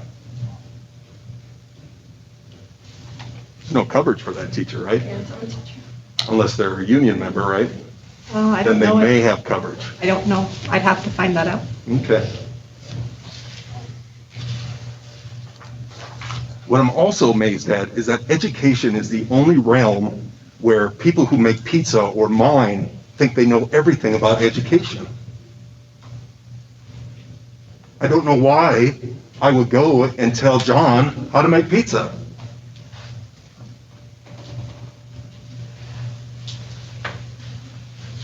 I have a prepared statement here too. I was going to read it during my board thing, but it's appropriate now for these two motions here. I know it might be semantics, Lee, and we have a great relationship. We've always, known each other pretty well. But the assertion that you didn't come to demand or harangue is just in opposition to what's in this letter. And that it's, the mayor says there's no hidden agendas with this to open fully. And yet we have somebody running against one of our board members in this committee. That's a political stunt. Here's what I wrote anyway. And this is addressing these, the amendment and the, not happy with it. The stuff that obviously that I was talking about, I think is a metered, much measured, more prudent approach to what we're doing. Okay, one last thing. And I know you're gonna. We hired in the early 90s hundreds of teachers from the upper Midwest. And the reason I mention this is because they threw caution to the wind and decided we're going to open fully. And now they're paying the consequence. Last night on the evening news, the statement was made, there are only 20 ICU beds in the entire state of North Dakota. Our families, many of our teachers who have families back there, are dealing with this crisis, and it's not pretty. We are starting to see cases rise in our community, and it's not pretty. So here's my prepared statement. First of all, I'd like to take this opportunity to thank the teachers, administrators, and staff of our district that are doing everything to provide an education to our students despite the attacks from parents and others, both online and in public comment. Secondly, I am disappointed by the committee members, the Elko County Community Action Committee, that put together the letter demanding in-person instruction in complete disregard of the safety and health of educators, staff, administration, and most importantly, our students. Not to mention, there was and has already been a reasonable plan. We approved the plans in July. These are revisions. There had already been a reasonable plan in place since July before these political antics started. What many in the community fail to understand is that they incurred no personal liability for pushing to a return to in-person instruction. Teachers, administrators, and staff do. I have heard over and over that our students are being isolated and having mental health problems. Isolation has never been an issue in a community that continues to hold both social and athletic events despite the state's and CDC's recommendations. I'm not sure how Elko County's positivity rate can be double that of Carson City, a major metropolitan area. I see too many schools in surrounding counties and states having to close due to a rush to in-person learning and extracurriculars, Utah being a prime example of that. I was really hoping our community would proffer some positive initiatives that I've seen in other communities to help families that are having trouble with the current situation, but all I see and hear is vitriol for educators and support staff who are trying to do their best in this situation.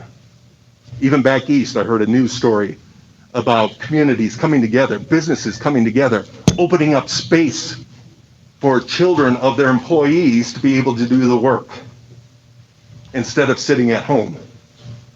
But we don't have positive ideas like that. We pack the Boys and Girls Club and expect good things to happen.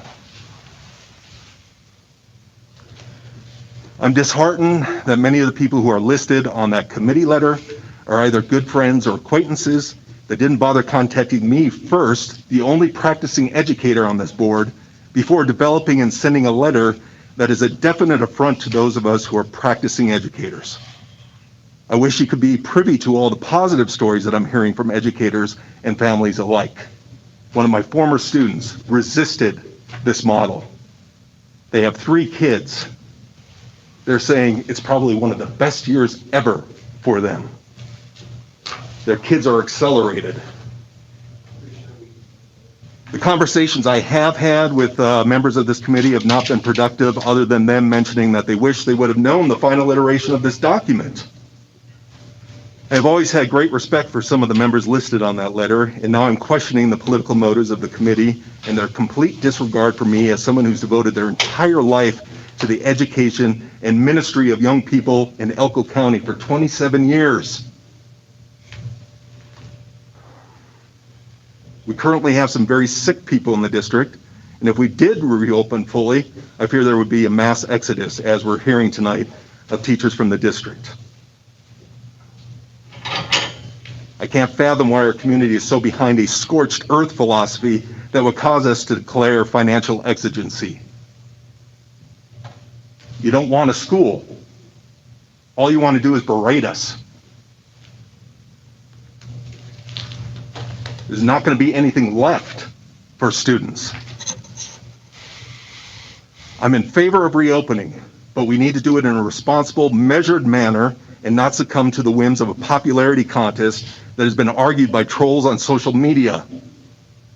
Consistency is the key, as Mr. Wickersham pointed out in his video to the community.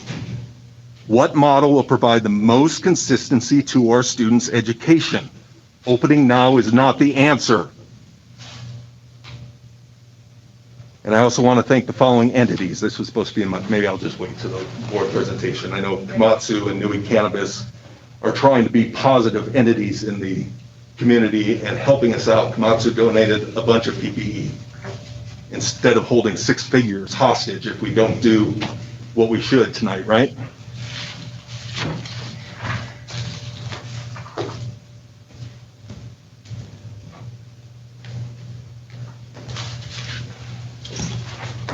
I had some newspaper articles too I wanted to ask about. Under the revised thresholds, counties must test more than 100 individuals for every 100,000 residents daily and maintain positivity rates less than 8% to avoid flagging.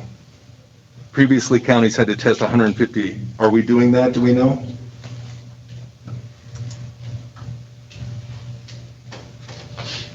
Are we maintaining a rate less than 7%? I know Carly knows that. This was just in the paper last week. Can we out? By the way, I love your County paper. I commissioners? like reading it every day. I have a subscription. Unlike what I hear on social media all the time. How about this one? The task force flagged Washoe and Humboldt County for elevated risk, even though I'm assuming these counties are perfect with the opening. Said the recent uptick in new cases reported daily coincided with the reopening of schools and universities, noting the positivity rate had grown in the 10 to 19 and 20 to 29 age bracket. I like, I know Lee had mentioned that we don't want to fail kids, and the comment pumped in my head. You mean like Head Start? We're just going to close them down? 2 kids under the age of 9 infected. So don't tell me kids can't be infected. One of our employees, their grandchild, is infected. Just their husband just rushed to Utah tonight to intensive care. Utah's having problems with beds, and we want to open here with our little hospital? I can't believe this. So, positively, I think I like, Jim, what you were saying. Possibly starting at the next semester, or even a gradual approach. See how it's going with a couple grade levels, especially with the young kids, and moving forward. So, I'm voting no on the amendment. Thank you. Any other discussion on the amendment? The question has been called. I will read the amendment to make sure we've got it. The amendment is that schools that are ready to start begin on November 9th with plans that were presented, the plans that were presented tonight, with the middle school and the high school in Elko and Spring Creek to roll out in the successive weeks. Correct? Okay. So all in favor of the amendment, please say aye. Aye. Aye. Any opposed, nay? Nay. All right. 1, 2, 3, making sure. All right. I think this is a difficult decision to make because I agree with having our schools who feel like they are ready to go start on the 9th. With the plans that were presented, I think some of our schools have concerns about starting. I have been reading emails from teachers all day that have grave concerns about starting.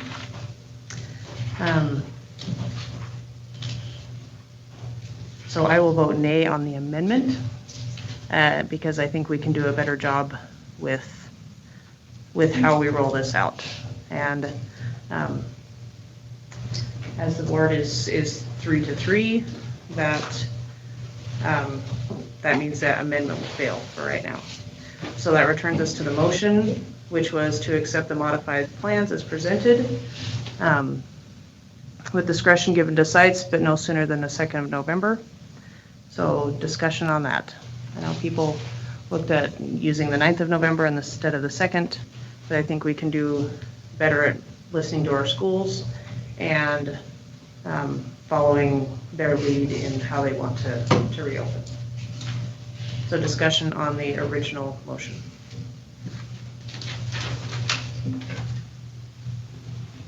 Her original motion allows those communities and schools to actually implement it when they feel it is most appropriate.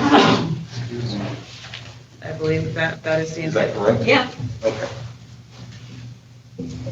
And those local schools and those communities will know when that's best for them, right?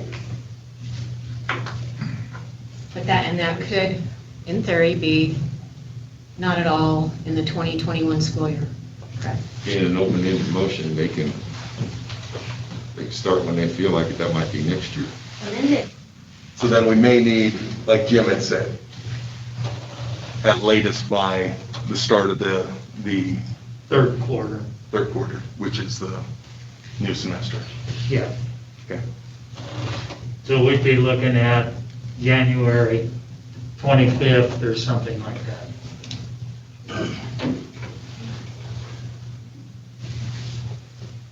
All right, do we have an amendment to the original motion? Other discussion? Do we need to include in the motion, pending local metrics or anything like that? Where, we might be in a situation where, let's take, I'm not going to pick on you, Carlin, I'm just going to use you as an example. Carlin's fully open November 9th. Their metrics go south. Are we able to revisit and roll them back into a hybrid or roll them into a distance? I would assume they have that discretion, right? That we're administration, still allowed to slide? Dr. Robinson, that you and administration would have the ability to be able to do that, correct? And make that decision? Because we already approved plans. Right, right. Working within those is up to administration. Working within once the models are approved. Right. And then they can begin working on the transition. Yes. And I know that's what Mr. Cooney recommended, that we give that guidance to our superintendent and staff to make those kinds of judgment calls with the schools. And to give them enough time for the actual planning and to be ready to implement that plan, and just setting the date at the end of the semester, beginning of the third quarter, to be ready to roll that out. So we're not trying to climb the mountain like this, we're climbing the mountain at a slower trajectory, so. So all the schools that have to have kids in classrooms started the third quarter. That would be my intent for that. Would that be full in person or hybrid model, or however they determine is the best way for them to open? I'll say having kids in class, which ultimately our objective should be all kids in class every day.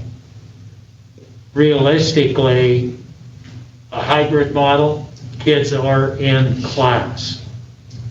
So if a school isn't able to get to the point, or the community isn't comfortable with that, you're going to get different variations right there. But we've got different variations in what we've been doing this first quarter as well. And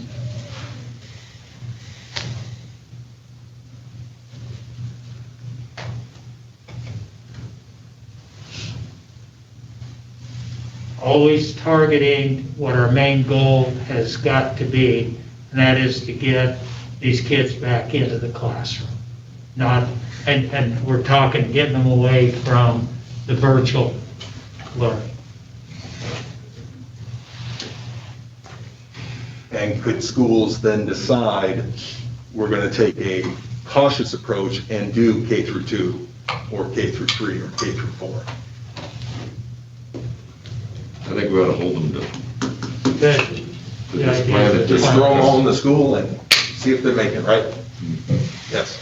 These plans that they came up with, I mean, if we pass this amendment after November 2nd, if the school wants to open, they can open with this plan. Okay. I will state again that everyone seemed to agree that November 9th was a good date, and that. No, that got voted down. Okay, well, I'm just saying, as far as things that you Well, were looking at, you guys as far put it as down amendments. in the form that it came in with your amendment. Yeah, I mean, we can amend this one. You can even just do it on your own as maker of the motion. As maker of the motion, I would like to change November 2nd to No, November. we're still working on We're still discussion. creating it. We're not Everyone is voting still on it yet. discussing thoughts. I'm just saying, I want to clarify what people liked about the previous amendment that we failed, but I just want to make sure we get everything in that was discussed. So Tammy, you were saying? We can adjust that November 2nd in light of the information that we were given from teachers to November 9th. Okay. All right. So as the maker of the motion, and Brian, you had a second. Is that agreeable to you? Yes. In a second? Okay. Is there anything else we want to do, Mr. Cooney? You had made that recommendation. Do you want to make that recommendation for an amendment to direct the staff? Yeah, to direct the superintendent to develop a plan, working with stakeholders, so the communities, administrators, teachers, to get students back into in-person / hybrid learning for the third quarter of the 2021 school year. All right, is there a second? I just want to make sure that, Jim, you're using the word plan, but we've already approved the plans back in July. So giving a direction, correct? So this is with regards to the reentry plans that were presented tonight. So if I said The a revisions. plan, the, Revisions? yeah, the reentry plans that we listened to this evening.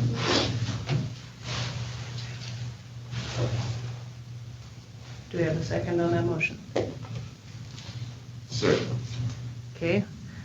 We have a motion and a second. Discussion on that, or do we need to read the potential amendment? I would like Okay. to hear a clarification. Yeah. Yes. Yes. Okay, with the main motion, adding to that, that the board direct the superintendent to develop a plan, working with stakeholders, administrators, teachers, to get the students back into in-person / hybrid learning for the third quarter of the 2021 school year. So my question is that replacing Ms. Dickinson's motion, or how does No, that? it's in addition This would be an to. addition. This would be an Yeah. amendment to the motion. It was introduced as an amendment, yeah. Right. No, I'm saying the amendment. Yeah. Fits with Yeah. your original Yeah. intent. Okay. Yeah, we're good. All right. So other questions or clarification on the amendment? All right. All in favor of the amendment, which directs the superintendent to work with stakeholders to get students back into in-person / hybrid learning for the third quarter of the 2021 school year, please say aye. Aye. Aye. Aye. All right. All opposed, nay. Nay. Okay, chair votes aye, and that amendment carries. So we now have a motion on the floor that reads, to accept the modified plan as presented, the modified plans as presented this evening with discretion given to sites to start no sooner than November 9th, with direction given to the superintendent to work with stakeholders to get students back into in-person / hybrid learning for the third quarter of the 2021 school year. Discussion. It's a long motion, and it's really late. So if anybody needs to stand up so that you can get your brain going again. Yeah, let's hear it one more time. Teresa, please. Okay. The motion is to accept the modified plans as presented this evening with discretion given to sites to start school or no sooner than November 9th, and give direction to the superintendent to work with stakeholders to get students back into an in-person / hybrid learning for the third quarter of the 2021 school year. Okay. Do you want to state no later than the third quarter? Did I miswrite that? No later. No later. Is that your intent? For the third quarter, so the beginning of the third quarter. Okay. But that would be, in the motion, that would give schools who feel like they're ready the discretion to begin no sooner than November 9th, but have learners, have the students back by that third quarter. the third quarter. Beginning of the third quarter. And with the caveat, just so social media doesn't light up, that it's based on metrics, and the decision will lie with the superintendent and the administrators as far as that is concerned. Not added to the. Correct. We have to understand that, because everybody thought tonight we'd be transitioning just like that because they thought that's what was approved. It's not. We revisit, we reevaluate.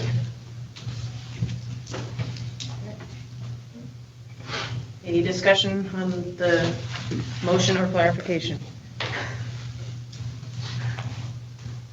Okay. All in favor of the motion, please say aye. Aye. Aye. All right. Aye, sorry. Any opposed, nay?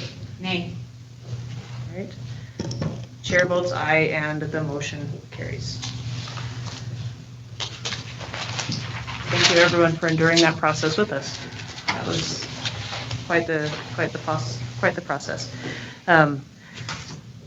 Anything else on that item before we move on? I probably should say, I did agree on social media to read every public comment out loud.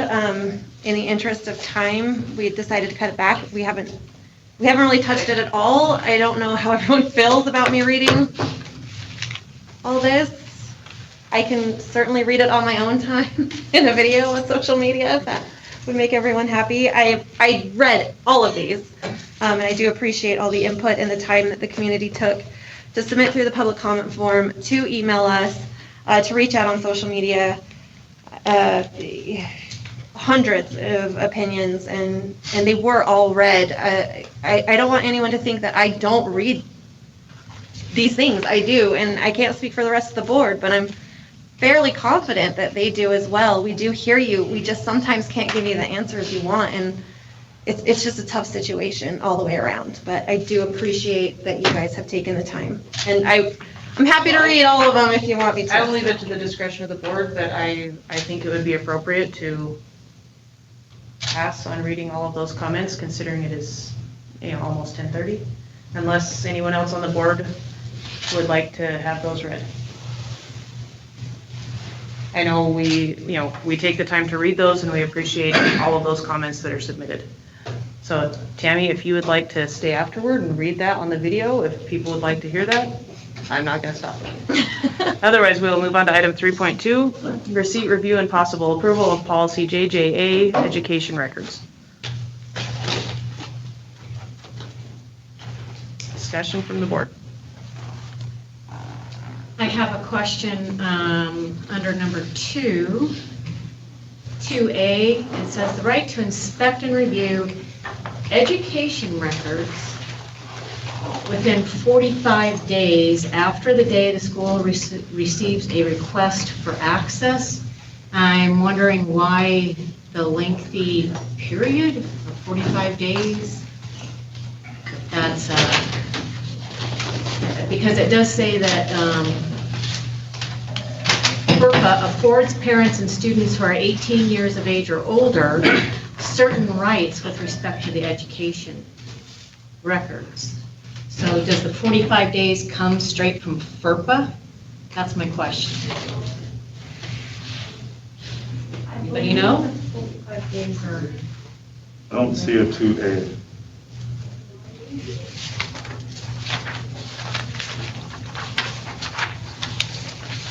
You're on policy JJA. JJA. I don't have any page numbers. 1, 2, 3, 4. It'd be on page 5. This is a 2A. Yeah, JJA only has 2 pages. Candace, that might be item number 3.3. Let's see, let me look. Oh, that's safe and respectful schools.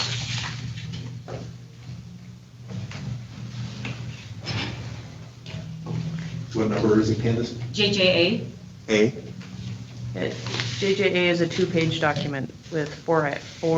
Yeah, is it 1, 2, 3, 4?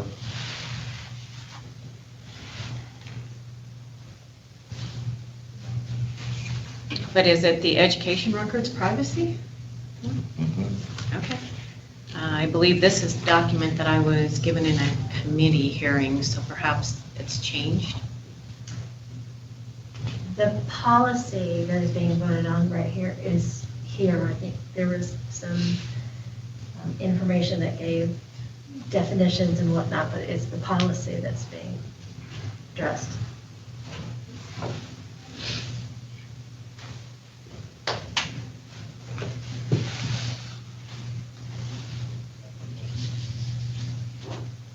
Candace, do you see the policy? Yes. Mm-hmm. Okay. So do you still have a question for clarification? Because item 4 just says a right accorded to a parent or guardian of a student under this policy devolves upon the student. So in the policy, it's not stipulating a time frame. Is that correct? That's not in. Not that's in the rest of the policy, not that's in this part of the policy. So is it something we want to have in the policy that parents and students would expect a certain expectation of when they could receive the records when they request it? What's the will of the board? Move to approve. Okay. Is there a second? Second. All right. There's a motion and a second. Any other discussion? All right. All in favor of approval, please say aye. Aye. Aye. Any opposed, nay? Nay. Thank you. Chair votes aye, and policy JJA is approved. Item 3.3 is receipt, review, and possible approval of Title IX Policy JDAB, Student Discipline, Safe and Respectful Learning Environment, Bullying, and Cyberbullying of Students Prohibited. Discussion from the board.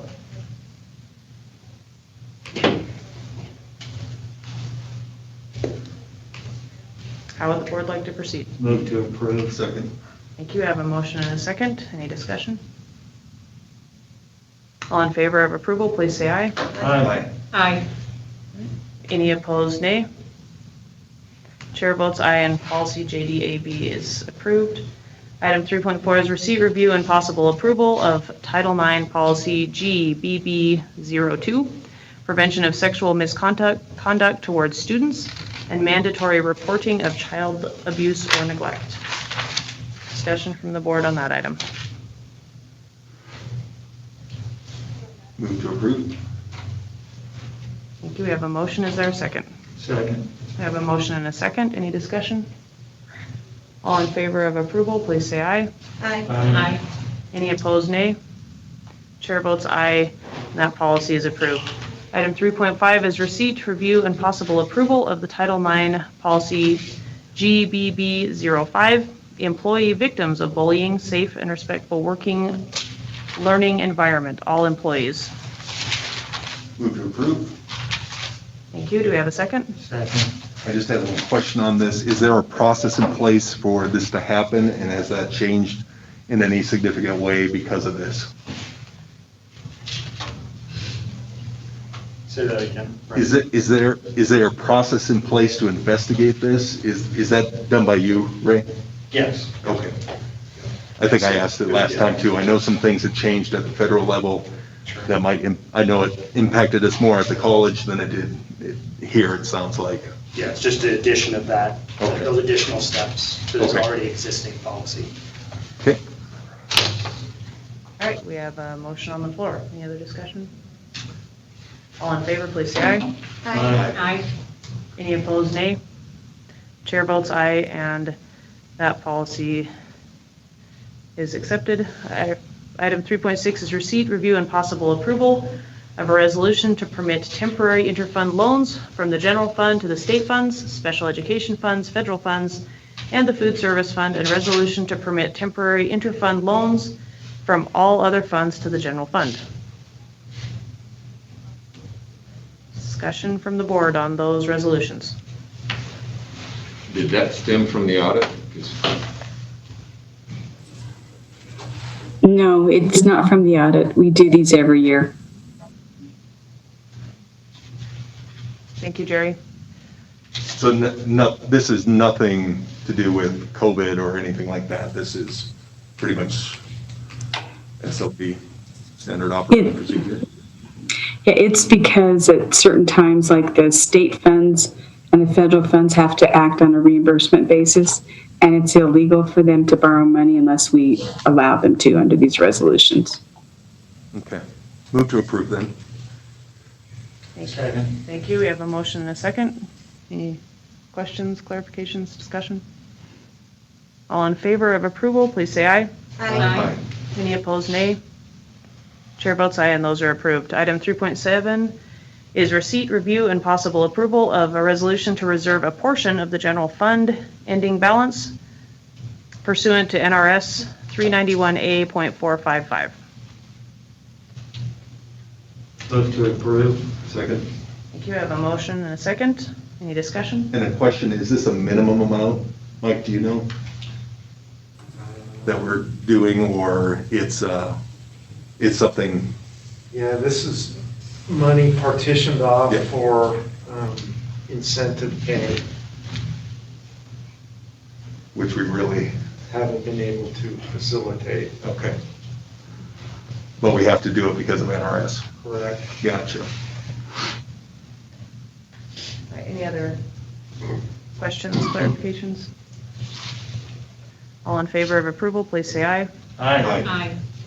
Any opposed, nay? Chair votes aye, and those are approved. Item 3.8 is motion, discussion, and possible appointment of candidate for District 3 Board vacancy. Madam Chairman, Yes.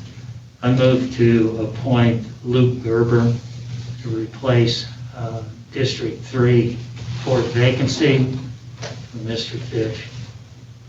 Thank Second. you. We have a motion and a second. Discussion from the board? I did like what Luke had to say at that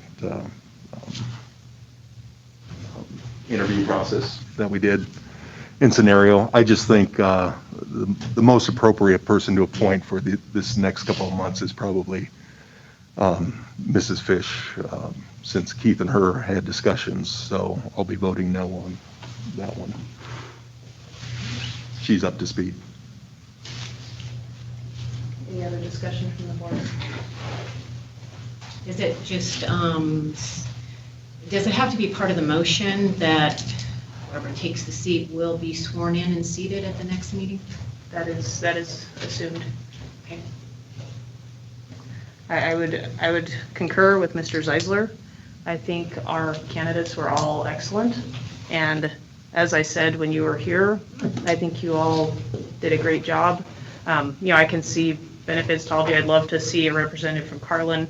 I know Mrs. Miller has served in capacities on national boards. I know Mr. Gerber had great things to say, but I know Mrs. Fish spent a lot of time discussing board things with Mr. Fish and has a lot of experience, even though she hasn't been on the board with the board, and also is an experienced educator that I think we could use her vision at this time. So I would agree that Mrs. Fish would be my choice at the moment to finish off Mr. Fish's term. I'd like to just, number one, I want to say thank you so much for applying, all four of you. For the life of me, I don't know why you'd want to be sitting in this seat right now. But with that being said, the reason I think Mr. Gerber would be the best candidate is because, he is a businessman in the town, in the community. He's a very part of the community. And I think he would really bring a unique perspective to this board because he has a lot of global experience. So those are my reasons for choosing Mr. Gerber to replace Mr. Fish. Any other discussion from the board? And I agree with all of your sentiments. Okay, we have a motion on the floor to appoint Luke Gerber into the District 3 board, the vacant seat on District 3. I can't even talk. It is 10:30. We'll just say to appoint Mr. Gerber. All in favor, please say aye. Aye. All opposed, nay. Nay. Nay. Okay, nay. I already said I would be voting nay. Ira, did you vote? Yay. Okay, because I couldn't hear you. Well, with a 3-3 tie, that means the motion fails. Move to approve Mrs. Fish. All right. Do we have a second? I'll second. All right, we have a motion and a second to approve Mrs. Fish. Is there any discussion? All right. All in favor of approving Mrs. Fish to fill the District 3 board vacancy, please say aye. Aye. Aye. All opposed, nay. Nay. Nay. And the chair votes aye, so that motion fails also. So we are at a standstill. But we do not want you to have sat through this whole meeting and not have someone appointed. So we need to come to a consensus as a board on someone to appoint. So I will open it back up for discussion from the board. I think in this situation, it's highly appropriate that Mrs. Fish, I can't even believe that you guys wouldn't consider Mrs. Fish as the candidate in this circumstance. I didn't say I didn't consider it. And the other thing we can consider too is the appointment is only through the end of the year. Exactly. And we could have, I mean, I would love to see all four come back and apply. I would like to see anybody that is feeling feisty come out and take this on. But I mean, there is a good point that Mrs. Fish has actually, she's been to a lot of meetings. And I know she discussed things with Mr. Fish, and that might be what we need just to get us through December. Other discussion from the board? We do not have a motion on the floor to appoint anyone.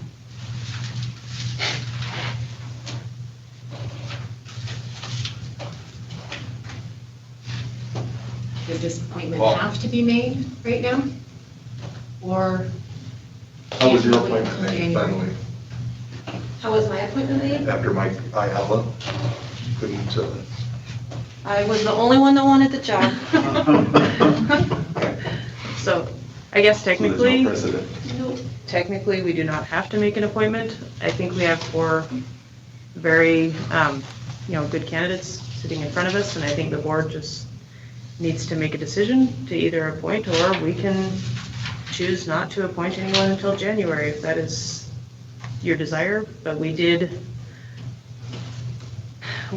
recommend as a board that we begin these interviews, that we appoint a new board member, and I think we should carry on with that action in some manner this evening.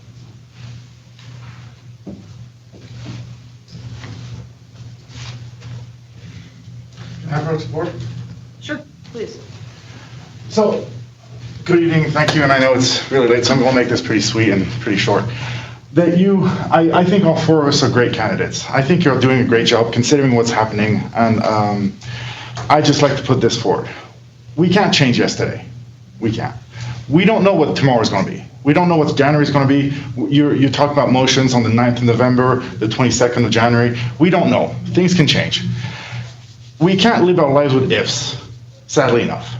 I came here today, I came here last time, I put my hat in the ring, because I don't think it's a good idea for you to finish the year with 6, because this happens. Obviously, that's why there's 7. Like I say, Mrs. Fish, come on here, because we have to do what we have to do for our children.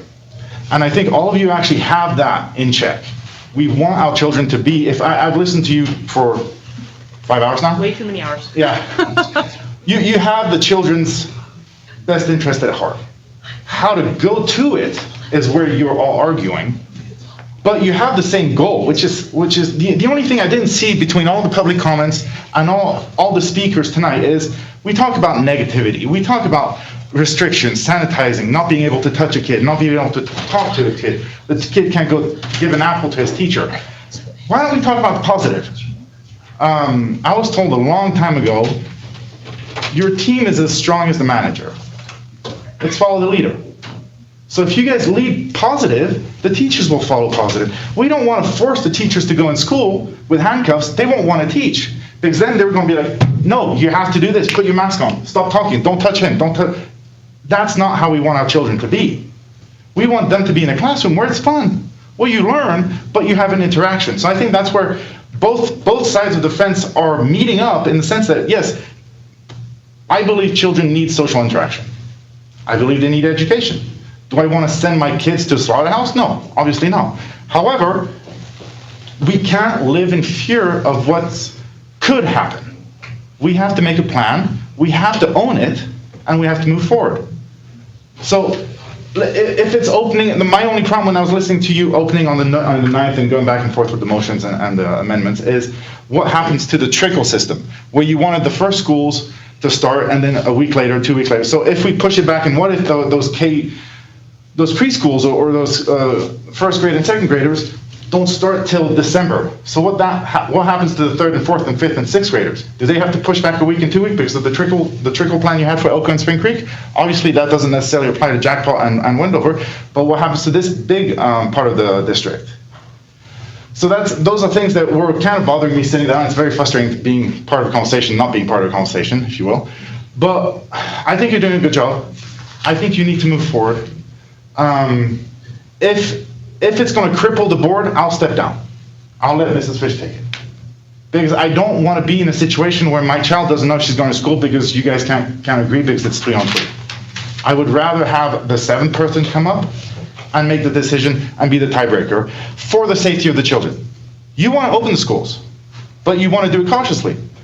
They want to open the schools and they want to do it cautiously as well. It's just not, we're talking about semantics and timelines.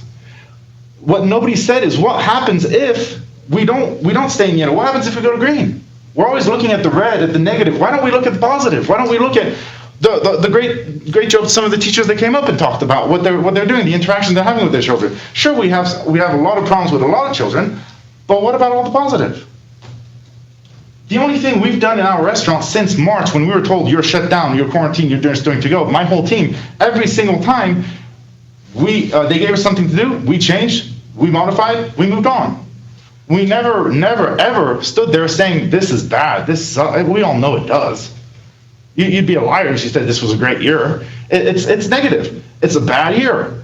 But why dwell on it? Let's move forward. And how can we make this the best year for our children, for our teachers, for our community? So I think the committee came forward to try to push because they're frustrated. Everybody's frustrated. So why not use their help? Instead of seeing it as a negative, and even if I can see it, everybody's on the defensive. I don't like being told how to run my business. I don't. Yeah, the governor does it every day, sadly enough. But so how to take all this information and all these tools? That's why I came here, because I'm not an educator. My mother was, and I remember to this day when I was 8 years old, we were on vacation. It was in Malaysia. The innkeeper found out that she was a teacher, and he bought her dinner every day we were there because he said it's the best profession in the world. You are molding our future, which you guys are. So why not move forward with that instead of being caught up on semantics and plans and what can we do and directives? They're going to happen. I mean, we have restaurants. We wear masks. We don't want to. I come to your table. I'm within 6 feet. I can explain a menu item. You can do the same thing with a kid, safely. As long as the structures are done, and if we look at the children and give them the structures in a positive manner, I believe they will follow. Because college students can do online. You and I, we can watch a YouTube video, we can watch training. I do training for running and cycling all the time. I can learn something, but a 5-year-old has trouble with that, realistically. It's not the best. If you get sent home for 10 days because you were positive, they still have those 2 days online, because remember, it was a hybrid. It was 2 and 2. So they're not totally in the dark. They're not lost. It's not ideal, but none of the systems are going to be ideal. And you're all lying to yourselves if you think that all these systems are going to be, that you're going to have to amend them. They're not going to work. You're going to have to change them, obviously, and that's what we're here for. That's what you guys are here for. Okay, sorry. I need to get up to it. Thank you. I think we all need to get up. I know, right? Thank you, Mr. Gerber. No problem. Thank you. Please, Mrs. Fish. Not one comment, because it is getting late, as you said. If you talk to the teachers, you will find every single one of them refers to their students as our kids. And that's what we are more concerned with than anything else, is our kids. That's all. Thank you, Mrs. Fish. So maybe I rephrase my motion. Okay. Then I move to have an educator in Mrs. Fish on the board for the next couple of months. Okay. Goes back to what I said before, right? And it's not a slight to Luke, because I loved what you say tonight. I loved what you said then. It's just, I think it's most appropriate that his widow, that Keith's widow, Mrs. Fish, an educator, should fulfill that position. All right, we have a motion. Is there a second?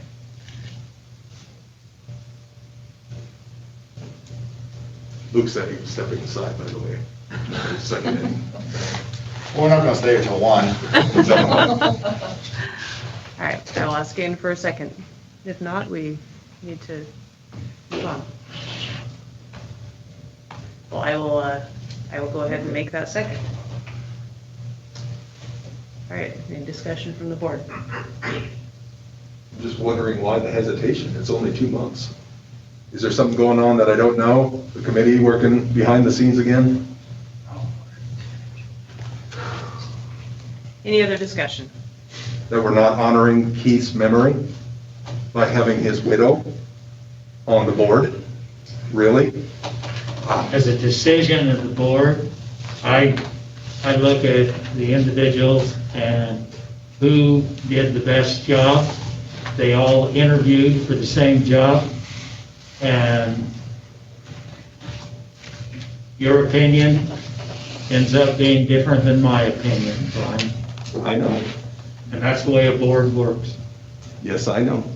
Thank you. All right, well, we do have a motion on the floor. All in favor, please say aye. Aye. Any opposed, nay? Chair votes aye. We have 2 votes in favor. Everyone else, do we have any other votes? Everyone else holding off? Can't even think of the word. I got it. I could move to resign, and that would open up 2 spots, so Mrs. Fish and She would have to move. Someone will have to Mr. move. Gerber. Someone will have to move. All right. Well, with only 2 votes in favor, is everyone else abstaining or are you voting nay? I'll vote nay. Okay, thank you. Nay. 2 opposed? Nay. 3 opposed? Tammy, are you abstaining? This is hard for me. I'm gonna vote nay. All right. Thank you. So motion fails. I will just present again the names. We have Luke Gerber, Susan Fish, Christopher Pooley, and Amber Miller as candidates. I move to appoint Mr. Luke Gerber to fill the vacant District Number 3 seat. Thank you. We have a motion and a second. Any discussion? All right. All in favor, please say aye. Aye. All right. Any opposed, nay? Nay.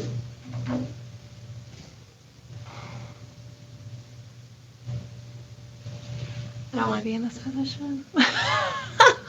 Maybe I'll resign, Brian. Aye. Aye. All right. Thank you. And to carry on with this meeting, I just want to say thank you to all the candidates, and I will vote in favor of Mr. Gerber.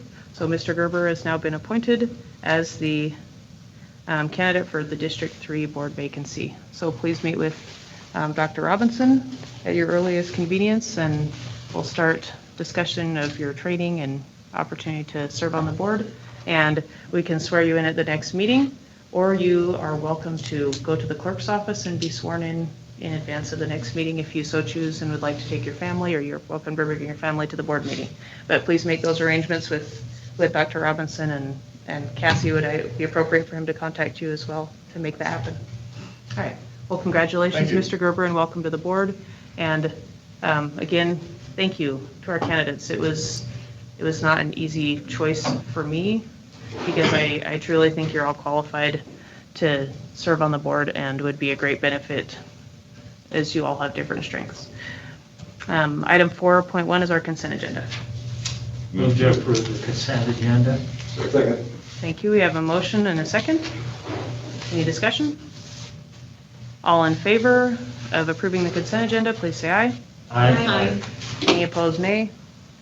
Chair votes aye, and the consent agenda is approved. Good night. Thank you for coming. Interesting exit. Item 5.1 is a report from our NASB director. Mr. Wines. I offered to go get exposed to the coronavirus so I wouldn't have a child. I said I'd take one for the team. The convention in November has been moved to March. There's still online training scheduled for January for people to meet their training. And there's a resolution come out of the working committee, the Public Lands Committee, to move forward with the school trust lands, so there'll be a bill in the legislature in the next session. That's all I have. Well, even if you had more, we're tired of listening. Just kidding. Everybody's tired. Thank you, Mr. Rhines. Any direction for our NASB director? Okay.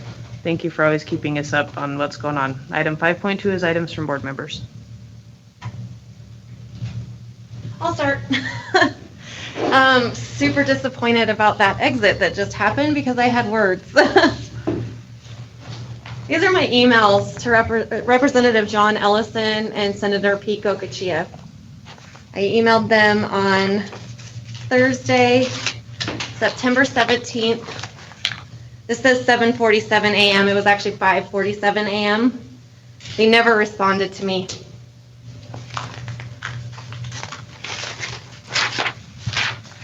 This is an email that I got from Commissioner Carr, September 16th, asking if I would work on a reopening plan that I assume now was the front runner of that committee.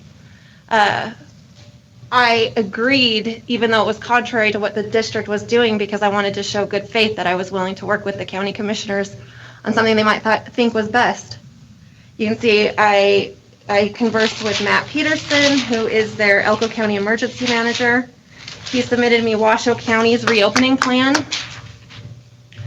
I immediately responded back, left ample comments, and said after the other, let's see, Dr. Putnam, Matt Peterson, Amanda Osborne, and the mayor were all on board to help. Staff was also going to be consulted, and I said, okay, after they put their comments in, I'll go back in, and we'll see if we can make something workable. I was the last person in that document, other than Matt, just answering comments that I'd made, correcting things that I'd asked him correct in terms of verbiage and things like that. No other person got in that document after September 16th.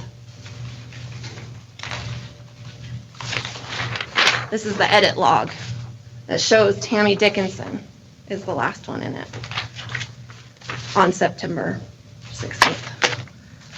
So I do have feelings about a committee coming and saying they just want to help. They all have my numbers. I grew up 2 houses down from Mr. Hoffman. My parents are still in that house. He could find me. John Ellison has known me since I was this big. I work 30 feet from his wife. I work 15 feet from his sister-in-law. He knew where to find me. Commissioner Carr has my number. Commissioner Andriozzi knows where to find me. Mr. Keener, Mayor Keener knows where to find me. I hope we don't see that again. It seems like it was done in the spirit of divisiveness. I can appreciate the things that Mr. Gerber has said in terms of uniting us, not just as a board, but hopefully as a community. That approach was, I think, underhanded. And when I asked members on the committee why they did it without consulting me, most said they didn't know what was in the letter, or they didn't know that the letter was coming, which was interesting. So either they were backpedaling or they were kept in the dark as well. I have a hard time believing a lawyer would sign on to something that says, yeah, violate Nevada state law. I even printed off their oaths to give out in case they needed to be reminded that we are bound by law to obey Nevada state law. An emergency directive is absolutely Nevada state law. If it was so easy to violate it, the commissioners would have already done it. We have 5 commissioners totally willing to go against the governor, and they haven't. They may have been slow about it. They may have been kind of, antagonistic about it and not working with him, but they still have done it. They've still complied. And it's kind of crazy that they would come to us and ask us to do what they, I hate to say the word brave, that they weren't brave enough to do. But if they really cared about what the community wanted, we don't want to be wearing masks. Get rid of the mask mandate for us if it's that easy, commissioners. It demoralized the staff of our district. It demoralized communities. It was very hurtful to West Wendover. I know that because I went to West Wendover on Monday. I made sure I knew how West Wendover felt. I talked to their administrators in their building. I sat in on a class that Mrs. Durham was kind enough to let me watch, journalism. It was amazing. I was in there. I saw the difficulties. I've been to grade schools. I've been to elementary schools and high schools. I've been all over the county. I know what I'm doing, and I'm damn good at it. And I don't appreciate somebody coming in and telling me how to run my house when I'm not going over there. Even though I'm a county employee, I have suffered under some of those decisions. I don't tell them what to do because they're working with something bigger than I am aware of. So maybe I complain about it, maybe I get snarky about it, but I'm not going to go to the public first and blindside them with something like a political action committee to further an agenda. That seems unfair, it seems rude, and it seems disrespectful to relationships I've had with these people for a long time. I don't play like that, and I don't appreciate that they played us like that. And I hope that in the future they will take a beat. Maybe send the text. I'm willing to give any of them my phone number. I will absolutely talk to anybody that wants to talk to me about reopening plans. And I always have been willing. I've always been down for whatever. I will go look at whatever. I will go talk to whoever. I don't care. But you have to come to me first to let me know that that's going on. But I don't even know what to say anymore. It's almost 11 o'clock. I'm exhausted. I just think it needs to be clear. Violating the law was never an option for us, ever. And you shouldn't have, not you guys. You guys are great. But the community should not have asked us to violate the law on their behalf. And a committee should not have formed of elected officials who all signed these great oaths that say they'll uphold the Constitution, should not have come to us and asked us to do that. It's so aggravating and so frustrating, and it's so improper in so many ways, and it did so much damage that we can't even quantify it, because I can't get them. I mean, I can get Commissioner Karn to school. I will excuse him from this, but I can't get most of those elected officials to come to the schools and actually talk to the educators that they insulted. They need to hear how insulting that, because, and I know in their mind they didn't mean for it to be insulting. They were trying to be helpful. That's not how I would be helpful, but whatever.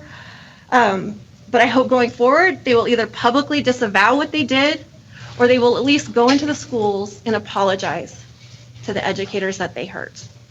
And I'll get off my soapbox now because it's late and I'm sorry, but I'm pushed a bit with that. Okay, thank you. Any other items from board members? All right. I just want to say thank you to everyone who endured with us, and I also want to thank people in the community who reached out, and for those who allowed me to come and visit their schools. There are a lot of opinions on every part of this COVID spectrum, I guess you could say. And Mr. Gerber, I agree with you on we should be positive. Last time I was positive in a board meeting, I got slammed on social media for being positive. And how dare you say something's working? And, that's a shame. I think we can unite far better than we are as a county. We can move forward. We can make good things happen for our kids. And we can do better as a district. Just because we're faced with these crazy challenges that have been thrown at us in the form of COVID doesn't mean we need to start picking at each other and belittling and demeaning. This is a time to come together, have solutions, make positive things happen. We have these mandates that we need to follow. Okay, let's follow the mandates so that we can continue to progress toward being open completely, having everyone back in school. Hopefully we figure out all of the things we need to know about COVID, and the time comes where they say, you don't need to wear masks. They aren't helping. You don't need to social distance. That's not making a difference. We figured out a way to live with COVID. But for right now, we have these mandates that we need to follow. And I am grateful to those who have reached out with solutions. I'm grateful to those who have reached out and shared their opinions, regardless of what they are. I appreciate the community reaching out and working together, and I know we can do a better job at that. So I just want to thank, again, those who have reached out to the board, and again, those who have been gracious enough to allow board members to come into their schools and share with them their concerns and their ideas, their frustrations, and their successes.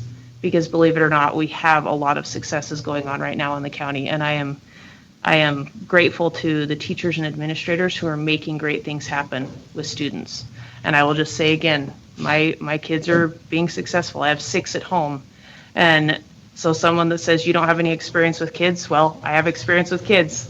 And, I love to see their successes. I understand there's days when they're frustrated, and we discuss that, but we work through those problems. And as a county, we can do that too. We can figure things out, we can make things work, and we can do better. So that's all I have to say. Any other items from board members? All right, we will move on to item 6.1, approval of accounts payable.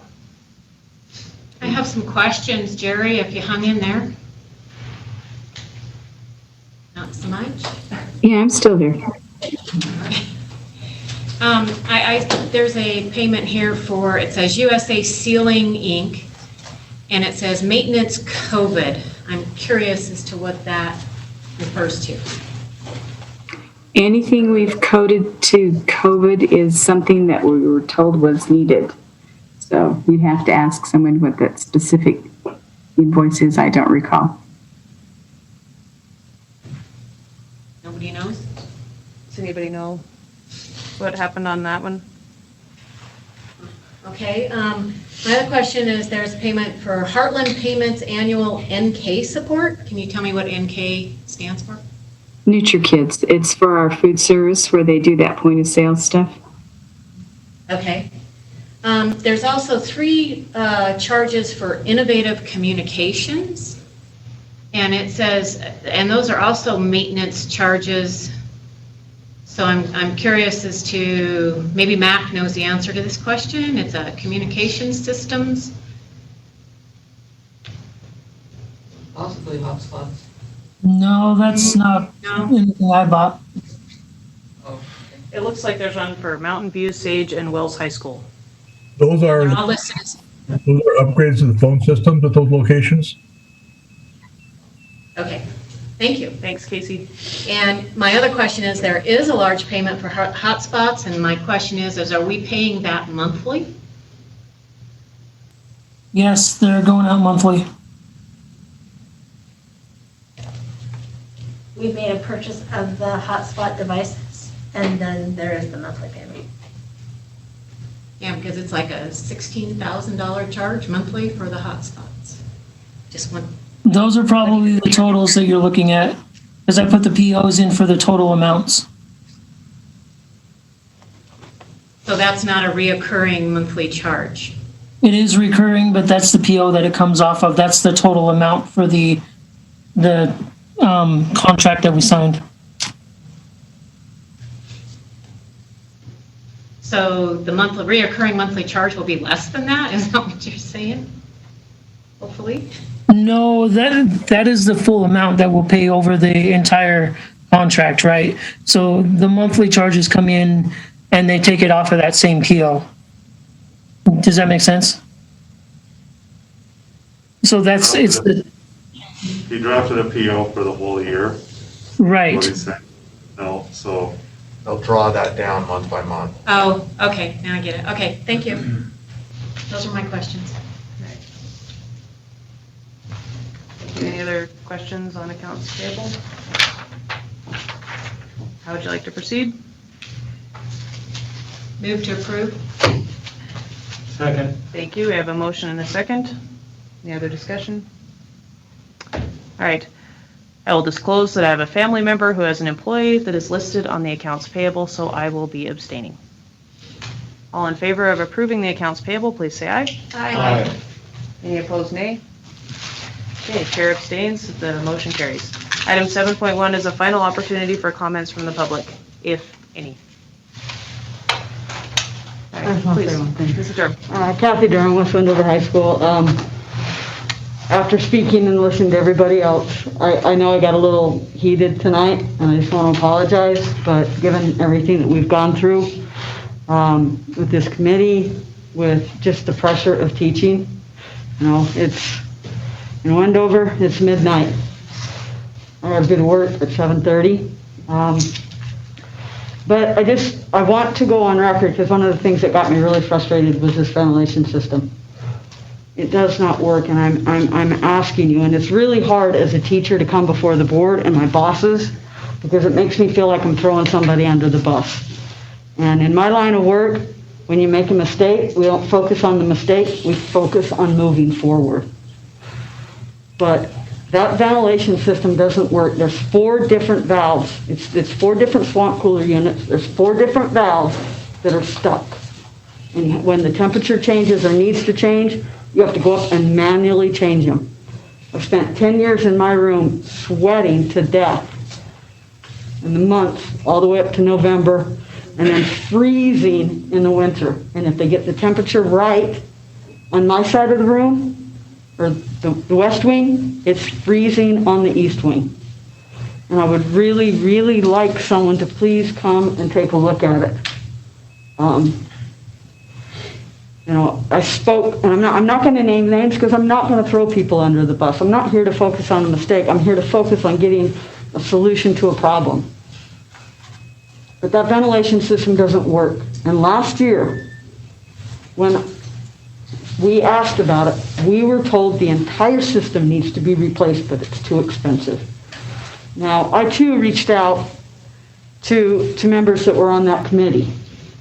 And Goitia and Ellison did reach out to me, and I very much appreciate that. I wish the other members would have, and I very much appreciate the members on this board that returned my call. You know, as a teacher that's in the classroom, I really don't like this system that if I got a problem, I got to go to my boss, who then goes to his boss, who then might go to the boss. I mean, I get the chain of command, but as teachers, we should not be so petrified and terrified to come and talk to the people that have the ability to help us fix our problem. And this layer of bureaucracy should be a circle of conversation. Okay? That's not how you get things done. We have to work together. You know, if we've got all these internet issues, we need to be working with the businesses that provide internet and seeing what they can do to help us. And then reaching out to the lawmakers and people that got the money to see if they can't help subsidize that. But, you know, we've got to have better communication, and the people that are on the front lines, they're the voices who really need to be listened to the most, instead of, shh, be quiet. I can't imagine if I were a soldier being sent out on a mission and realizing I wasn't equipped to accomplish the mission, and being afraid of telling my commanding officer, hey, this is what we need. This is what lies ahead. Teachers need to have more of a voice. I want my kids back. I hate distance learning with a passion. You know, but you gotta listen to us. Last thing. There's been so much said about the kids' mental health. I know. I teach your kids daily. And COVID and shutdowns might have magnified it a little bit more, but it didn't create it. It exposed it. We have been begging for more counselors in our school, more mental health professionals in our schools, more teachers to build relationships in our schools. And I think the next time you guys look at approving a scripted curriculum or some new program, you know, maybe hire another counselor. We need more people in our school. We need less programs and more people, because our kids are hurting. They were hurting before this. You're just seeing it now for the first time. Because for the first time since those kids were in kindergarten, they're spending more time at home and less time with us. We were the ones housing them all these years. Your kids are hurting. I know they are. Our kids are hurting. And so maybe, if that money, that six-figure, isn't going to go to PPE, maybe they would consider getting some mental help for the kids that are hurting into the community. I'm glad we're finally, you talk about finding the positive. Yes, maybe we can remove the stigma of talking about the fact that my kid's depressed or my kid's suicidal, because nobody wants to talk about that. My cousin just committed suicide this last weekend. And nobody wants to talk about mental health because it's a stigma. We need to be talking about it because our kids are suffering from it. And I just hope that this board will look at maybe getting some more counselors and mental health professionals for our kids in the building. And again, I apologize for going off earlier. I'm just emotionally worn out. I feel like I'm fighting a losing battle. And I just want to be on the same team and just sick of COVID. I want my life back too. Thank you. Thank you, Kathy. Madam Chairman? Yes. Would it be appropriate to make a statement that addresses some of the, or an idea that we may have in order to address it, not to drag it out? Make it quick. Senator Bocaccia had a conversation with me, and between the city of Elko and the county, there is a considerable amount of COVID money that they are in receipt of, and at the present time, the word is that they do not have projects to put that towards. One of the examples would be the HVAC system that's in West Wendover, that money can be used for that with regards to the COVID. Also, thinking a little bit outside of the box, another one of the things for the mental health issue, COVID is creating, or as Ms. Durham stated, it's brought it to our attention. Perhaps we should be looking at getting our personnel department some of this money to provide better health or mental health for some of those students. So I think, as we said, out of this grows perhaps something else, and maybe we should be exploring that, as a district. So I bring that forth based upon the things that she said. And I would say mental health services for students and staff. Yeah. I think everyone's struggling. All right. Any other comments? Again, thank you for enduring with us, and we hope to have a shorter meeting next time. But we hope you have a good evening, and we will move to item 8.1, adjournment of the meeting. So moved. All right, we have a motion. Any discussion? All in favor of adjournment, please say aye. Aye. Any opposed, nay? Chair votes aye, and we are adjourned. Thank you again for joining us in whatever capacity you did. We appreciate it.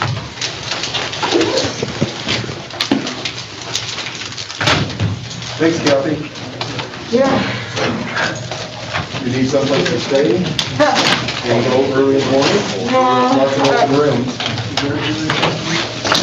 A lot of coffee. Yes. A lot of coffee. Come down for a burger. Yes, we are. Be my boss maybe for you.